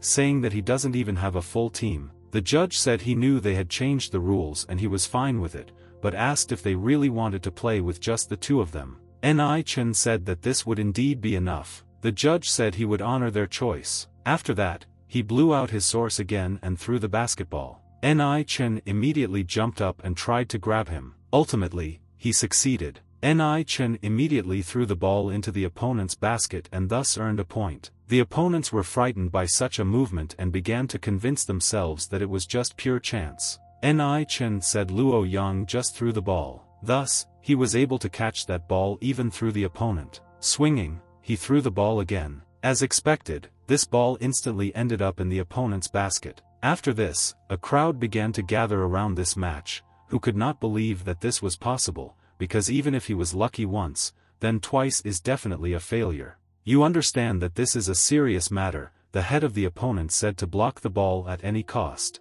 It's like Ni Chen. Luo Yang passed the ball to the main character and he jumped. Without thinking twice, he again fell into the enemy's basket. Ni Chen smiled and said that they were not in the best shape and asked if they needed a break. After refusing, Ni Chen closed his eyes and said that they would continue then. Very soon, Ni Chen was throwing the ball again and getting points. He swung one last time. Whether it was from a direct hit or from a ricochet, however, Ni Chen scored points. Very soon the protagonist's team scored 150 points against 43. The opposing team simply stopped believing in what was happening. At the same time, the crowd began to support the main character. A classmate couldn't believe his eyes because even if Michael Giordano and Brian Kobe were there, this was impossible to achieve. Out of powerlessness, the head of the opponents raised his hand and said that he admitted his loss. As a result, the opposing team simply ran away in fear. Those watching could not believe what was happening and were already calling the main character a side of basketball, because this guy's skill is truly on the level of the Lord of Basketball. After that, Bayun came up as the main character and thanked him. She said that tomorrow was Saturday, and the teacher said that if they win, you can go on a trip. The girl just told Zhou about this and he already feels much better and promised to go on vacation with them. Ni Chen smiled softly and said that he would also go. Very soon, Bayun found himself in the park. Turning back, she asked Guo Xiaotian to stop bothering her if there was nothing important. The guy smiled and asked the girl to have dinner with him because she brought her team to first place, and they can celebrate. However, the girl turned around and said that she was not interested at all. Guo Xiaotian said that she probably already knows that her homes are being demolished for development and each house has its own price and some can reach up to 8,000 per square meter, and some even up to 3,000, and asked if she understood this. Immediately after this, the girl was scared because she understood that the family needed money for medicine and wondered if the guy was going to pull the strings. Approaching the headman, Guo Xiaotian said that if she had lunch with him, he would negotiate the price and pay 9,000 per square meter guaranteed. The girl understood that she really didn't want to have dinner with him, but she was afraid that her parents' health would worsen from shock if the price of their house was below 3,000. After that, she said that she only agreed to dinner. Guo Xiaotian told her not to worry because it would just be dinner, and he didn't demand anything more from her and would let her know when they met. After that, Bayun turned away and said that she would go. The guy looked at the back of the leaving girl for a long time. At the same time, he only thought about how her answer would change after she tasted the rich life. Very soon, Ni Chen and Luo Yang found themselves in the dormitory. The guy asked the main character if he knew about what became famous. Not understanding what was going on, Ni Chen asked if someone had uploaded the video. Luo Yang said that people will definitely upload videos of such cool moments, and there are even different angles, and now he is very popular in school. Ni Chen spread his arms, exhaled heavily and said that he was not interested. She put her hand on the shoulder of the main character and said that many basketball teams want to hire him to their team, and reporters want to interview him. Ni Chen was afraid that he was looking for him and asked if it was so. The guy said you really are and they are on their way. Getting up from his seat, Ni Chen said that he could no longer stay here and he needed to leave right now. Luo Yan tried to stop him and asked if he was really going to leave so soon. He replied that he liked a quiet life and slammed the door. Very soon, Ni Chen took his bicycle and began to cross the road, but no matter where he looked, headlights were observed. He finally realized that he needs to buy a car because he attracts too much attention and someone from the press might think that he is crazy. Very soon, Ni Chen found himself near a car dealership and thought that it would be a good decision to buy a car here. Ni Chen parked while someone else watched him. As it turned out, it was Lu Hao who asked if Ni Chen was going to buy a car. The guy asked him how it was in prison and whether he felt comfortable. The man realized that he lost face with his family when he was publicly arrested, but fortunately his family pulled strings to get him out of prison. Lu Hao asked if he really considers the main character to be powerful, but the one who stands behind him is truly great. However, he said that in any case, this is already in the past and this is his salon, so he will give him a discount on any car of 20,000. However, he said that his car is really luxurious and the cheapest of them costs 50,000 per car, so even with a discount, he may not be able to afford it. Lu Hao thought that since Ni Chen rides this stupid bicycle, it looks like he doesn't have the money to buy even such a simple car. Ni Chen asked if this was his store and thought that he had chosen the wrong place then. Lu Hao said that he just wants to leave because he cannot afford a car and therefore there is no problem because he has the right not to buy from him, but he is wondering what kind of car someone here will want to buy. The guy said he still had something on his mind. The guy said that there is another car dealership whereby Yun works and maybe he can afford a car there, while he believed that Ni Chen would lose face in front of her. When Ni Chen heard this information, he was instantly inspired and decided to look at some catalog. Very soon, Ni Chen went to that car dealership. Lu Hao said that these are Aston Martin cars and they will definitely be to his taste. Ni Chen looked at them and realized that this was a pretty good solution, but he thought that he wanted a car for less than $1 million, and here cars cost about several million. Walking along the expensive paths, they were met by a consultant who greeted them. However, while they entered the store, they were greeted by the boss Bai Yun scolding her for not selling a single car and threatening to fire her, which none of those who entered expected. Bai Yun bowed and said that she would try her best. The boss said that she has a good figure so she should use it. Lu Hao pointed to the girl and said that they knew her and asked to call her here. The boss said that one of them, a very rich man, asked her to flirt with him and then she would make her first sale. However, Bai Yun turned around and told her to sell her body herself if she wanted to. The girl approached the guys and asked why they were here. From the showroom he said that Ni Chen wanted to buy cars, so he brought him here. Bai Yun smiled and asked to give her the opportunity to show everything that is here. Very soon the company entered the machinery department. Ni Chen said that he liked a certain white car and asked how much it cost. Lu Hao said that the main character has excellent taste because this is the most expensive car in this showroom. The girl said that the cost of this car was 9 million and during the entire time she worked here she had never seen such a car being bought. Lu Hao said that the car suits him and if he agrees to it, then they will call the boss and ask for a discount. Ni Chen ignored the guy and said that he wanted to take a closer look at her. Lu Hao got angry and said that he could show off for a long time. The guy understood that if he had trillions in his bank account, he would not even think about buying such an expensive car, although he might have bought it, but for no more than 5 million. After that, the assistant came up and said that he heard that they were here from one of their employees and asked what kind of car he was going to buy. The guy said that his friend wanted to buy a car and asked if he could give him a discount. Judging by the appearance of the main character, he thought that he simply did not have any money. The man smiled and said that since he was a friend, he would give him a small discount and asked what about 8,600,000, because this is a new car, which was brought to them in the showroom half a month ago, and if he wants, he can try it.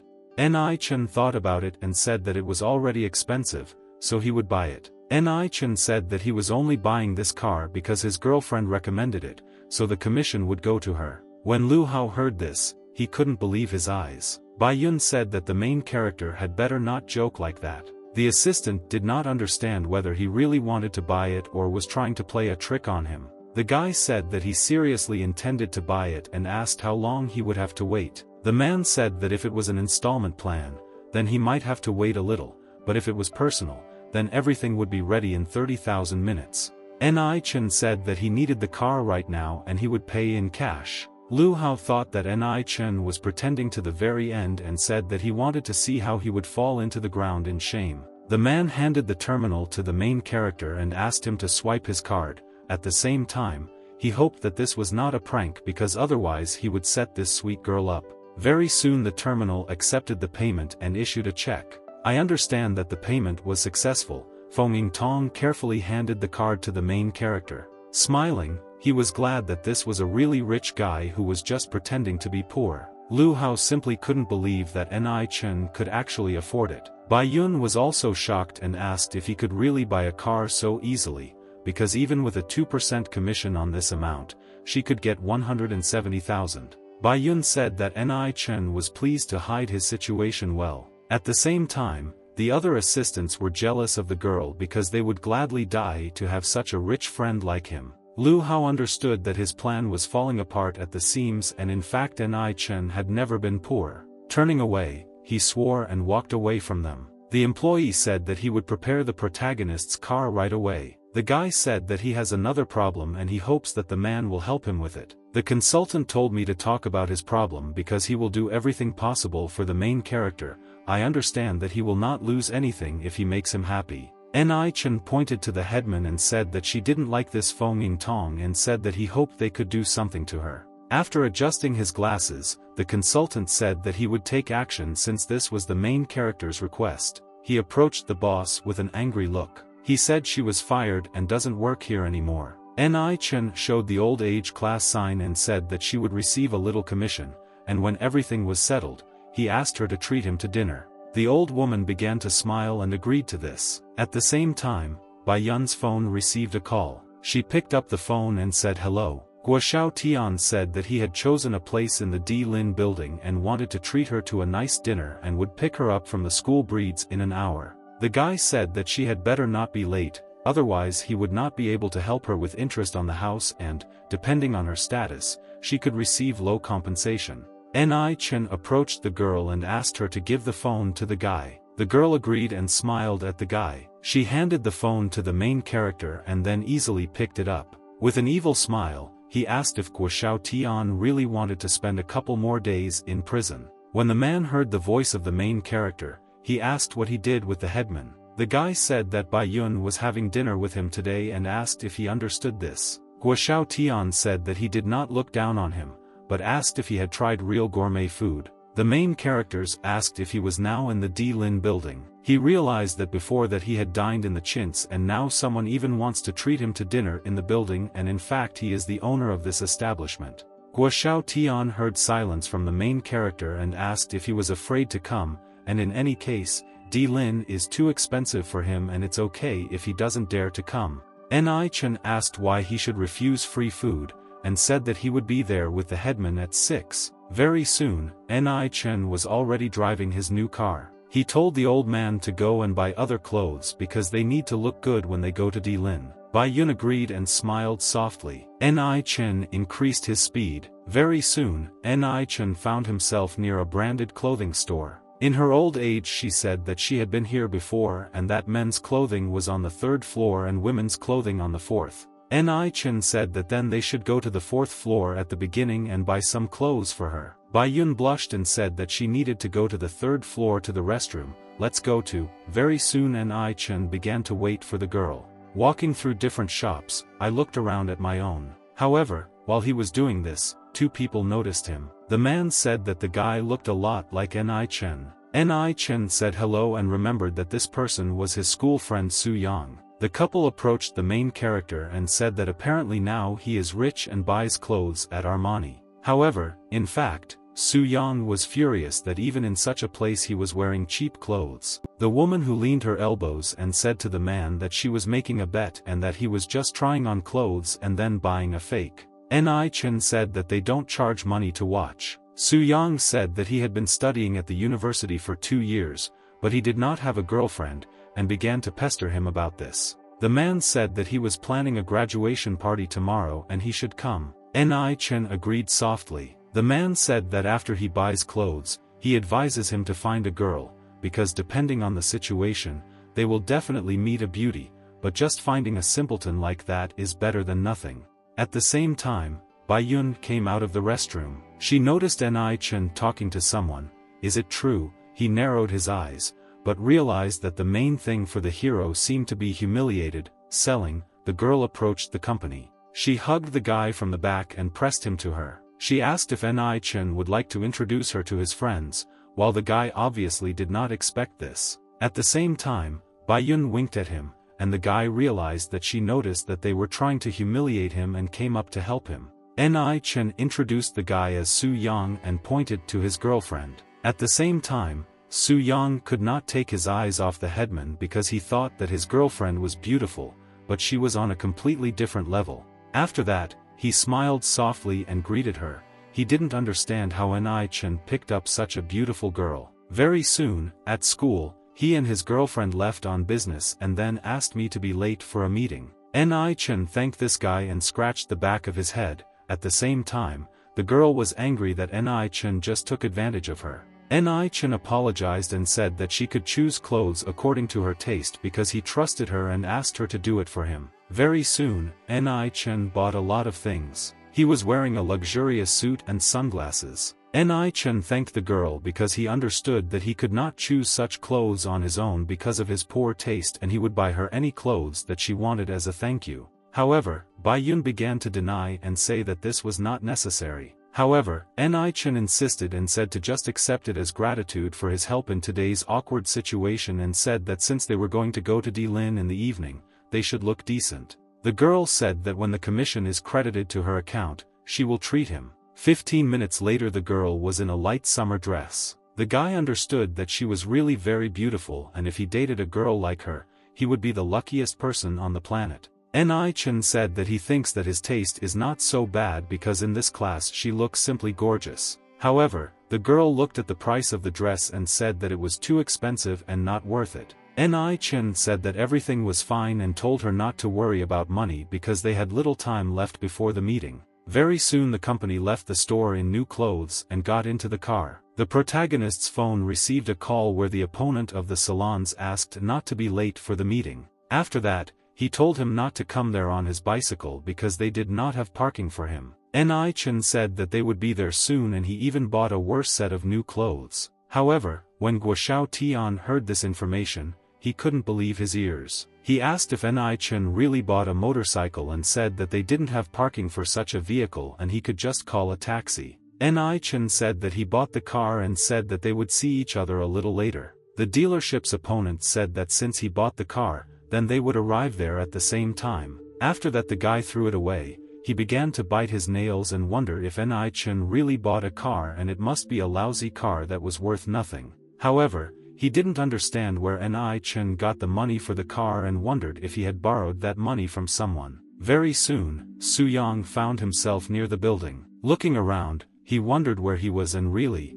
he was so scared that he couldn't come. However, suddenly an expensive white car drove up to the guy. He realized that this is a car that costs several $100,000 and even someone who has a legend in the building can be considered rich. The car parked next to Guo Tian's black car. Ni Chen, looking out of the window, asked if he was really waiting because they could already go inside. When the guy saw the main character riding this car, he felt that all this was addressed to him. "I'm trying not to mean it," he said that it was time for them to go while his mind was tormented by thoughts of how the main characters could afford something like that. Very soon the company approached the building. Suddenly the guy noticed the headman's clothes. He realized that the prefect's clothes were branded, but her shoes were very cheap. Suddenly, he realized that he must have rented a car, and the car belonged to Ren Fei Wu. Ni Chen looked back and asked if they should go further. Bai Yun grabbed the protagonist's hand and agreed. And instantly Guo Tian's expression deteriorated because Ni Chen was approaching the girl he wanted and began to curse him.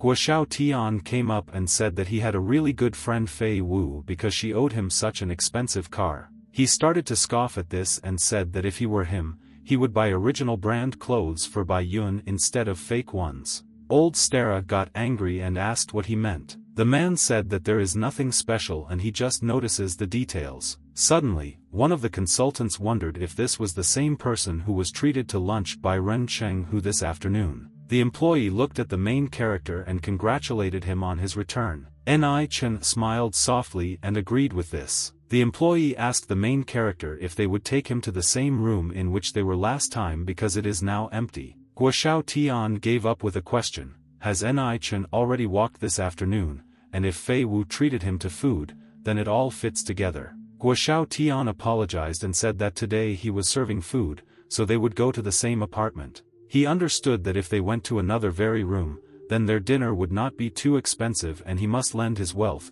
otherwise Ni Chen would fool the headman. The employee asked exactly or is he sure about this because the royal room is inaccessible to anyone and only a person like Ren Chen who can come here so easily. However, the man immediately shouted at him and told him to find out who he was. The employee bowed respectfully and asked to follow him. Very soon the company found itself in an elevator. The employee pressed the button on the 88th floor and the elevator began to rise. At this point, Guo Tian began to panic because he didn't understand why they were going to the 88th floor because there were only 9 rooms and all of them were royal. Very soon the group exited the elevator. When the guy saw something that was truly a royal apartment, he couldn't believe it. Very soon the company sat down at the table and they were given a menu. The employee approached Guo Tian and asked them to place an order. The guy picked up the menu and asked to let him look. However, when he saw the prices of the dishes, he could not believe his eyes and opened his mouth wide. He realized that he had heard that the rooms in the royal rooms were very expensive, but he could not understand to what extent and there were only a few tens of thousands left on his card and he would go broke after this dinner. Ni Chen said that he saw something doubtful and asked why he didn't let him place the order. Handing the menu to the main character, but said that he could continue. Ni Chen said that today's lunch was excellent and asked to bring everything that was on it and serve fresh juice. Ni Chen turned to the girl and asked what kind of juice she wanted, to which she replied orange. She thought this juice must be cheap. Ni Chen looked at Guo Xiaotian and asked if he would have anything, but he waved his hands and said that what he ordered would be enough. After that, the man seemed to ask between the lines how much he had spent here. Ni Chen said that he didn't spend much here, almost 6 million, but he shouldn't worry because this dinner will cost them less, about 3 million, and that includes drinks. When Guo Xiaotian heard these numbers, he was instantly scared because he realized that his family could not afford such a thing. He understood that he expected to spend a little more than 1 million, but when it comes to 3, he did not understand what to do and how to resolve this situation and not lose face. Suddenly, Ni Chen looked at him and asked him about paying for dinner. Guo Xiaotian immediately stood up and asked if he really wanted to do this. Ni Chen answered with agreement, but said that if he really wanted it, he would not stop him. Guo Xiaotian backed away and said that since he was going to pay, he couldn't stop him with relief, sighing as he realized that he couldn't spend such a huge amount of money. Very soon the food arrived. When they finished, Ni Chen was mouthed and asked to bring the bill. The waitress came up to him and said that the bill was a little over 3.5 million. At the same time, Guo Xiaotian began to think about how Ni Chen was going to get out of this situation, and was he really asking Fei Wu for help again. Ni Chen held out the card and asked him to take it. Ultimately, the payment was successful. The waitress gave him a man while Guo Xiaotian could not believe his eyes that he just took it and paid. Ni Chen asked the man if he was upset because he wanted to pay on his own. However, Guo Xiaotian began to deny and said that he had already paid for their worse and realized that Ni Chen has some kind of power because he bought an expensive car,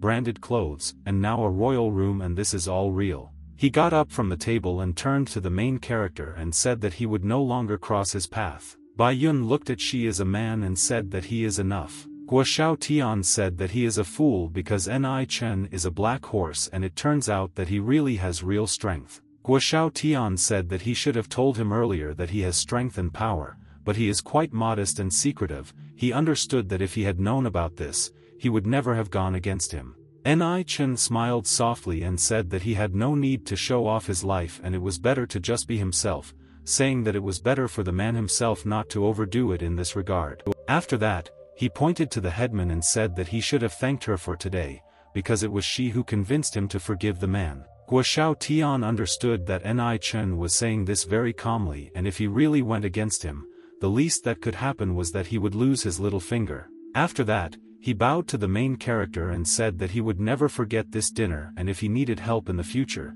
he should just say so. Ni Chen said that he would leave it to him. After that, Guo Xiaotian waved his hand and said that he had something to do and told them to have a nice dinner. Ni Chen, however, suddenly received a message on his phone. Having opened the message, Ni Chen realized that an unknown person began to threaten the main character, saying that every 3 days that he does not give him the manuscript, this unknown person will kill a loved one, and on the 6th day it will be him himself. Ni Chen clenched his teeth because he understood that he had written threats to him, and this man must have enormous power because he knows about the manuscript. Noticing the main character, she asked what happened to him because he looked unwell. Ni Chen said that everything was fine and said that they would go home after dinner. The guy understood that he had to distance himself from old age after receiving such a message, otherwise something bad might happen to her. The guy understood that if he wanted to date a girl, then Bai Yun was not suitable for him because she was too weak and he was now being threatened and he could hardly save himself,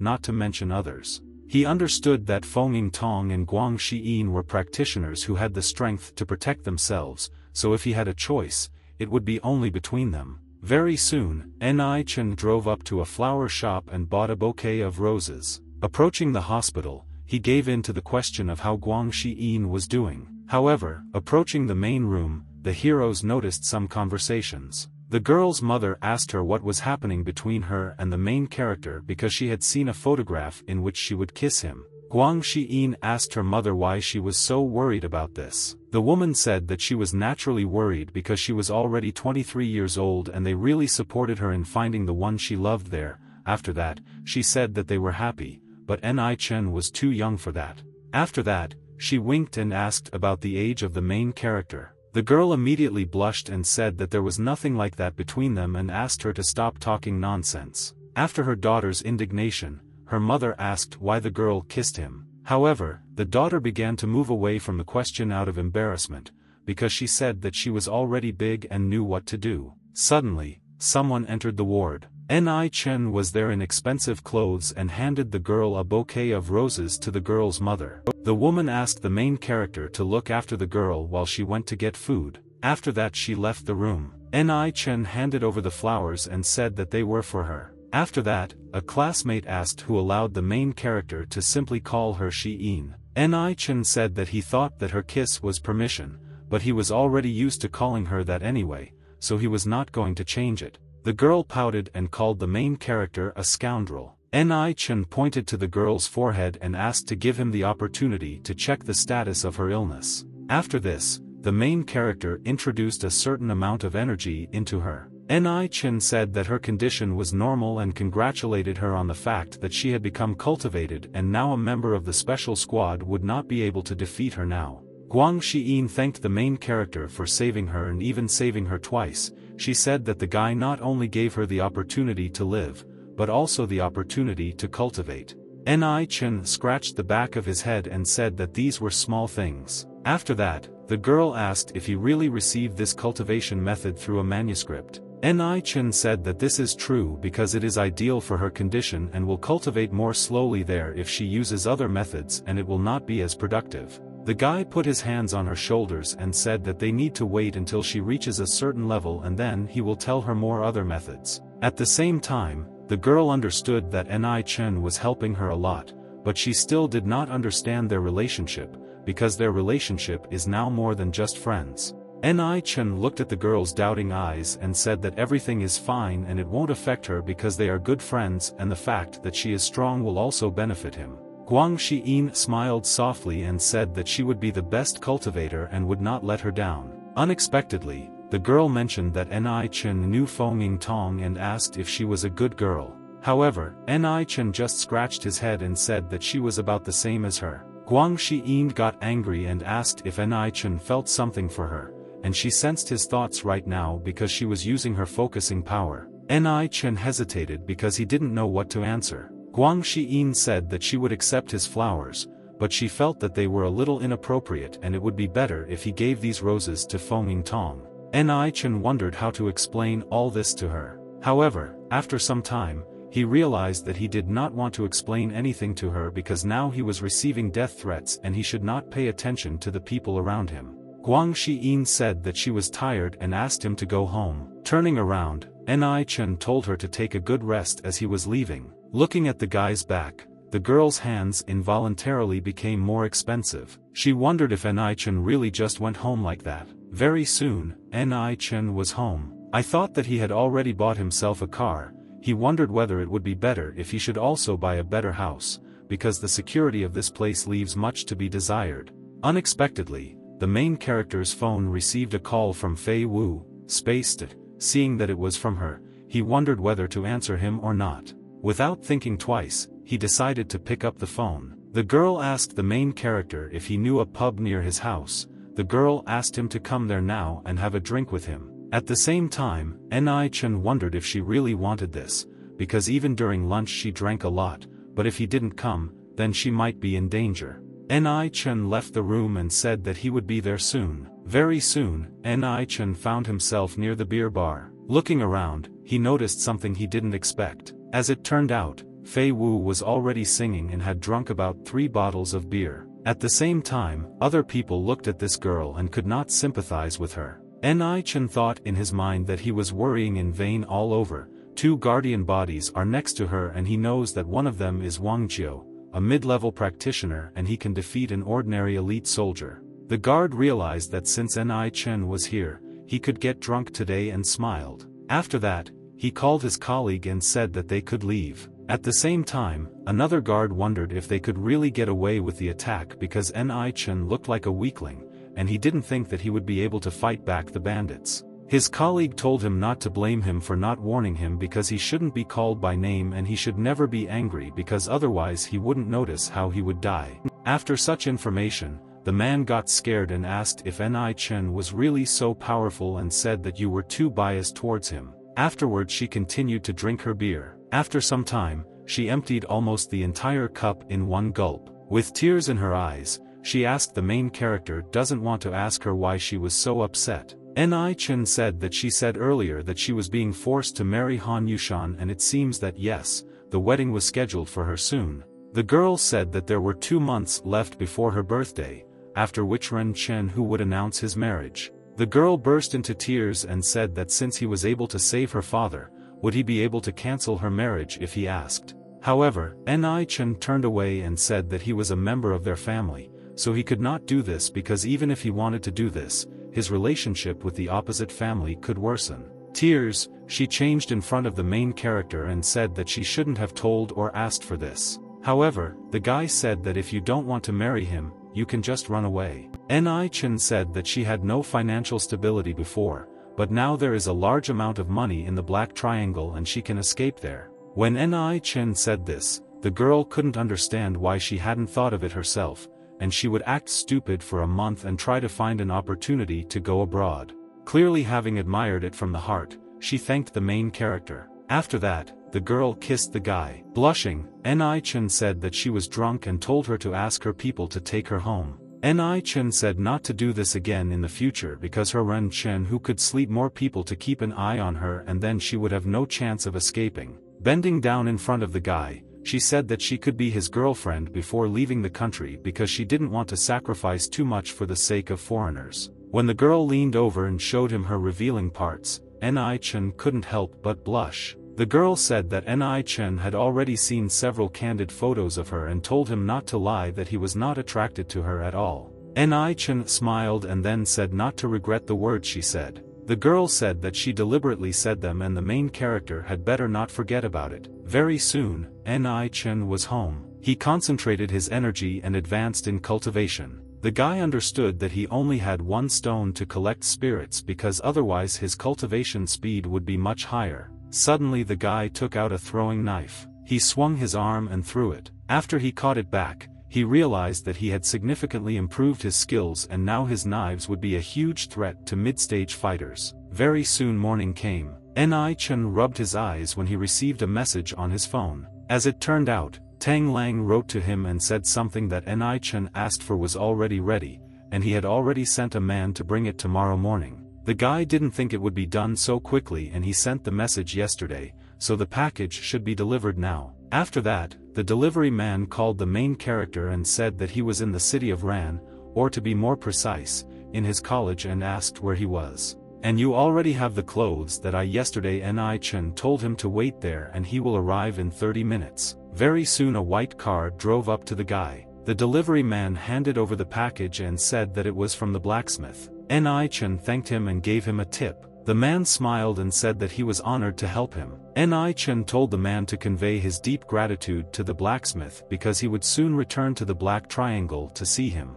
The delivery man agreed with this and went about his business. The guy understood that he hadn't even opened the box yet, but he could already feel the power emanating from these knives, so he couldn't wait to see them. Very soon, Ni Chen found himself in his room in front of a box of swords. Opening it, Ni Chen saw something truly breathtaking. These were 2 red turquoise throwing knives that sparkled with their polish. Ni Chen was very happy with what he saw because these knives have a mind of their own and Tang Lang must have worked hard to make them. After that, Ni Chen bit his finger. He understood that since they have their own consciousness, he can shed some of his blood on them. Immediately after this, the throwing knives began to absorb energy from the main character. The guy was extremely happy that it worked and was glad to try them in action. Immediately after that, he told this sword to fly up, and they appeared in the air without his movements. Having issued a clear command, these knives ended up in the wall. Ni Chen understood that after this, the knives actually became more powerful because he would have a chance to go against the peak stage of the Heavenly Realm cultivators, and he would definitely be able to defeat the middle stage of the Heavenly Realm cultivators. Suddenly, another call came to his phone. As it turned out, Tang Lan called him, and Ni Chen thanked him for the knives. Tang Lan said that he heard that people had discovered something interesting on the city's Black Thunder Mountain, and the people of the Triangle were heading there to check it out. The guy understood that Black Thunder Mountain was very close to him and only a few hours away. The guy asked what was so interesting there that made the people from the Black Triangle go there. The man said that, judging by the information she would receive, there is a monster up there, and monsters are a good find. When Ni Chen heard about this, he realized that it was incredible because he was interested not in the monster itself, but in a secluded place that should have concentrated energy. I understood that those who were threatening him with death said that they would begin to act in a month if he needed at least 3 months at the external cultivation speed. The guy thanked the blacksmith for the information and said that it was important to him, and the main character said that he needs to go to the Black Thunder Mountain right now. The man wished good luck to the main character and said that he should be careful because there might be some powerful people from the Heavenly Kingdom there. Ni Chen smiled and said that he would be careful. Ni Chen smiled and had already decided to go to that Black Thunder Mountain. At the same time other researchers also rushed to this place. There was also Feng Tong, whom someone called from behind. The girl walked away from him and told him to stop following her because she has someone she likes. The guy asked if it really was Ni Chen, because he admits that he is strong, but he has no support and protection behind his back, and if so, he should have the aura of a tyrant, but he looks like a naive child. Yang Qingyun said that as far as he understands, many influential people want him dead and he doesn't think that Ni Chen can live a long life. Does the guy think that he is saying the right things, and despite the fact that he is a soldier, he still wants the death of a civilian? The man said that he was not just an ordinary citizen, but he killed someone in the Black Triangle. If there were laws there, he would already be in prison. At the same time, one of the soldiers climbed onto the hood of the car and attracted attention. The man said that everyone must already know about this mission, but he wants to explain everything again. He said they only have 3 tasks. Firstly, they must catch this monster alive. Secondly, find a secluded place from where he came. And thirdly, do not allow anyone who is a member of the army into these territories and kill everyone who is not from the army who comes into their field of vision.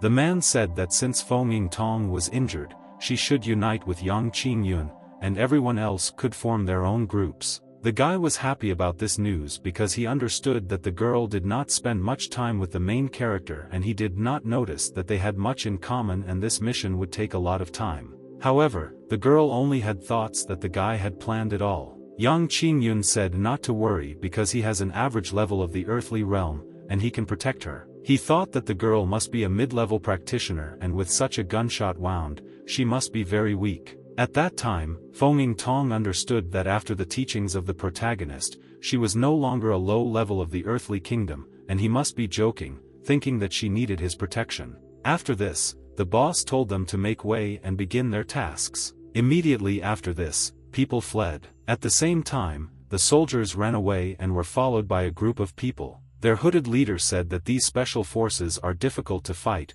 so they need to quickly watch them. At the same time, a woman was moving through the forest. She asked where a certain baby was and told her to let her older sister find her. Very soon some rustling could be heard in the forest. The mysterious snake crawled out onto the lawn and began to look around. The natal girl realized that this was her prey and was already going to kill her. She threw her throwing knife. However, to the girl's surprise, it didn't even pierce the snake's skin. The fact itself remained a fact, because the girl had already declared the snake her prey. However, she clearly did not expect that another man in disguise and with a rifle was following her right now. He shot her from afar. Thus, he hit her right on the forehead. After that, the man approached this snake. He smiled and said that the spiritual monster was now his. Nevertheless, he clearly did not expect that this snake would rush at him very soon. Thus, she jumped right up to the man's neck and bit him. After such sharp pain, the man shrank and lost his prey. He realized that it was freezing poison. Very soon he literally turned into a block of ice. Very soon that snake hid under the girl's corpse.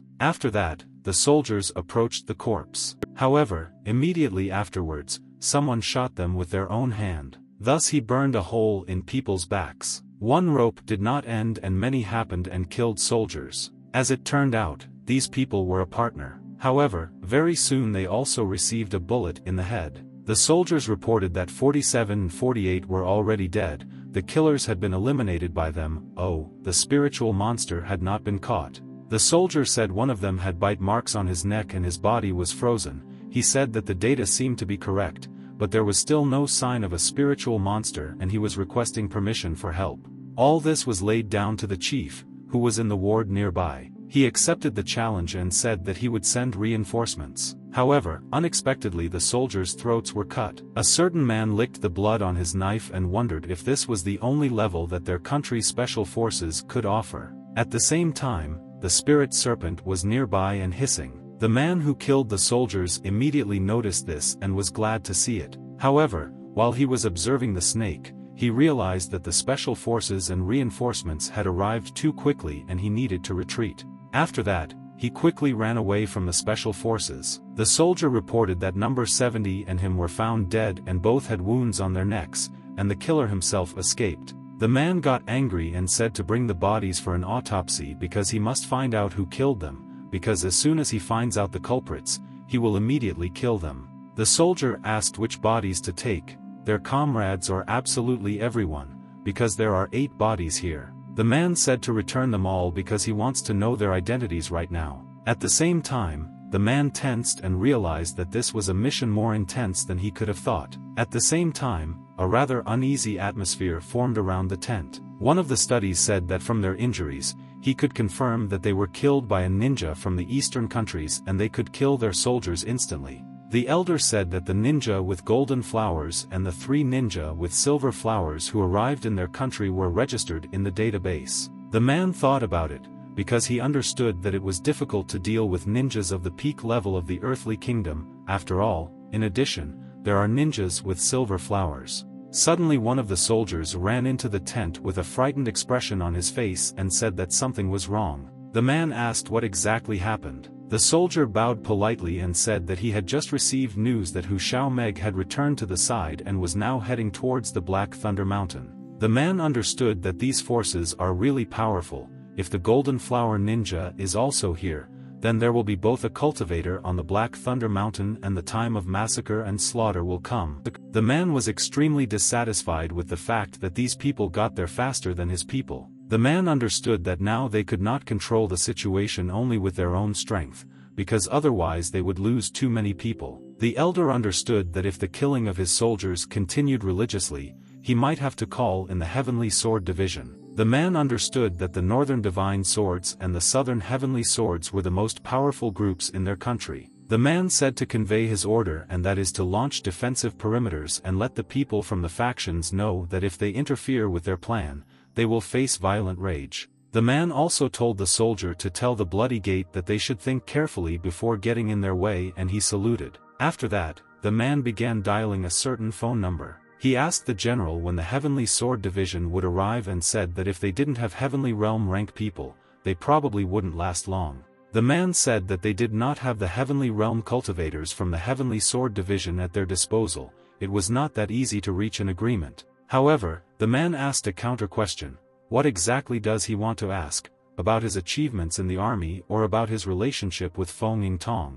The man said that Qing Yun is his nephew and he must take good care of him, so he wants to hear an answer about these 2 situations, because if a man doesn't want to answer anything, then there's nothing wrong with that. Nevertheless, the man said to take care of the guy's safety, because he came to the earthly kingdom at such a young age and would soon definitely end up in the Heavenly Sword Division. The man understood that where there are good people, there will be gangs, but people will not help them so easily if they are weak. He understood that the Heavenly Sword Division was indeed powerful, but sometimes it was used incorrectly. After that, another soldier came up and said that several more of their people had died and it looked like someone was chasing them. The chief asked where they came from and why so many strong people appeared here in such a short time. However, after some time, the soldier said that he thought it was because of the main character. Not understanding who we were talking about, he asked who Ni Chen was. The soldier said that Ni Chen is the one who killed Qinya in the Black Triangle and then obtained the ancient manuscript at the auction.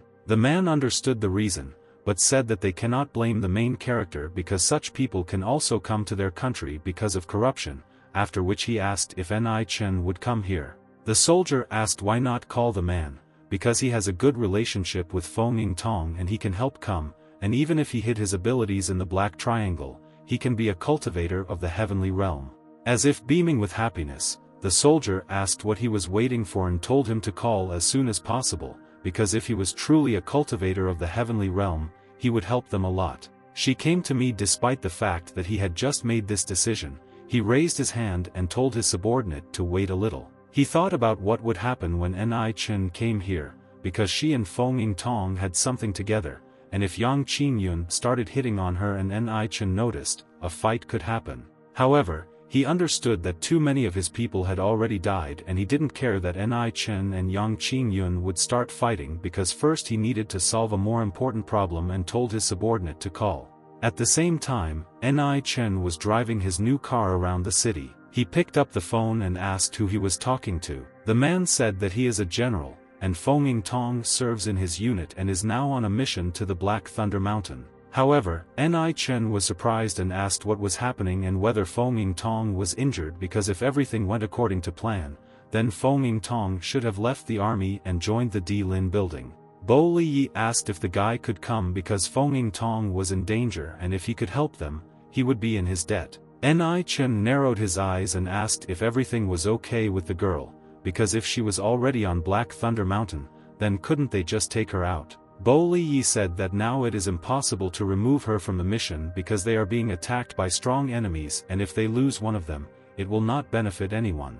Ni Chen narrowed his eyes and said that he would be there in an hour and asked him to take care of the girl until he arrived. After that, Ni Chen turned and started driving towards the mountain. Almost an hour later, Ni Chen was already in Yusha. There were 4 strange people waiting for him, apparently researchers. He didn't understand that these people had the strongest aura and were not weaklings at all. After that, Bo Liyi came out and greeted everyone. The man in black saluted the general and said that his team had arrived here as reinforcements. Bo Liyi realized that the Heavenly Sword team had come here, but asked why only a minority of the team was here, since so few people had come. The man in black also said that in war it is not numbers that win, but quality, and this is a real strength because the presence of their team is already enough for victory. After that, Bo Liyi looked around and told them to begin the mission. However, unexpectedly, the same man asked why civilians were in a secret territory, looking at the main character.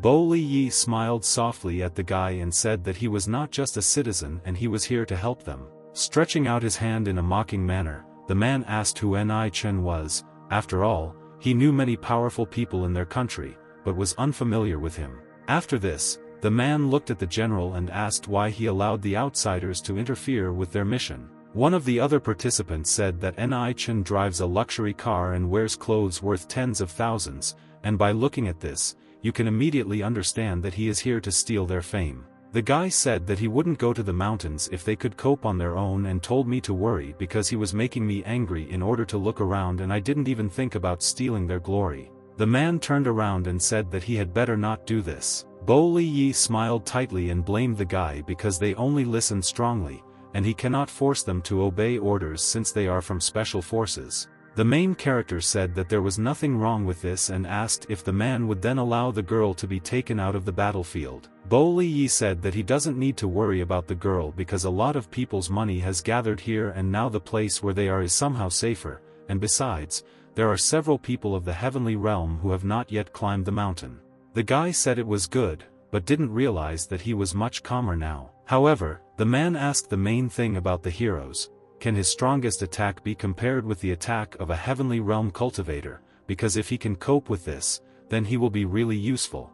Ni Chen said it was true. He understood that his attack now could be compared to the late stages of the heavenly realm, but if he said this to the general, it would not have any effect on this situation. Bo Liyi was happy about this and said that immediately he had such a skill, they had nothing to fear because there was a trump like him. Bo Liyi said that since the special forces do not want him to climb the mountain yet, would he like to go and check the wounds of the deceased because he can learn about the enemy's tactics and skills and it will be easier for him to defeat them.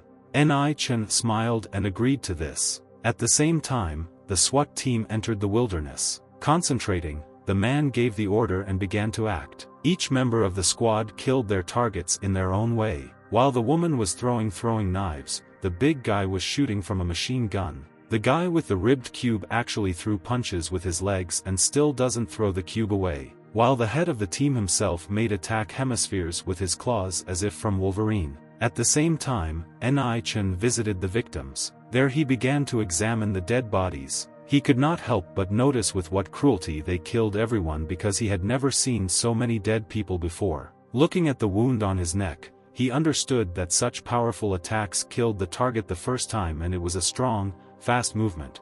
If he had been attacked with it unnoticed, he would not have had a chance to evade it.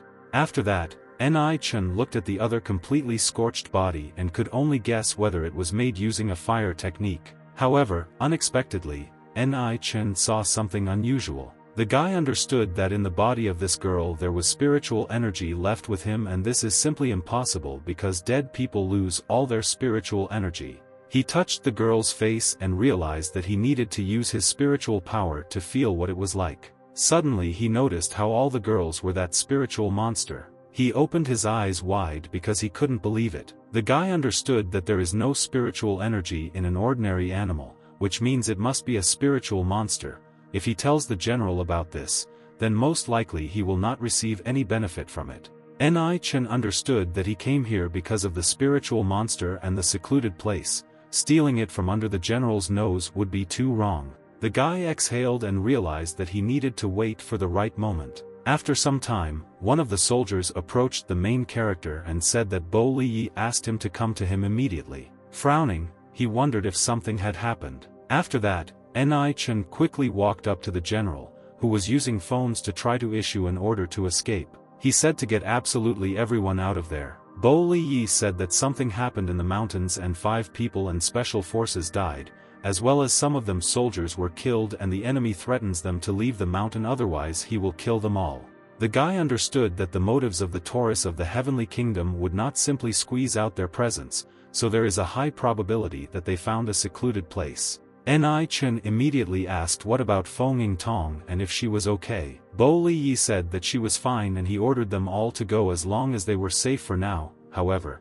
they simply could not retreat. Ni Chen said that if they retreat now, even if they are helped by the heavenly swords, then their country seems to be in danger from the strong peoples who are from other countries. Bo Liyi put his hand on the main character's shoulder and asked if he could kill the cultivator of the heavenly realm if he had such an opportunity. After all, this mission is really dangerous. He wouldn't blame him if he refused since they don't know his real strength. The guy understood that this mission was dangerous, and if it was just a low-level heavenly realm cultivator, then it would definitely be able to kill him, but if it turned out to be an average level, then he had much less chance of winning.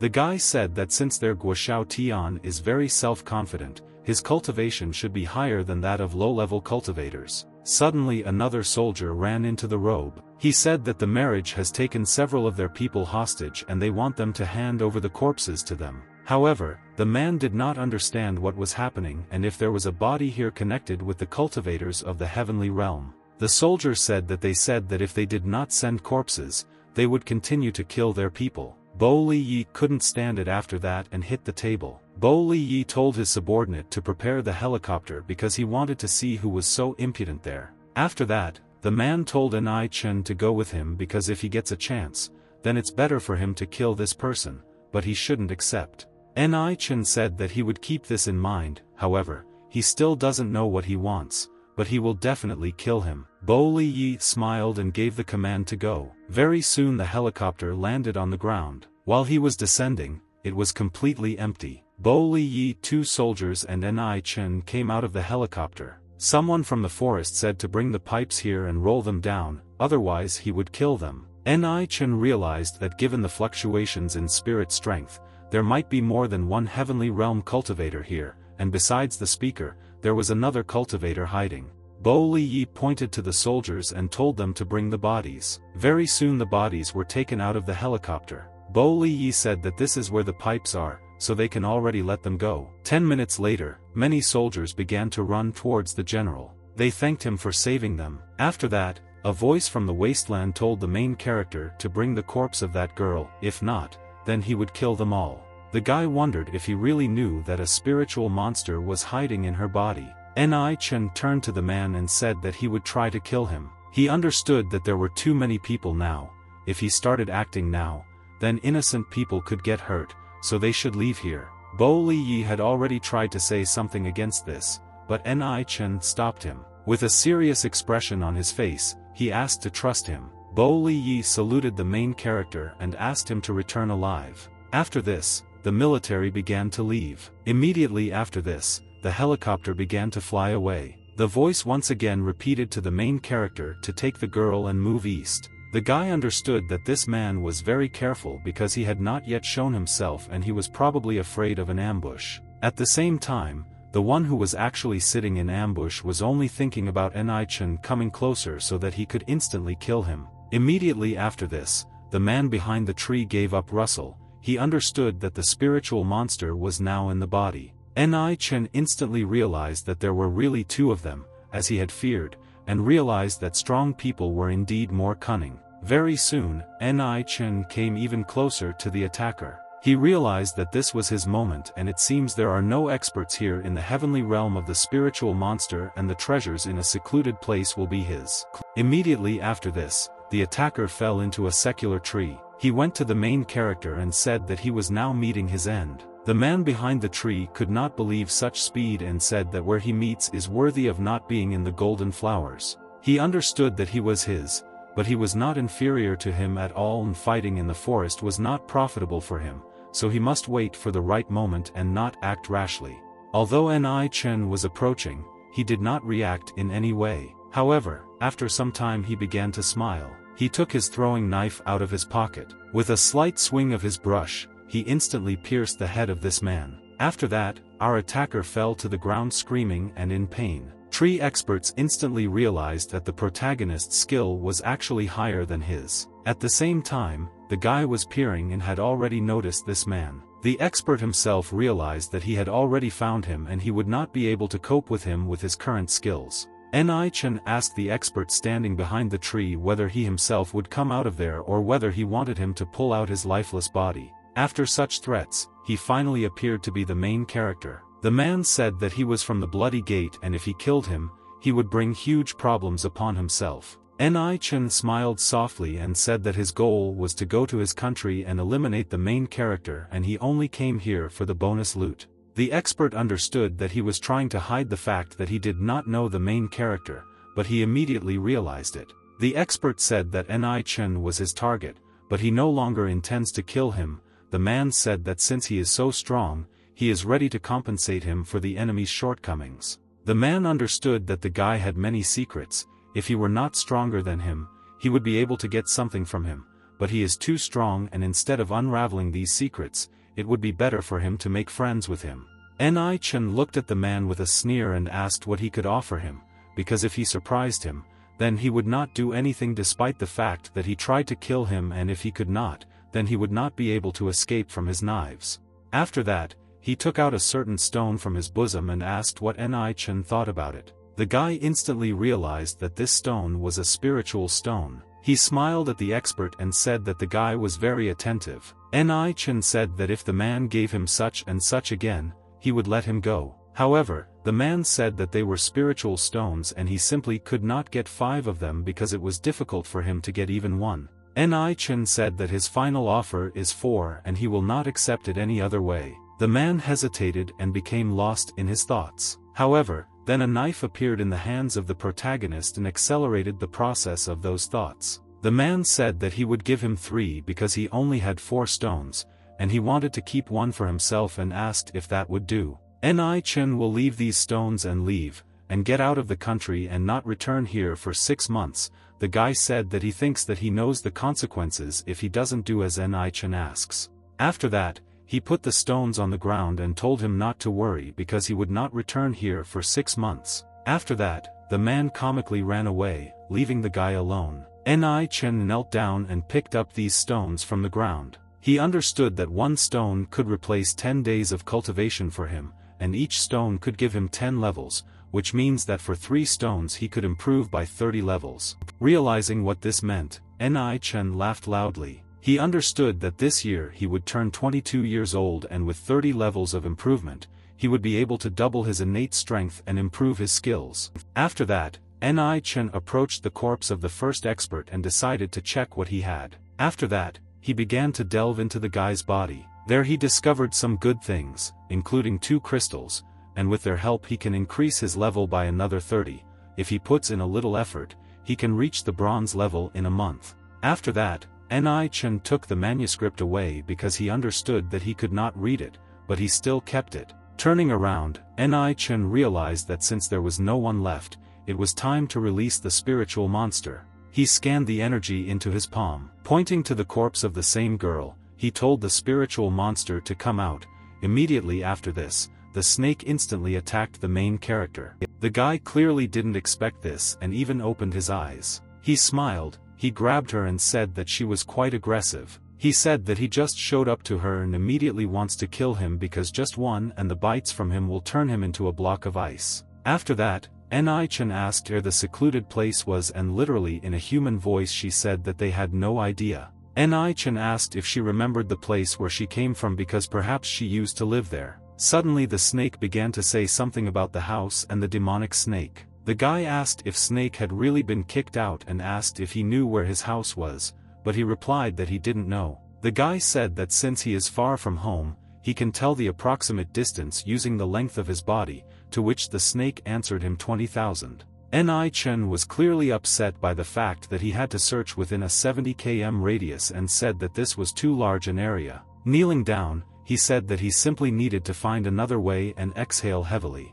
The guy said that the demonic snake that was mentioned was possibly important and asked if the monsters below were influencing the ground monsters and, if so, problems would arise. At the same time, the situation in the tent was quite turbulent. Feng Tong asked, "Is Ni Chen really in the mountains?" Bo Liyi said not to worry because Ni Chen will not act if he is not confident in himself. The man understood that it was he who would decide whether he would be lucky enough to enjoy it or not. The girl said that if the Heavenly Realm experts found out what Ni Chen was planning, he might be in danger, and if they sent a helicopter now, then these people might get scared and run away. However, Qing Yun said that it was useless because if these Heavenly Realm experts found him, then they would not stand on ceremony with him and he would already be dead. When Feng Tong heard this, she became angry and asked what he just said. The guy said that a weakling like Ni Chen doesn't have the slightest chance against the experts of the Heavenly Realm and his people were killed instantly, and she thinks that he can single-handedly defeat those experts that he considers nonsense. After such a convincing explanation, the girl began to worry about the main character and prayed for his well-being. Suddenly, a request came into the general's radio. The girl instantly recognized the voice of the main character and sighed with relief because he was alive. She grabbed the walkie-talkie and asked how he was feeling and if everything was okay. Ni Chen said that he was fine and asked the general to send a helicopter because he had already killed the enemy. When Qing Yun heard this, he asked if it all happened so quickly. Not believing this, Bo Liyi asked what Ni Chen meant. The guy said that he said exactly what he meant because Marriage wanted to kill the main character, but he took this chance and threw his knife at him and thus killed him. The Prilipolov soldier said that Ni Chen was probably not the one who killed the experts of the Heavenly Realm and there are quite a lot of other experts in the mountains now. The general asked if he was sure that this was the expert who killed their guys, because if this was not so, he should be careful. Ni Chen said that he was sure it was him. When Bo Liyi heard this, he realized that the victim of the main character in Golden Flowers was an incredibly strong person. Qing Yun did not see that this was possible and wondered what really happened. Ni Chen asked him to come here quickly and said that he also caught a spiritual monster. When Bo Liyi heard this news, he was completely shocked and dealt with the military task. Happy Bo Liyi told the main character to wait a little because they were about to take off. Qing Yun had already tried to stop the general, who was scared by this. The guy asked if the man thought this was too strange because they know very well how powerful a ninja can be and asked if the guy was really strong enough. Qing Yun said that he thought it was a trap. He said that Ni Chen must have been captured by the enemy and was deliberately inviting them to the mountain. Feng Tong intervened in the conversation and said that Ni Chen definitely would not lie to them and if they did not want to go,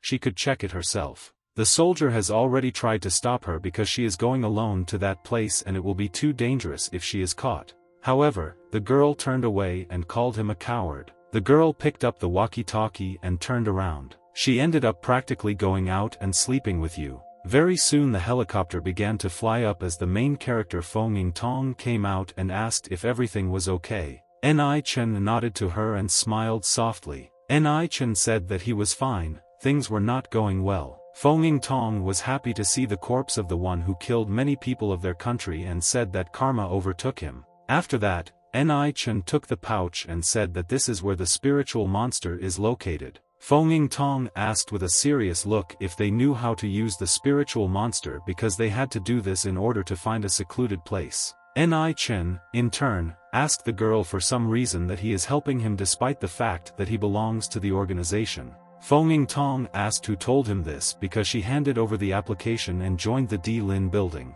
The blushing girl said that the spiritual monster was indeed valuable, but only if he could find a secluded place, which would be much more valuable. The guy said that the spiritual monster is a newborn and its value is small. He said that he had already asked about a secluded place and the snake told him that it was not on the Black Thunder Mountain. The guy said that he had covered 70 kilometers and did not know from which direction. The girl said that different things like this spiritual master is useless to him. If he gives it to the army, he will get more benefits. Ni Chen asked, do you really think that he is so stupid and risked his life just to kill him?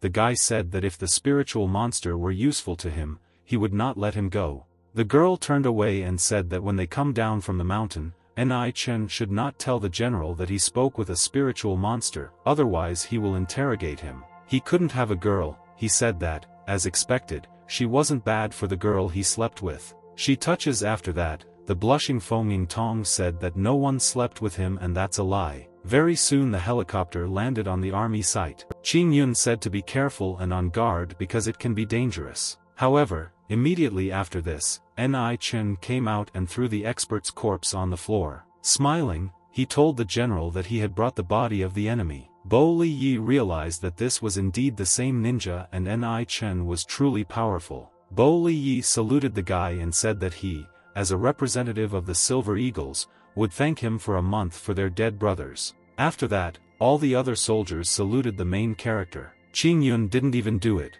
but still thought that the main character was lucky. After that, he took off his bag and said that he was the same spiritual monster that they needed. Bo Li Yi said that he didn't know how to thank him because he not only killed the enemy, but also caught a spirit monster for them. Ni Chen asked how he would reward him and handed him the bag. After this, the man asked what reward he wanted. Ni Chen said that he did not need much and spiritual stones would be enough for him.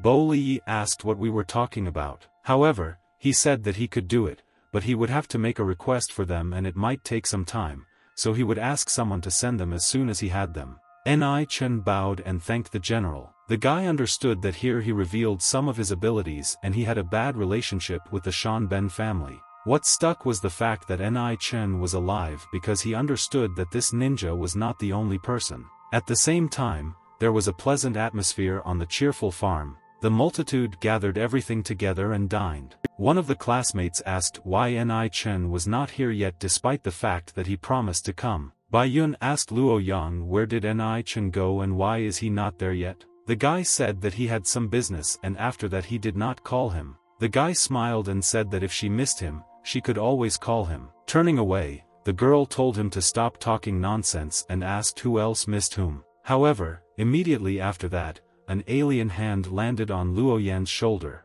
Zhou Yi asked Luo Yan is Bai Yun really in love with the main character because people at school say that there is something between the main character and Guang Xiyin. Luo Yang said that Ni Chen has been very popular with girls lately and not only Guang Xiyin, but also another beauty named Fei Wu is hanging around him. The guy decided that they simply had to ask the main character how to pick up a girl when he arrived. However, unexpectedly the guy heard a loud scream from a girl from afar. They immediately realized that it was the elder's cry and decided to see what was happening there. Having run out, they very soon found themselves near the girl. Luo Yan asked the head girl what happened while she stood in shock and looked at something. The girl found herself in front of some tree. It was obvious that she was clearly afraid of something and she said that there was some kind of phantom there. However, Luo Yan didn't understand why a ghost appeared on such a sunny day. A classmate asked the girl why the ghost would wait here in the middle of the day and approached them. He said that if you are her, then you can be next to him and no ghost will come close. With tears in her eyes, the girl said that there was a ghost inside the tree. However, Odnaklasnian came close to the tree and kicked it, indicating that there was nothing here and she must have been tired from her work lessons. Nevertheless, the guy clearly did not expect that some kind of unpleasant mixture began to accumulate behind his back.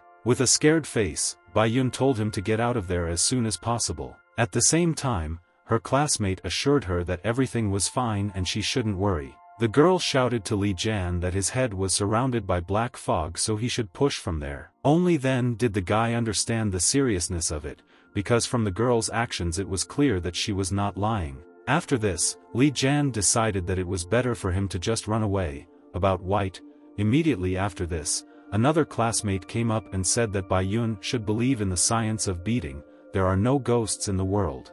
After that, he asked the other girls to take the head girl back so that she could calm down. After that, Zhou Yi asked Luo Yan whether he thought the ghost was real or not. Luo Yang said that he thought that it was the accumulated fatigue from studying and work and that she was most likely overtired. After that, he said that he should call the main character. If he manages to arrive quickly, then he can calm the headman, this is for sure, or by bringing him closer. After that, Zhou Yi dialed the main character and said that they better hope he answers. Ni Chen got out of the car and asked whether Zhou Yi had been discharged and asked what the situation was at the farm. Zhou Yi said that thanks to him he would recover very quickly, but something happened to the headman. The guy said that she saw a ghost and she is now very scared. If he arrives soon, he will be able to calm her down. Ni Chen said that he would be there soon and asked everyone else to comfort her. Ni Chen understood that normally people would not believe in such things, but in this world there is an evil that unites and becomes an anomaly, which people say are ghosts. He understood that if it was a vengeful ghost then Baiyun might be in danger, so he needed to get there as soon as possible. One of the classmates asked the girl to eat something to try to cheer her up. The girl said that she had no appetite and asked not to pay attention to him. Li Jian went up to the headman and said that nothing had happened to him, so everything would be fine if he was here. Very soon Ni Chen arrived there, whose arrival Luo Yan was extremely happy about. The guy smiled softly and approached the celebration. When Baiyun saw the main character, she couldn't help but greet him. Zhou Yi put his hand on the main character's shoulder and asked if he had bought new clothes because he could hardly recognize him. Everyone understood that the main character was wearing branded clothes worth tens of thousands of dollars. Looking at his shoes, many noticed that they looked radically different and were very different from what he had worn before. Classmates began to wonder if Ni Chen was really the wind, because even if his clothes were fake, they still had to be expensive. Li Jian understood that Ni Chen had received his 5 seconds of glory earlier, and now he would show off here. Ni Chen approached the headman moderately. Ni Chen sat on her lap and asked how she was feeling. Zhou Yi said that she was shocked. The girl asked if the guy would laugh at her. Ni Chen smiled softly and shook his head. Ni Chen stood up and extended his hand and asked her what happened. The girl got up and said that she would take him there because now she is not so scared when Ni Chen is here. She came to that very tree and said that it was here. Ni Chen instantly activated her vision. I didn't understand that he didn't feel any knowledge. There was no ghost. Ni Chen asked the girl if something was wrong. Baiyun said that she saw a face on a tree that strangely smiled at her, so she was so scared that she screamed. After that, she told how after Li Jian touched the tree, his body was surrounded by an incomprehensible mist that entered his body. The girl said that when the black fog appeared there was a little white energy in it. Ni Chen asked if she had encountered anything strange recently. Baiyun began to remember her everyday life. The girl remembered that when she was praying, a vase fell in front of her. Baiyun said that the monk raised that vase, but it still continued to fall in front of the girl, and after that the man said that it was condemned and gave her the vase. After that, Ni Chen asked where this vase is now. Apparently perhaps this is another base for collecting spirits. The girl said that it was in the bag because she did not have time to put it in the house. The hero extended his hand and asked to give him the opportunity to look at that base. The girl ran in the other direction and said that she would now bring her purse. After thinking, Ni Chen realized that if this was a vase for collecting perfume, then the ghost that the girl saw had most likely already escaped from there. 5 minutes later, the girl returned and handed the main character her bag. The guy slowly opened it. After rummaging through his things, Ni Chen began to look for a vase. After some time, Ni Chen noticed some kind of device and couldn't help but say that it was quite thin. Ni Chen blushed and changed for making a mistake. Baiyun said that this happens every month and asked to just put everything back. After further digging through the bag, the guy finally found something. This time it turned out to be women's panties. Blushing, Ni-chan once again did not apologize for accidentally choosing this.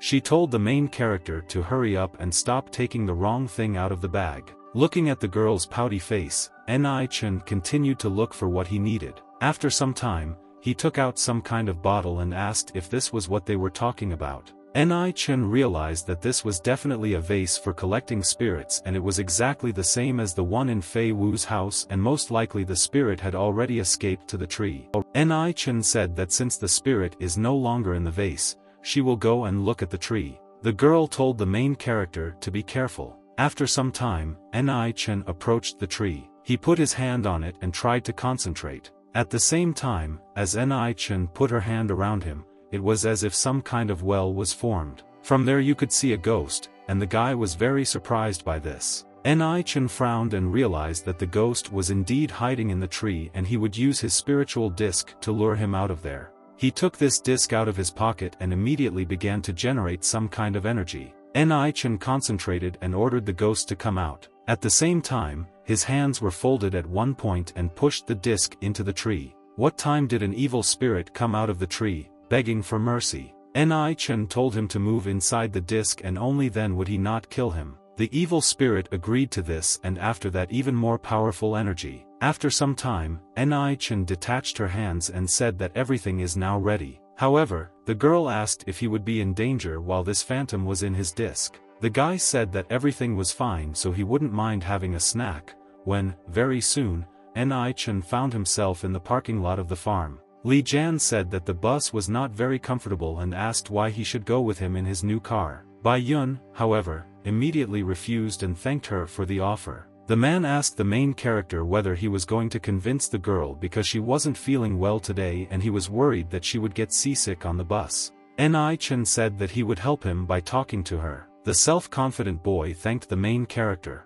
Ni-chan turned to the girl and said that he was worried about her because she might get seasick on the bus. Ni-chan didn't even turn around and said that it was not good to underestimate others and told him to keep his mouth shut. Li Jan told him not to think that he was so cool just because he had good boards in the sea and asked if he could earn money. Li Jan very soon came out onto the wasteland and told the headman to sit down. After the refusal, Li Jan asked what Ni-chan would say to this answer. Ni-chan turned around and asked the headman not to stoop to his level. The girl smiled and agreed with this. Very soon, Ni-chan parked his car, and everyone was shocked. One of the same people was Li Jan, who pointed at the car and asked where it was his car was transported. Ni-chan said that this Logata costs 9 million and is very cheap. At the same time, classmates began to envy the main character, while others rethought their opinion. Li Jan almost said, without hesitating, that it was inexpensive, while he understood that Ni-chan really had a lot of money. The guy said goodbye to his classmates, and they went their separate ways. Immediately after this he drove away from the meeting. At the same time, a cloud of smoke and gas hit Li Jan's face, and he understood that Ni-chan had disgraced him again. She said goodbye to the main character, who dropped her off near the house. The guy understood that since he had already brought the headman home, he would go and check out the house that his uncle had bought for him, and he should already be ready to move. At the same time, someone called the main character's phone. As it remained, it was the same uncle who said that the house he wanted had already been built and was also not far from the school. The guy remembered his requirements for building a house and asked if there was already furniture in the house. He understood that his uncle organized everything very quickly, and he only told him in the evening about his house and everything was already ready. I told you that everything has already been prepared and you can move into the house right now. The guy asked him to tell him the address and call someone to bring him the keys since he would sleep there today. The uncle said the address of the house and Ni-chan immediately changed direction. Very soon he arrived at that very address and got out of the car. The guy looked around the house. After that, a certain man in a suit handed the papers to the main character and said that his uncle had slept him here in order to give him the key and access card. Ni-chan smiled softly and thanked him. Entering the house, the guy looked around. He noticed that there was a large living room for the servants, a kitchen, 2 bathrooms and 2 guest rooms. The second floor contained the master bedroom, 3 guest rooms and a living room. After looking around, the guy also noticed that there was a gym, Ni Chen understood that he would probably convert the gym into a cultivation room because it seemed like a good idea to him. After this, the uncle called the main character and asked if he was satisfied. Ni Chen said that the house is quite good and definitely better than the one he lived with before, and now he can finally have a good rest. The uncle told the main character to enjoy his vacation. He was glad that he liked the place. The guy thanked his uncle for his hard work. After that he hung up. He turned around and realized that he needed to treat Luo Yan and Zhou Yi to dinner today. Very soon it was deep evening. The main character's table was covered with all kinds of dishes. Luo Yan took a glass of wine and said that he didn't know that he was the richest person in the school and they thought that he was really poor. Zhou Yi said that he reminded him of a rather funny story. One girl entered college. Her classmates heard that her family sold a cow in order to have enough money for her admission. He said that everyone thought that she was visible. When they visited her during the holidays, it turned out that her family owned all the cows in the mountains. Ni Chen said that I was very sorry for him to reveal this from them all. He didn't want it, not now he didn't, but rather was ruined. When the guys heard this they were speechless. Zhou Yi asked if Ni Chen was involved in the arts and why he helped him solve his problems. After that, he asked if there was any weakly important in his body, like in the comics. Ni Chen said that this really exists and is called innate strength or something else, but this is just a name. Luo Yan asked the guy if he had any innate talent and if they had the opportunity to become someone like him. Ni Chen asked them to hand over their hands to him. After that, Ni Chen began to carefully look at the palms. Ni Chen said that they are older than the desired age and their veins are very compressed, and if you start training now, you will not achieve the most success. Luo Yan was upset and asked if he really didn't have the slightest chance of this. Ni Chen told him that he can get anything if he puts in the effort and there is a way, but it is too risky. The guy said that one of the ways was to use a genetic medicine, but there is a chance of dying or side effects may appear after using it. He called the second method the implantation of animal material into the body, or, to be more precise, the DNA of animals. The third method was genetic shock, because it will help a person activate his abilities or even gain them, but there is also a high chance of dying. Luo Yan hesitated and asked what was used in their country. Ni Chen said that they used ancient martial arts and genetic medicine because ancient martial artists experienced mild side effects. After that, the guys shook their heads and said that he didn't like this situation at all. Ni Chen said that he needed to get back to training now and asked him to never tell anyone what they were talking about today because otherwise it would cause a lot of problems. After that, his friends were so keen to keep it a secret. At the same time, there was a rather unpleasant atmosphere in the Eastern Islands, the house of the Shan Ben family, and it all deteriorated due to the researcher's report to the head of the family. The woman, apparently a spy, said that Tai Yi died in the Yellow Country and they blocked all news about this morning.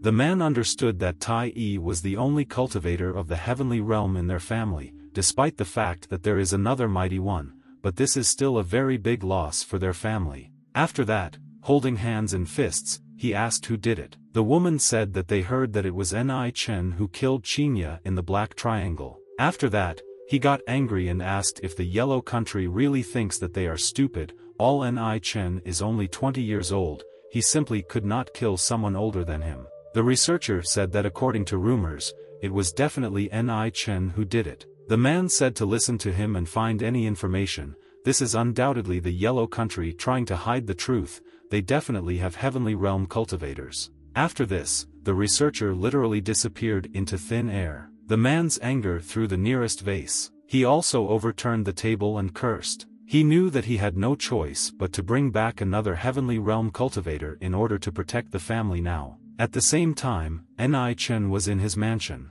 He was holding in his hand the mysterious Sarah stone, apparently the same spirit stone. After that, he sat in the lotus position and began cultivating. Ni Chen very soon woke up and was glad that he had absorbed a lot of energy at the 7th star pictogram, and with additional spiritual stones he received 11 levels because he was already at the 33rd.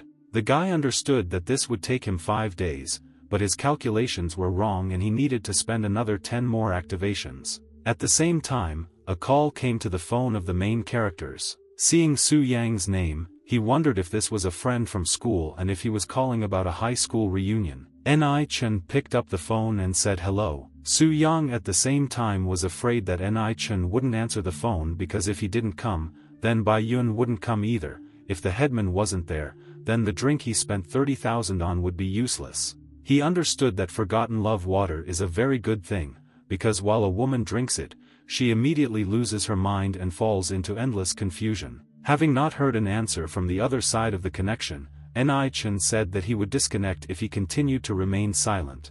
Su Yang said that the Odnoklasniki reunion party will be celebrated at the restaurant of the Golden Palace and said that it starts at 6, asking not to forget about it. Ni Chen agreed to be there while understanding that he had to rest today after absorbing the spiritual stone and most likely he would go to the Odnoklasniki reunion. Su Yang said that he could take his family with him, and also don't forget to bring his girlfriend with him, because everyone wants to meet her. Ni Chen said that there is no need for this since he will be on his own. Su Yang asked why he was doing this and was he really afraid that he would steal her?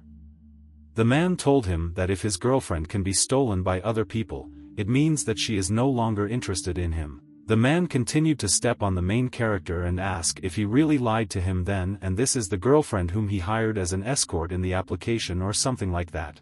Ni Chen looked out the window and congratulated him that he understood everything correctly, because she was just his friend from college, and not his girlfriend. The man understood that if she was not the main character's girlfriend, then he simply had no way to invite her. Su Yang said that it was his fault that he was lying to his old friend and told him how to invite her to the party and let everyone get to know her. Ni Chen said that he would not invite her so that he would not speak, to which he told him that the party starts at 6 and asked him not to be late. Immediately after the end of the call, the man forcefully threw the phone onto the floor to the point that it broke. He was extremely angry that Ni Chen made him waste 30,000. At the same time, Ni Chen noticed something strange. At that moment he ran downstairs. Without thinking twice, he opened the doors. Behind the doors there was a nut who greeted him. The guy asked if she really wasn't going to go abroad and why she was here now. The girl said that she doesn't know why, but her Ren Chen Hu and brother want her to spend more time with the main character now and besides,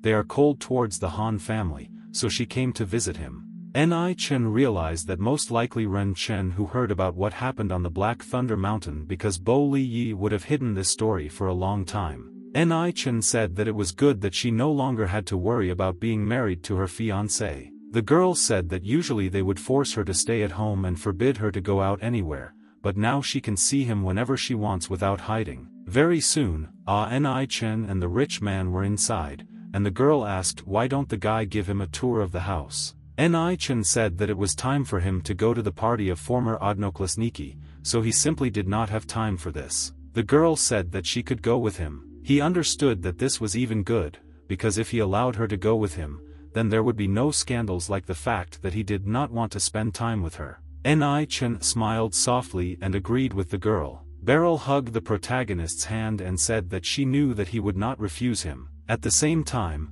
a call came to the cool hero's phone. Ni Chen picked up the phone and Su Yang said that the meeting time has changed and will now take place tomorrow at 6 o'clock. Ni Chen asked why they changed the time again. Su Yang said that since he left, he should return home because they will meet at the Odnoklasniki connection tomorrow. This was Su Yang's form of revenge. Ni Chen apologized for disappointing him, but he was still at home so he said that they would meet tomorrow. Su Yang became angry after this and was already sure that tomorrow he would teach him a lesson. Ni Chen said that the meeting would be tomorrow so they could tour the house and the girl said that she was fine with that. At the same time, Bai Yun's house was located in a rather disadvantaged area. Her mother wondered what she should do now. After all, now they have a new homeowner and utility bills and maintenance have increased several times. Her father said that they are trying to force them to move out and this month they have to pay much more than usual, but they are not rich at all and they simply don't have that kind of money.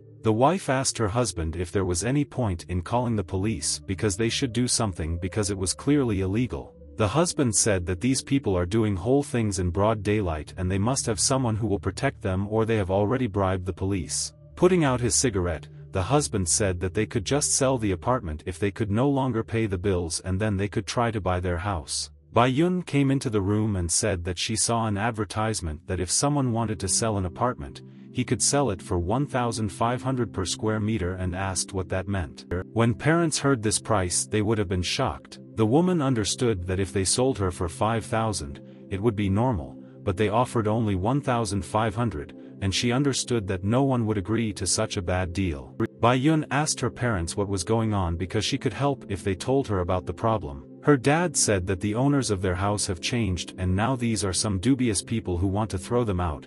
The service fee has already risen to 5,000, and the bills have increased several times.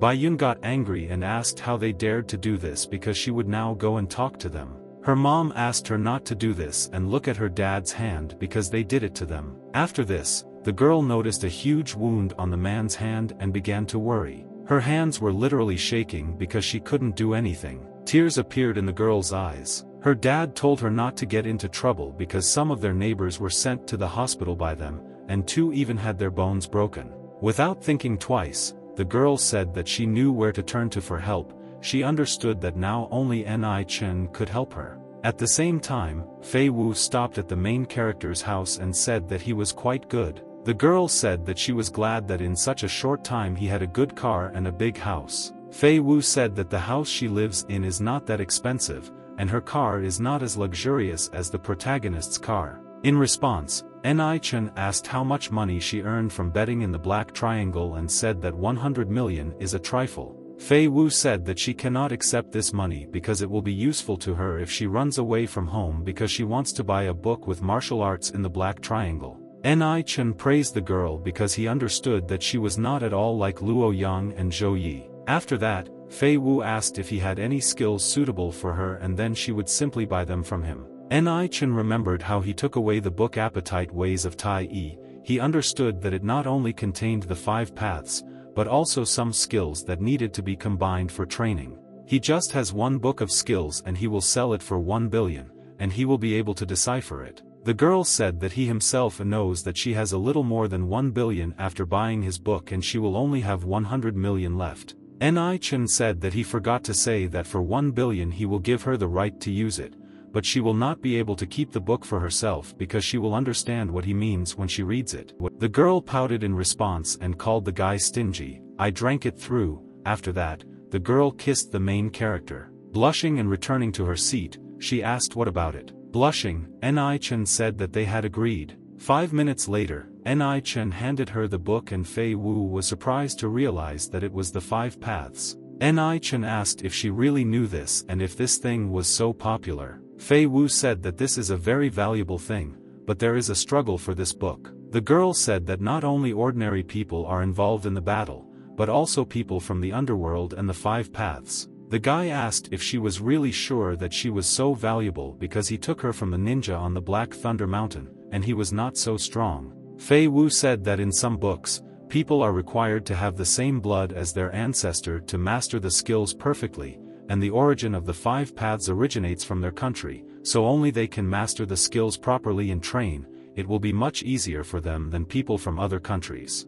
Ni Chen asked if everyone in the country could train with this book. The girl shook her head and said that a person must be compatible in order to train him, otherwise it is just an ordinary book. Ni Chen said that then he would let her try first. Immediately after this, the girl took a ruler. Without thinking twice, she bit her finger and, using a ruler, tried to determine the size of the drop. The girl said that if a book can attract blood to itself from 10 cm, then this means that they are well compatible with it. From 8, ideal compatibility begins at 6, average, and on the 3rd, this means that they are not compatible at all. The girl said that the person the guy mentioned earlier was most likely simply incompatible with the book and its skills, so he could not master the skill well. The guy picked up the book and put it at a level of 15 cm. However, something happened that no one expected. The blood literally soaked into the book instantly, despite the fact that the book was not even on the table. After that, the book in Fei Wu's hands began to glow. Ni Chen wondered if she had such high compatibility with her. Immediately after this, the girl began cultivating. She felt her veins begin to expand. The guy understood that the girl needed time to master this, so she would be alone with herself. An hour later, Fei Wu opened her eyes, which sparkled with an incomprehensible light. Ni Chen said that only an hour had passed, and she had already advanced to the middle stage of the earthly realm. The girl thanked the main character because her 5 paths greatly increased her cultivation.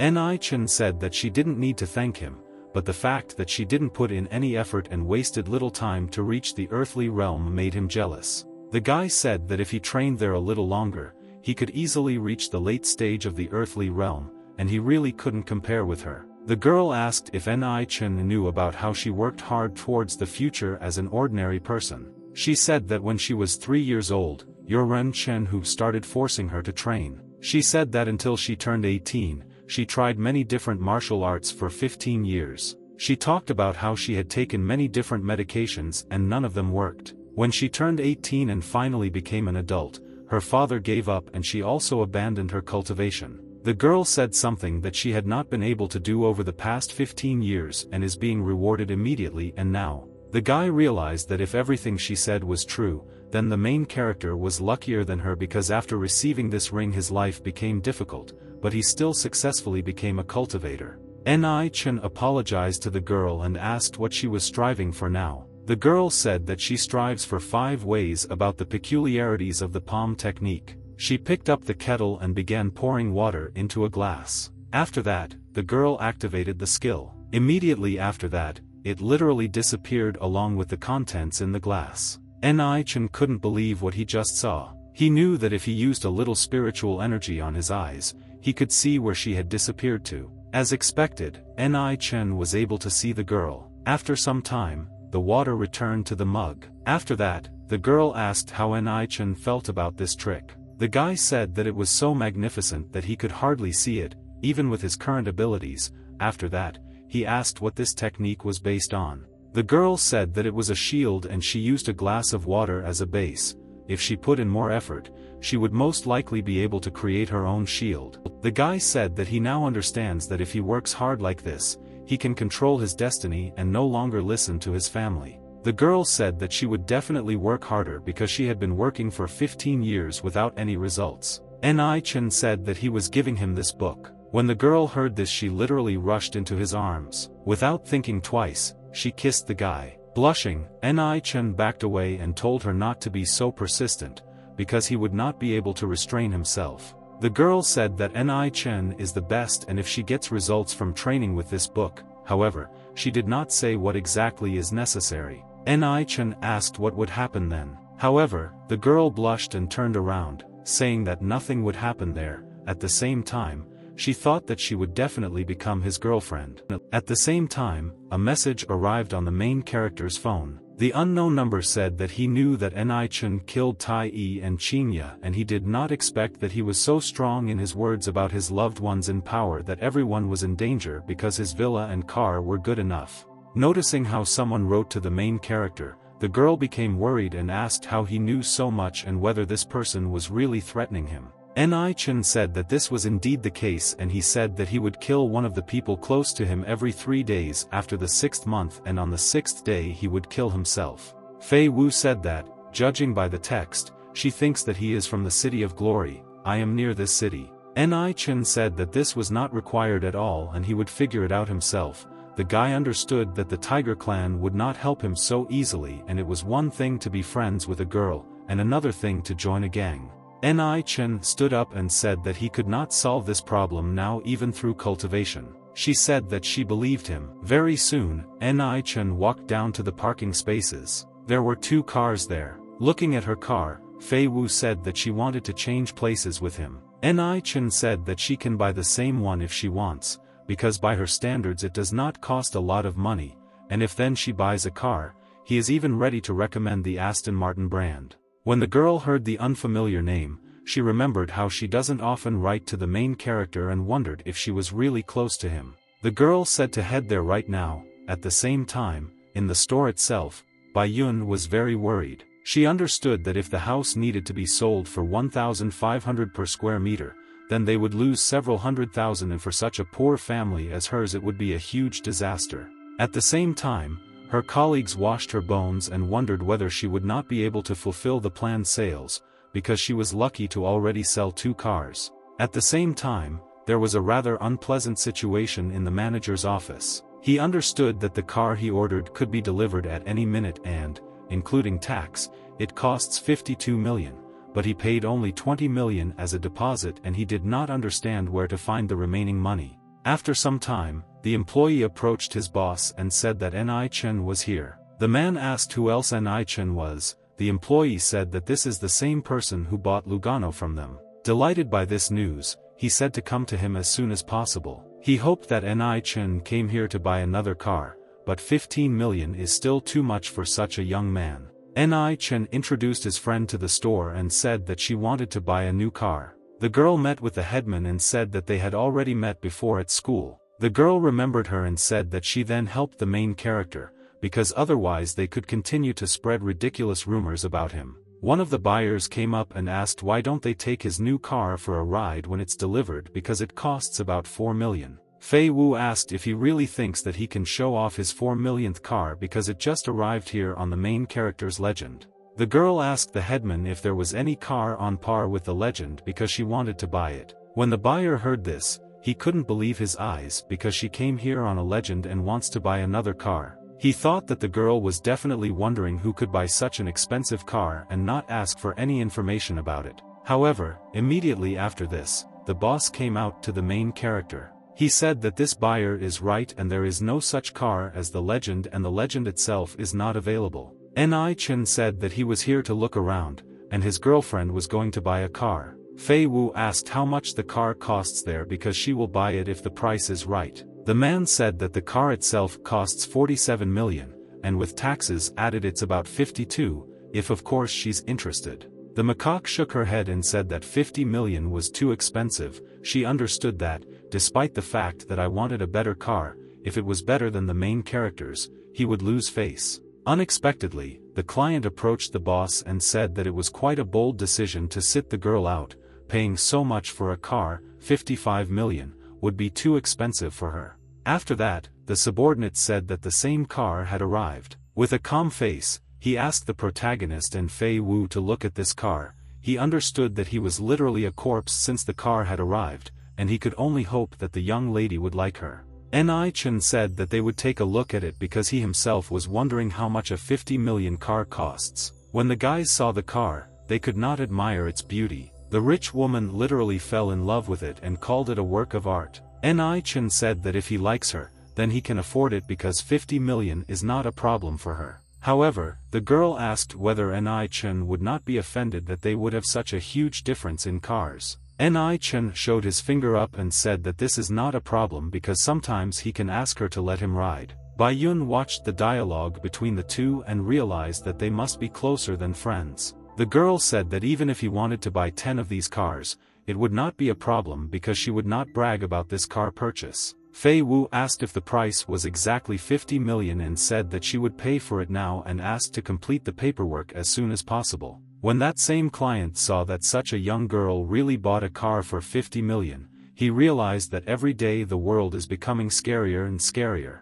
The man told the headman that he would give her a commission of 940,000 immediately after registration. She realized that with the commission from the main character's car, she earned more than 1 million in just 2 days. Realizing that this was entirely the merit of the girl, Bai Yun thanked her. Fei Wu said not to thank her, and if she wants to thank someone, then let her thank the main character, because he was the one who told her to buy a car here. The girl said that she wanted to ride it, but she was afraid that she would break it. Ni Chen agreed to help her, and they approached that car. The boss offered the old man a salary increase, but said that he could get a part-time job there. The man said that he would get 10,000 a month and an annual contract and asked what they thought about it. The girl asked if he was really sure of this because others' salaries were much lower than hers. The man said that they agreed and for now she will work like this, and if she has something to say or express dissatisfaction with someone, she will offer them the same conditions as hers if they can sell cars worth more than 50 million a month. The girl thanked her boss and understood that she had to thank the main character for everything, because if it weren't for him, she wouldn't have had so many advantages. At the same time, there was a wonderful atmosphere in the Ren residence. Ren Chen who told the Taoist how an evil spirit was sealed in the base that he had. The master said that he wanted to see such talent with his own eyes. After this, one of the subordinates reported to the man that Fei Wu had returned in her new car, accompanied by the main character. The man said that he had just mentioned him and asked to invite him here. The subordinate bowed and agreed to the order. Ni Chen greeted Mr. Ren Chen Hu and Taoism. Ren Chen, who thanked the main character for accompanying her daughter and introducing him to the abbot of the temple. After that, he said that despite his age, however, from a point of view, he is superior to him even though he has been practicing for decades. Ni Chen asked if this was Jing Wu because he was just about to find him and ask how he could so easily give away the vase for the spirit in his old age. Ni Chen said that he would like to talk with him and the master together. Jing Wu said that he also had a desire to communicate with him. The guy said that there was one vase from their temple and now it is in the hands of one of his girlfriends and she had a little trouble because of it and said that he hoped that he could help. When the master heard this, he told the main character to continue. The guy said that she was his classmate and yesterday their class had an event on the farm and there was a 100-year-old tree growing there. He explained that the sun was shining very brightly that day, but his girlfriend saw that there was a black fog on the tree, and then this black fog turned into the face of a ghost. Ni Chen explained that after this, one of his classmates lost his breath. He remembered the very energy the girl was talking about, but remained silent. The guy asked if the man knew why his girlfriend was in this situation. The monk said that if this is so, it means that his girlfriend has a powerful physique and the evil inside the vase also used a lot of strength to stay with her because then the evil wanted to occupy her body. The man also said something about the shortness of breath. He thinks that this is the influence of an evil force that was already inside the body of his girlfriend and the energy from the vase that also entered her. The guy was embarrassed and asked if his girlfriend was in danger. The temple mentor said that it was still too difficult to say because the energy inside her body was balanced and if evil began to absorb Yin's body and became stronger, and the energy seemed unable to resist and overcome it, then his girlfriend's body could be captured by evil. Ni Chen asked for what reasons he let it go, because since he gave her a vase, it means he must deal with this problem here. Master Ram said that there are only two options, the first of which is to seal the evil energy and the second option is to allow his girlfriend to study Buddhism. Ni Chen asked what his friend could do since she was an ordinary person. The man said that since she already has energy in her body, now he only needs to make sure whether she wants to study Buddhism. After this, Ni Chen coughed and asked if only men practice Buddhism. Jing Wu said that he is too worried because Buddhism is destiny. If his girlfriend has this destiny inside, then even if she is a girl inside there will be no problem. The man said that they need to hurry and bring her here before the evil energy becomes even stronger. Ren Chen, who asked the main character where his girlfriend is right now because he has people all over the city and he can ask them to pick her up. Ni Chen said that she was now in the Aston Martin showroom and apologized for disturbing him. Ren Chen, who said that he doesn't need to be so modest with him after all, he killed Tai Yi, so these are just small things. The man stood up and said that he would send someone to get her now. Jing Wu said that since Ren Chen who left, they were left alone and heard that he got rid of the evil spirit. Ni Chen began to talk about how he once received a treasure that had the power to seal away evil energy. However, he said that he wanted to talk to Master Jing Wu about another important matter because he had a secret. Jing Wu said that Buddhism also has similar references, and he thought it was just a rumor and never expected it to be true. Ni Chen asked what the doors of the secret realm were. The man said that his cultivation speed was too fast and he would not be able to fully comprehend, but in fact, there were several major secret Laura realms in the world. However, the man said that 3 years ago, the major secret realm recalled many strong practitioners, and immediately after that, all the major secret realms were closed at the same time. I asked if this situation really doesn't concern the cultivator guarding the main secret kingdom. Jing Wu said that this is not how things should have happened. At first, only a few major kingdoms encountered problems, and cultivators do not have such power. The man said that now he only hopes that the prophecy transmitted from these times will not come true, otherwise the world will soon plunge into chaos. Ni Chen smiled and said that within 2 years, no major problems should arise, and only minor ones could arise before that. The man said that time flies and very soon those 2 or 3 years will expire. The guy said that there is a limit to everything and he believes that there is a way to prevent it. Jing Wu said that he wants everything to happen exactly as Ni Chen said, and perhaps when the time comes, there will be a way. However, very soon Bai Yun entered the room and greeted those there. The guy introduced her to Jing Wu and said that he could get rid of the evil energy in her body. After that, she bowed to the man and thanked him. Jing Wu said that there was no point in being like that here and asked to sit at the table. Immediately after this, the girl agreed and sat down opposite him.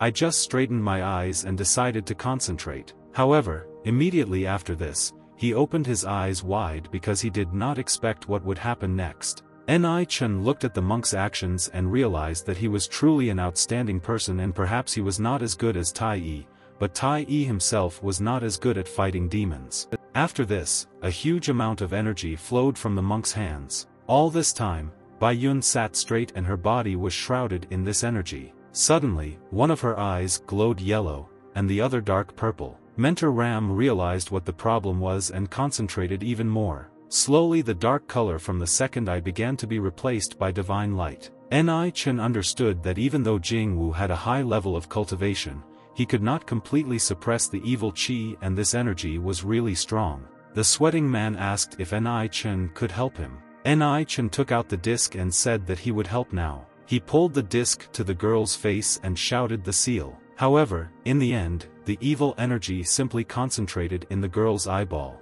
The guy understood that the power of the disc cannot completely destroy this evil energy since it is deeply hidden, and then quite a lot on his part. However, immediately afterwards, Jing Wu also activated the seal. Very soon, both of the girl's eyes glowed with a bright yellow light. Jing Wu said that everything is ready and it is better to bring the old people to the temple in a month and it will seal the energy again. The man said that in addition to this, the light seems to gather in the eyes, which means that Bai Yun is suitable for practicing the Buddhist power of the holy eye of Buddha. The man was about to say something else, but stopped mid-sentence. When Ni Chen didn't hear the final answer, he asked what he meant. Jing Wu said that the magic power of the holy Buddha's eyes used to be extremely powerful, but now it is nowhere near as strong, and if she starts studying, she may have to replenish the power on her own. Jing Wu said that there are generally very few people who can reach it, and Bai Yun herself may not want to cultivate in this realm. Ultimately,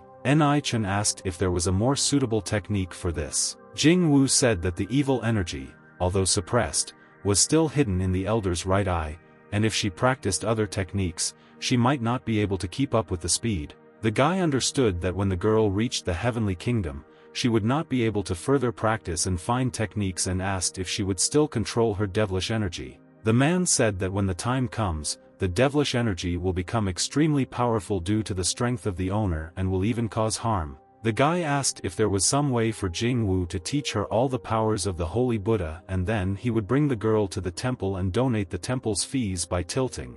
After that, the man extended his hand and began to use some kind of technique. A bright yellow light appeared at the tips of my fingers. Immediately after this, a scripture was revealed to the girl. After finishing the technique, Jing Wu asked what she remembered and said that the monk would repeat it all over again. However, the girl said that she remembered everything. The man couldn't seem to understand this and asked if this was really true. She said she memorized every word and didn't miss anything. He smiled and said that her understanding is quite good and it is suitable for practicing this, and magical power is very good. Bai Yun said that perhaps this is fate. The monk then laughed and said that this was really fate. Jing Wu stood up and said that since the problem was solved, it was time for him to leave. Anya said that he also has things to do, so he will also go, because he is late for the graduation meeting, he needs to hurry up.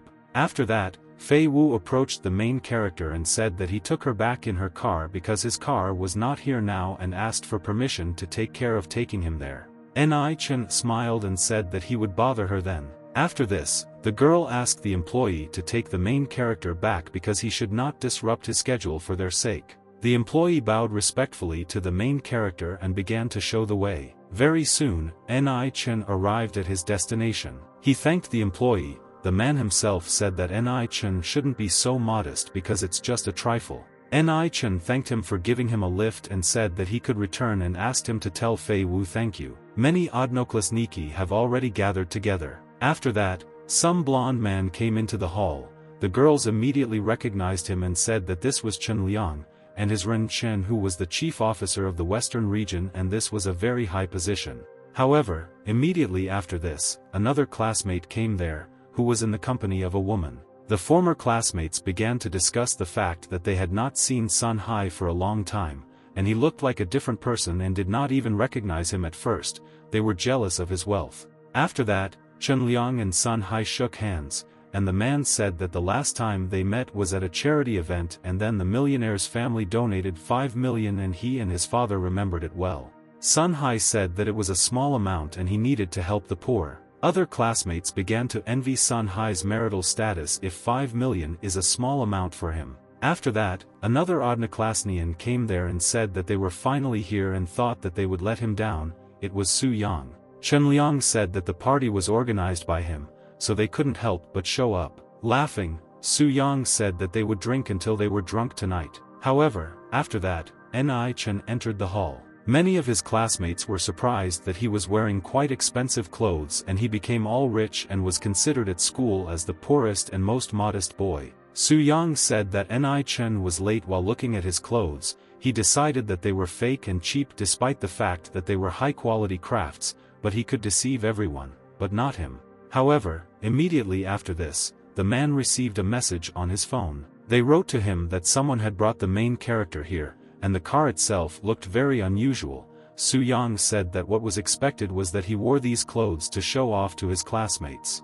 Ni Chen scratched his head and apologized for being late. Sun Hai spoke to the guy and said that he was fine, but asked why he didn't bring his girlfriend and asked if he even had one. However, Ni Chen was wet that he didn't have it. Sun Hai said that he was no longer a teenager, should have found at least someone by now. Su Yang laughed and said that Sun Hai was right. Su Yang asked where this replica Armani shirt came from because it looks like a real one, and when he knows that he will go broke, he will buy several of them there. Classmates began to whisper among themselves asking whether it was really a fake, which explained quite a lot. Ni Chen frowned and realized that it looked like Su Yang had decided to mock him. The man thought while killing that he spent tens of thousands to get Bai Yun, but Ni Chen actually didn't even take her with him and he should express his indignation about this. However, after this, the former headman came up and asked not to talk like that. After all, they were all Odnoclassniki and suggested starting the fun. Su Yang said that Dong Sun was right, but it was Ni Chen who was late and asked why the guy didn't drink 3 glasses in one gulp as punishment. Chen Liang said that this is a good idea and he should be punished with 3 penalty points. He realized that it looks like Su Yang wants to teach the main character a lesson, so he will help him disembowel him.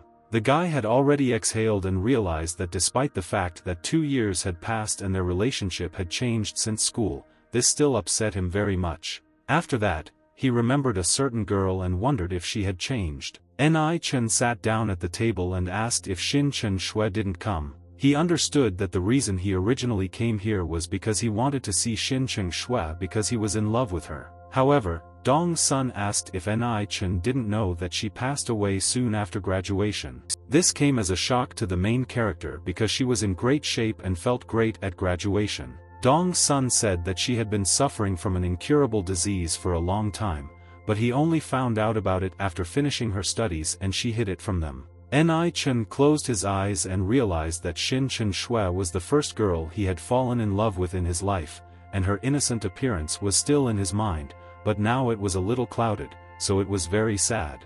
After this, the main character was poured 3 glasses of alcohol. Having picked it up and drank it in one gulp, Ni Chen decided to dedicate it to the memory of the first girl he remembered. Su Yang smiled and clapped his hands, saying that he needed to drink 2 more. He understood that the alcohol level of this liquor was so high, and after 3 glasses, Ni Chen would definitely get drunk, and then they would be able to see his true face. After this, another classmate said that Xin Chen Shui was actually in love with him, then she was afraid to confess to him. For the main character, this also came as a shock. He asked if she really liked him. Chen Liang began to mock the main character because it turns out that the most beautiful girls in the class liked him, while Su Yang said that his school days were the peak of his life. Ni Chen raised the second glass and thought that he would shine it with regret when he did not confess his feelings to her when he had the opportunity. After drinking the second glass in one gulp, Su Yang laughed and said that there was 1 more glass left. He understood that Ni Chen was most likely already practically drunk and was looking forward to seeing Bai Yun.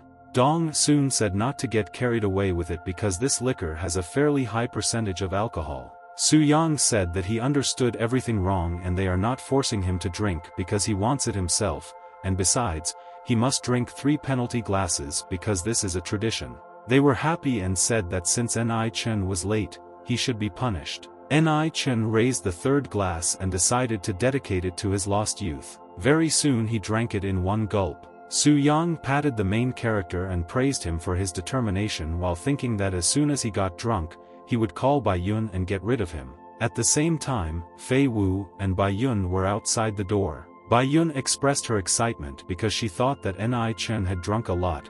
His classmate was also deliberately getting him drunk, and wondered if they should come in and intervene. Fei Wu said that Ni Chen is a guy who takes friendship seriously and he will continue to drink until he gets drunk and they should come in and stop him. Having agreed on their actions, they decided to enter. Very soon they opened the door and called the name of the main character. Chen Liang turned around and asked who they were. When Su Yang saw Bai Yun, he couldn't believe his eyes because she really came here. Having picked up the main character, they asked why he drank so much. Fei Wu said that he should not drink so much even if he is very sad. Su Yang realized that he had just said that the best years of life are the school years, but now he feels that this particular moment is the peak of his life. The blonde asked whether Ni Chen really knew these beauties. The guy put his hand on the former Bai Yun's shoulder and said that he had drunk too much so he was going now and they would meet next time. After that, two girls grabbed the main character on both sides and helped him walk. The schoolboy suddenly realized that these beauties are here and his drink has finally worked, so he cannot let the main character leave. Su Yang laughed in his thoughts and realized that if he could spend time with these beauties, then 30,000 would be worth it and poured the incomprehensible mixture into glasses of alcohol. Su Yang walked out of the hall and said that since they could quickly leave and ask them to drink a little as soon as the party started. He held out the glasses and asked them to drink. Ni Chen changed and thanked him, but said that it was time for them to go. He understood that he originally came here to have fun as a person. The guy said that he had already poured them a drink, it was just a small glass and it was not a spit in the face or a direct insult to him. However, Fei Wu took the glass and said that it was pointless and this is not how one earns a reputation. She drank alcohol in one gulp. She wiped the remaining alcohol on her lips and told Bai Yun to drink and go from there. Took it into the glass. Bai Yun agreed. After that, she drank the glass in one gulp, and Su Yang began to smile strangely. After that, Ni Chen and the two girls began to head towards the exit. Noticing this, Su Yang said that he was not feeling well and lied that he was going to the restroom. After that, he quickly walked out of the hall. At the last moment he stopped the company. Approaching them, he asked if he had done something wrong, could he make amends and take them away. Fei Wu said that there was no need for this and they came here by car. She wondered if he decided to BMW. Very soon the door to the elevator opened. The whole company went there. Su Yang said that even if she came here by car, he thought that it would be more convenient for her to sit in his car and she had already drunk some alcohol. Ni Chen told Su Yang to stop. He began to understand that he was clearly planning something bad, and be it rape or theft, he felt that there was some kind of catch in this. Su Yang asked to give him the opportunity to take them home because then he would be calm. He thought that he clearly would not give up and he needed to sleep quickly and the main character, because otherwise he would not receive any benefit from this evening. Very soon two elevators opened. After that they moved on. When they walked outside, Su Yang pointed at his car. He said that although BMW is not as comfortable as Mercedes, it is also better than a regular car. Seeing this, she realized that this was simply ridiculous. She said that the main character was lucky because there were only 2 seats in her car and he would have to take Bai Yun in his arms. After that she called a car. Immediately after this, an incredibly beautiful car approached them, the sight of which could make one go blind. Su Yang realized that this was an Aston Martin and a Model 1-77 and could not believe that it belonged to a girl. It was worth tens of millions. Ni Chen said that he would drive, and the two of them would fit in one seat since they were both thin. However, Fei Wu told him to calm down and let her drive because Bai Yun didn't mind either. The girl blushed and nodded her head. Ni Chen told her to stop talking nonsense, the liver is leading. She said that he had such a good opportunity, which he did not take advantage of. After that they drove their car. Su Yang understood that his plan almost worked, but everything went wrong. Sitting behind one of the cars, Fei Wu asked the main character if he was in a bad mood. The guy said that this is so and he remembers his past and realized that if he only cares about cultivation, he will miss out on many things and events that are worth cherishing. Fei Wu said that of course cultivation is important, but feelings are also important. Ni Chen smiled and thanked the girl for her advice. However, after some time, Bai Yun began to complain that she was not feeling well and most likely something was wrong with the liquor. The girl said that she was very dizzy and much worse than the guy and did not understand what was happening. Fei Wu said that as soon as she heard that there was something wrong with the alcohol, she also felt bad and drops of the photo began to flow down her face. Ni Chen looked at the girls and asked what was wrong with them. She couldn't sit still and said that she felt very bad. After that, she began to untie her shirt and Ni Chen just prayed that it was not what he was thinking about. Fei Wu asked the guy to find a place where she could stop the car because even though she had a little strength, this drink was too strong and she could no longer handle it. Ni Chen instantly realized that Su Yang had slipped something into their liquor and it was good that they had gone in their car, otherwise Bai Yun and Fei Wu would have already been at Su Yang's disposal. Very soon, Ni Chen slowed down. Ni Chen got out of the car and said that he would share his power with them. Ni Chen stretched out his hands with energy because he understood that innate strength could temporarily solve this problem. Ni Chen said to channel his strength. Bai Yun instantly activated the Buddha's eye. At the same time, Fei Wu activated the fire path again. Fei Wu said that he needs to find a quiet place because now the situation is unstable and they cannot recover so quickly. Ni Chen said that she has such a place near his house and he will take them there. After that, the car went to this place. Ni Chen very soon found himself in the mansion.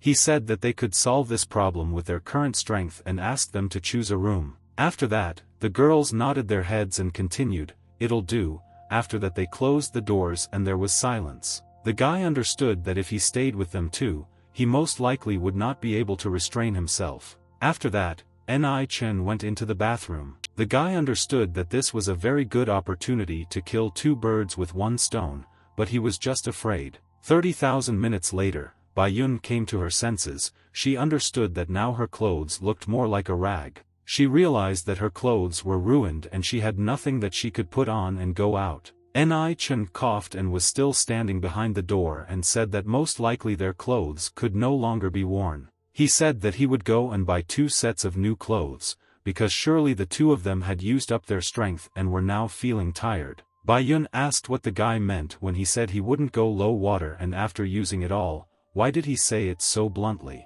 At the same time, there was a calm atmosphere in the restaurant of the Golden Palace. There was Su Yang smoking a cigarette. After some time, he entered one of the offices. Sun Hai was there and asked if they were friends. After that, Chen Liang came over and asked if Su Yan was going to go after those 2 girls because they were beautiful and good enough. Su Yang told them to leave their dirty thoughts about these 2 because otherwise they would regret it before they had time to say anything because this was his mistake. Blajai said that he was not sincere enough and asked if he was really trying to keep their 2 beauties for himself, calling him greedy. Su Yang asked why he should lie to him because he was scared and excited, that's why he smokes. He asked what they thought what brand of car one of the girls had. Sun Hai said that his car cost about $1 million and asked if he really wanted to say that his car was already smaller than the girl's car. Su Yang said that his car only costs $500,000 and compared to the price of that car, it is not even 1%. He explained that she had a 1-77 car and asked if anyone knew its price.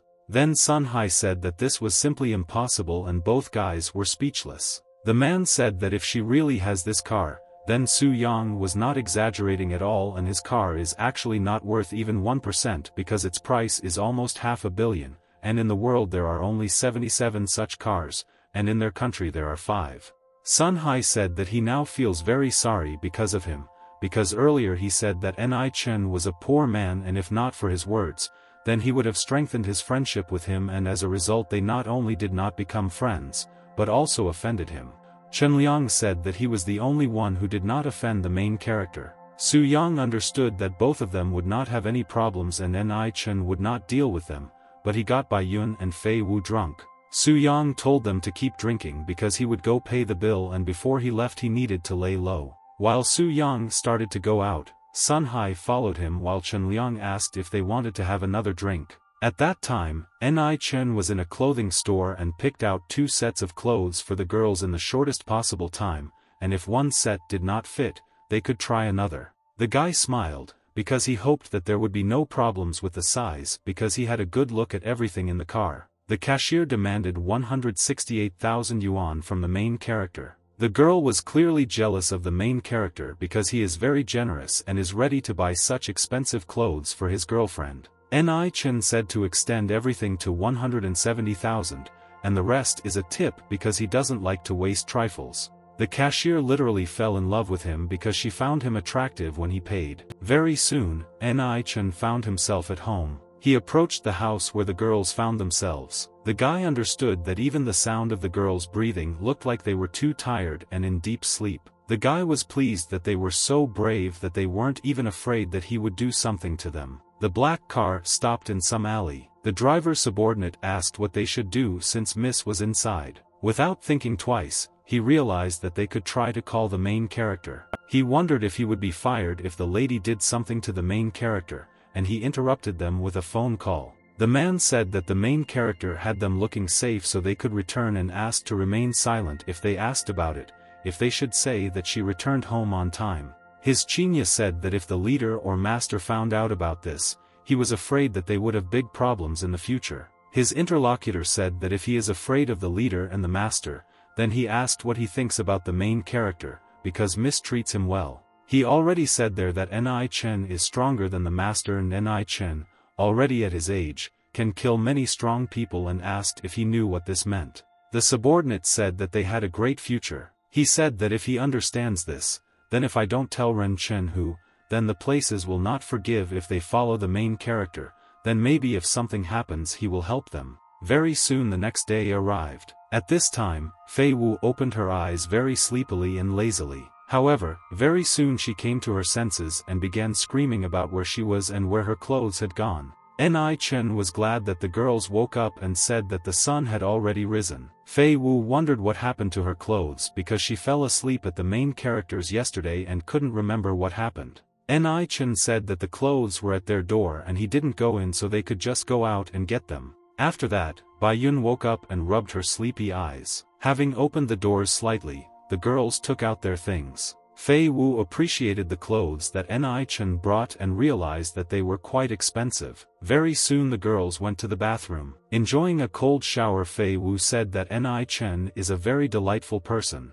She took the nearest towel. Wrapping a towel around her body, she looked at herself in the mirror and realized that Ni Chen didn't even realize what a chance he had wasted, and it was no wonder that she would remain single for the rest of her life. Very soon the glasses were dressed in their clothes. She couldn't help but appreciate the taste of the main character, because after she put on these clothes, she was convinced that they were much better than her own. Old age very soon turned up at the girl's door and asked if she could come in. Without turning around, Fei Wu said that of course she could. After that, Bai Yun entered the room wearing new clothes. Fei Wu asked if Ni Chen went to her room last night. It's just that she said that Ni Chen is not that kind of person at all. She said that apparently he didn't have enough shifts to follow his desire and wondered how he could restrain himself because Bai Yun is so beautiful. The girl said that she was not as beautiful as Fei Wu and suggested that they go downstairs since she still had classes in the morning. After that, they held each other's hands and left. They came out and started going down the stairs. Ni Chen literally beamed when she saw them because she understood that, having changed into expensively bought clothes, they looked really elegant. She, like Ni Chen, weeded out these thoughts and wondered what he was thinking about. Fei Wu posed for the main character and asked what they looked like. The guy said they looked amazing. He thought they noticed how lustfully he was looking at them. Fei Wu said that it was unfortunate that someone did not take advantage of the opportunity and missed the rare chance to be with two beautiful girls at the same time. After that, she asked the headman if this was true, to which she said she didn't say that and thanked her for the clothes. The guy said that he was glad that they were both pleased with the outfits. Very soon they sat down on the sofa. Fei Wu asked if someone really measured their parameters yesterday because if not, then how could he guess their sizes so well because they even have ideal sizes of underwear and the clothes fit better than if they bought it themselves. Ni Chen asked the girl if she was unhappy that he had not done anything with her and said that if there was such a chance again, he would not miss it. Fei Wu laughed and said that he would hardly have the courage to do something like that. The hero said that he did not have time to prove anything and told them to quickly have breakfast and go about their business. Bai Yun told Fei Wu to come here because the breakfast looks just great. Very soon they began to eat. Bai Yun took the bun and began to eat it. Her face literally lit up from the fact that these things were very tasty and in just one bush, and the splendor completely filled her mouth. Fei Wu said that this was a very good breakfast and asked her he ordered the food so that the food would be delivered to her home. Ni Chen said that this is Di Lin's building. When the girl heard this, she literally choked on your orange juice. She said that it was too expensive and asked if he really ordered breakfast from the Di Lin building, and immediately it didn't mean that it cost more than 10,000 yuan. Ni Chen said that this is not entirely true and that it only costs 9,999 yuan.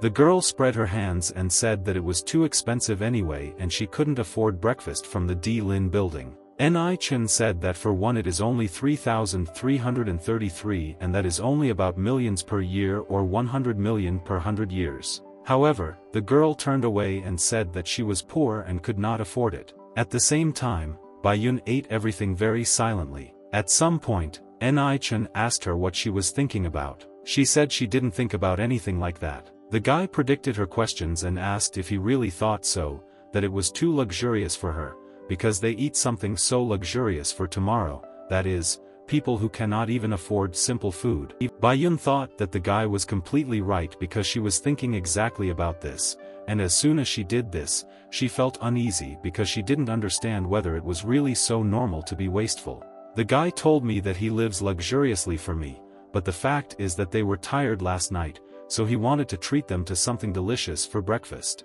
The guy said that they don't talk about it. He's on the highway with money that he earned legally and honestly, there's nothing wrong with that. The girl remembered how Ni Chen addressed her by her full name, but now he calls her by her short name and, although nothing happened last night, their relationship has improved somewhat. Old age. You said that she doesn't think that she is one of those people who live without any care about the world despite the fact that they are rich. In the evening she simply lived in the past. Ni Chen said that it was all just because he was passionate about cultivation. Fei Wu asked the guy what the man's name was and whether his name was Su Yang. After that, she asked how they should resolve the current situation. The girl understood that if yesterday and Su Yang had taken them home, she could imagine what would happen because she was completely helpless. However, Ni Chen said that he was not his friend at all. The guy understood that Su Yang must have planned everything in advance and he persistently asked to take Bai Yun with him to the party, and he must have had his eye on her even at the first meeting. Bai Yun asked what to do about it and whether to call the police. Bai Yun said that if Su Yang denied it to the very end, then they would not be able to prove anything. Ni Chen shook his head and said that he would not call the police. He asked Fei Wu not to allow anyone to interfere. You are because if her Ren Chen who hears about this, then not the two will quarrel again. Ultimately, he asked to bet everything on him. She agreed and said that she trusted him. She understood that Ni Chen would help him no matter what happened, because he was not one of those soft-hearted and stern in his approaches. She remembered how they both died as a result of one blow, and no one would believe that Ni Chen was a person with a soft heart. The unexpected girl remembered something and said that she needed to talk to him. Wondering what the conversation would be about, Ni Chen told her to start the conversation. The girl pointed to the door where she was while she was feeling bad and said that she slept in that room and asked from now on not to allow others to enter it. She said that I think she would quite like staying here, and tomorrow is also good and maybe she will come and live here for a few days. When Ni Chen heard this, he wondered if this girl was trying to deceive him. She told him not to be a bore because he has a lot of free rooms in his house. Bai Yun also thought about asking the main character to save the room she slept in, but she was too shy to talk about it. Ni Chen laughed and said that his mansion was worth tens of millions. He said that they could do things differently because if each of them paid him 10,000 a month, then he would book rooms for them and no one would move or touch things. Immediately after this, Fei Wu abruptly stood up from the table, which even scared the guy. The girl put her hand on the main character's shoulder and said that they agreed. Blushing, Bai Yun said that she agreed to these conditions. She understood that even if she had to pay 10,000 a month, she could afford it, and besides, she knew that he was just joking. After that, Fei Wu turned to the headman and said that it was time for them to go home and not bother the main character. The girl stood up and said that she agreed with this because her parents were probably very worried that she didn't come home to spend the night yesterday. Very soon, Ni Chen looked at the car leaving. After that, the guy took out his phone and called someone. He said that in high school he had a classmate named Su Yang and asked to know where he is now. 3 hours later, the protagonist's car stopped near a house. After getting out of the car, he thought that Shin Chen Shue's parents were here. He walked up the steps and held the basket the entire time. Approaching the door, he exhaled heavily and was very worried because he had really liked the girl before. Pressing the bell, the guy began to wait for an answer. Very soon the girl's mother came out of the room and asked who Ni Chen was. However, very soon she remembered that it was a classmate and his daughter and told her to go ahead, for which Ni Chen thanked her. The guy asked if the woman knew who he was. The girl's mother said that Shin Chen Shue told them about the main character, because they even saw a photo together at school. After that, she stood up and told the main character to drink a glass of water. After that, she said that Shin Chen Shue left something for the guy and said that she would bring it now. After that, her mother brought some box and said that her daughter asked them to keep it for him and they never opened it. The woman said that the box was locked and there was a small combination lock, but Shin Chen Shue said that the guy should know the code from him, but despite this, 2 years have passed and it is quite possible that he forgot it.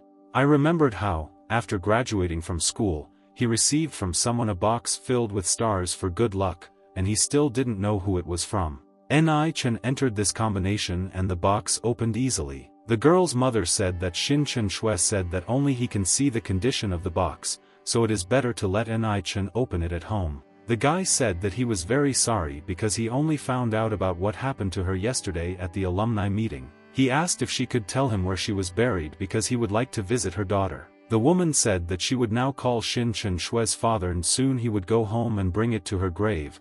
The woman said that she would now go get groceries, and after that he should come back and have lunch with them. The guy smiled muffledly and agreed with this. Very soon the woman's husband came home. The wife said that Ni Chen wanted to visit the girl's grave and asked him to take him to her. She also said to be sure to return home with him to have dinner together. The man sighed heavily and agreed. His neighbors began to ask whether he was going to the cemetery again and would always ask for a day off in order to bring someone there. They also said to let it all go and look to the future. The man said that this would be the last time. Ni Chen knew that he had made Shin Chen Shue's parents wait too long. The man sat down behind the motorcycle and told the main character to jump on, because even though he was a little old, it was still faster than walking. The guy remembered that they had a car, but they must have sold it in order to take care of the girl. Ni Chen asked if he could wait a little because he wanted to buy a bouquet of flowers. The guy understood that he had already bought flowers and they were now in the trunk of the car, but he wanted to take her to her on a motorcycle and it would be awkward if he drove up in a luxury car. The man said that there was nothing wrong with that and he was still studying at the university and spending his family's money and it was good that he would personally come and said to jump in.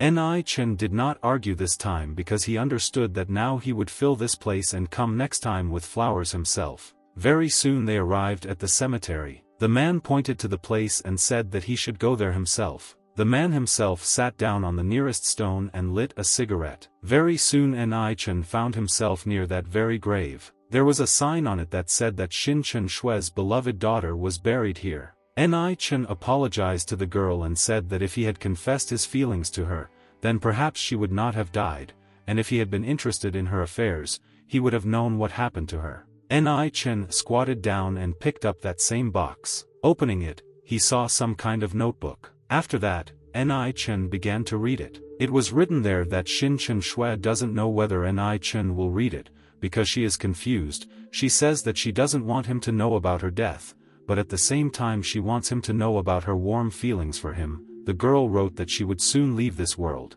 If he loves someone, he is obliged to tell about his feelings before it is too late. After that, she wished him eternal happiness.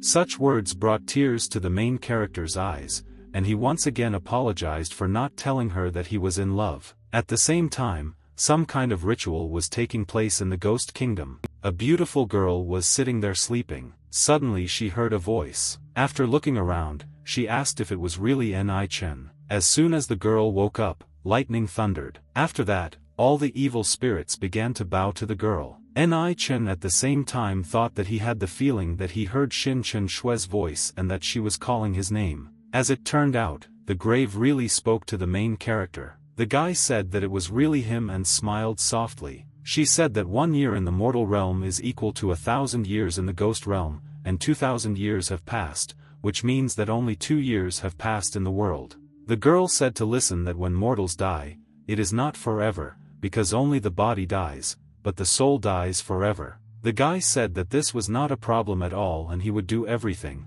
After that, he asked if she really still lived, while realizing that the realm of ghosts really existed. Shin Chen Shui said that this is the truth and they may never meet again. She said that she spent a lot of her spiritual power to talk to him, and when the Hungry Ghost Festival comes and the Ghost Gate opens, then they will be able to communicate normally. With tears in his eyes, the guy said that he would definitely come. After that, Shin Chen Shui began to dissipate. All the other spirits also saw a bright light. Shin Chen Shui became translucent and said that it was quite energy-consuming, and in the world in which Ni Chen should now be mourning, and communication between worlds is too difficult a task for her. At the same time, Ni Chen was incredibly happy that Shin Chen Shui was still alive, and the ghost realm really existed.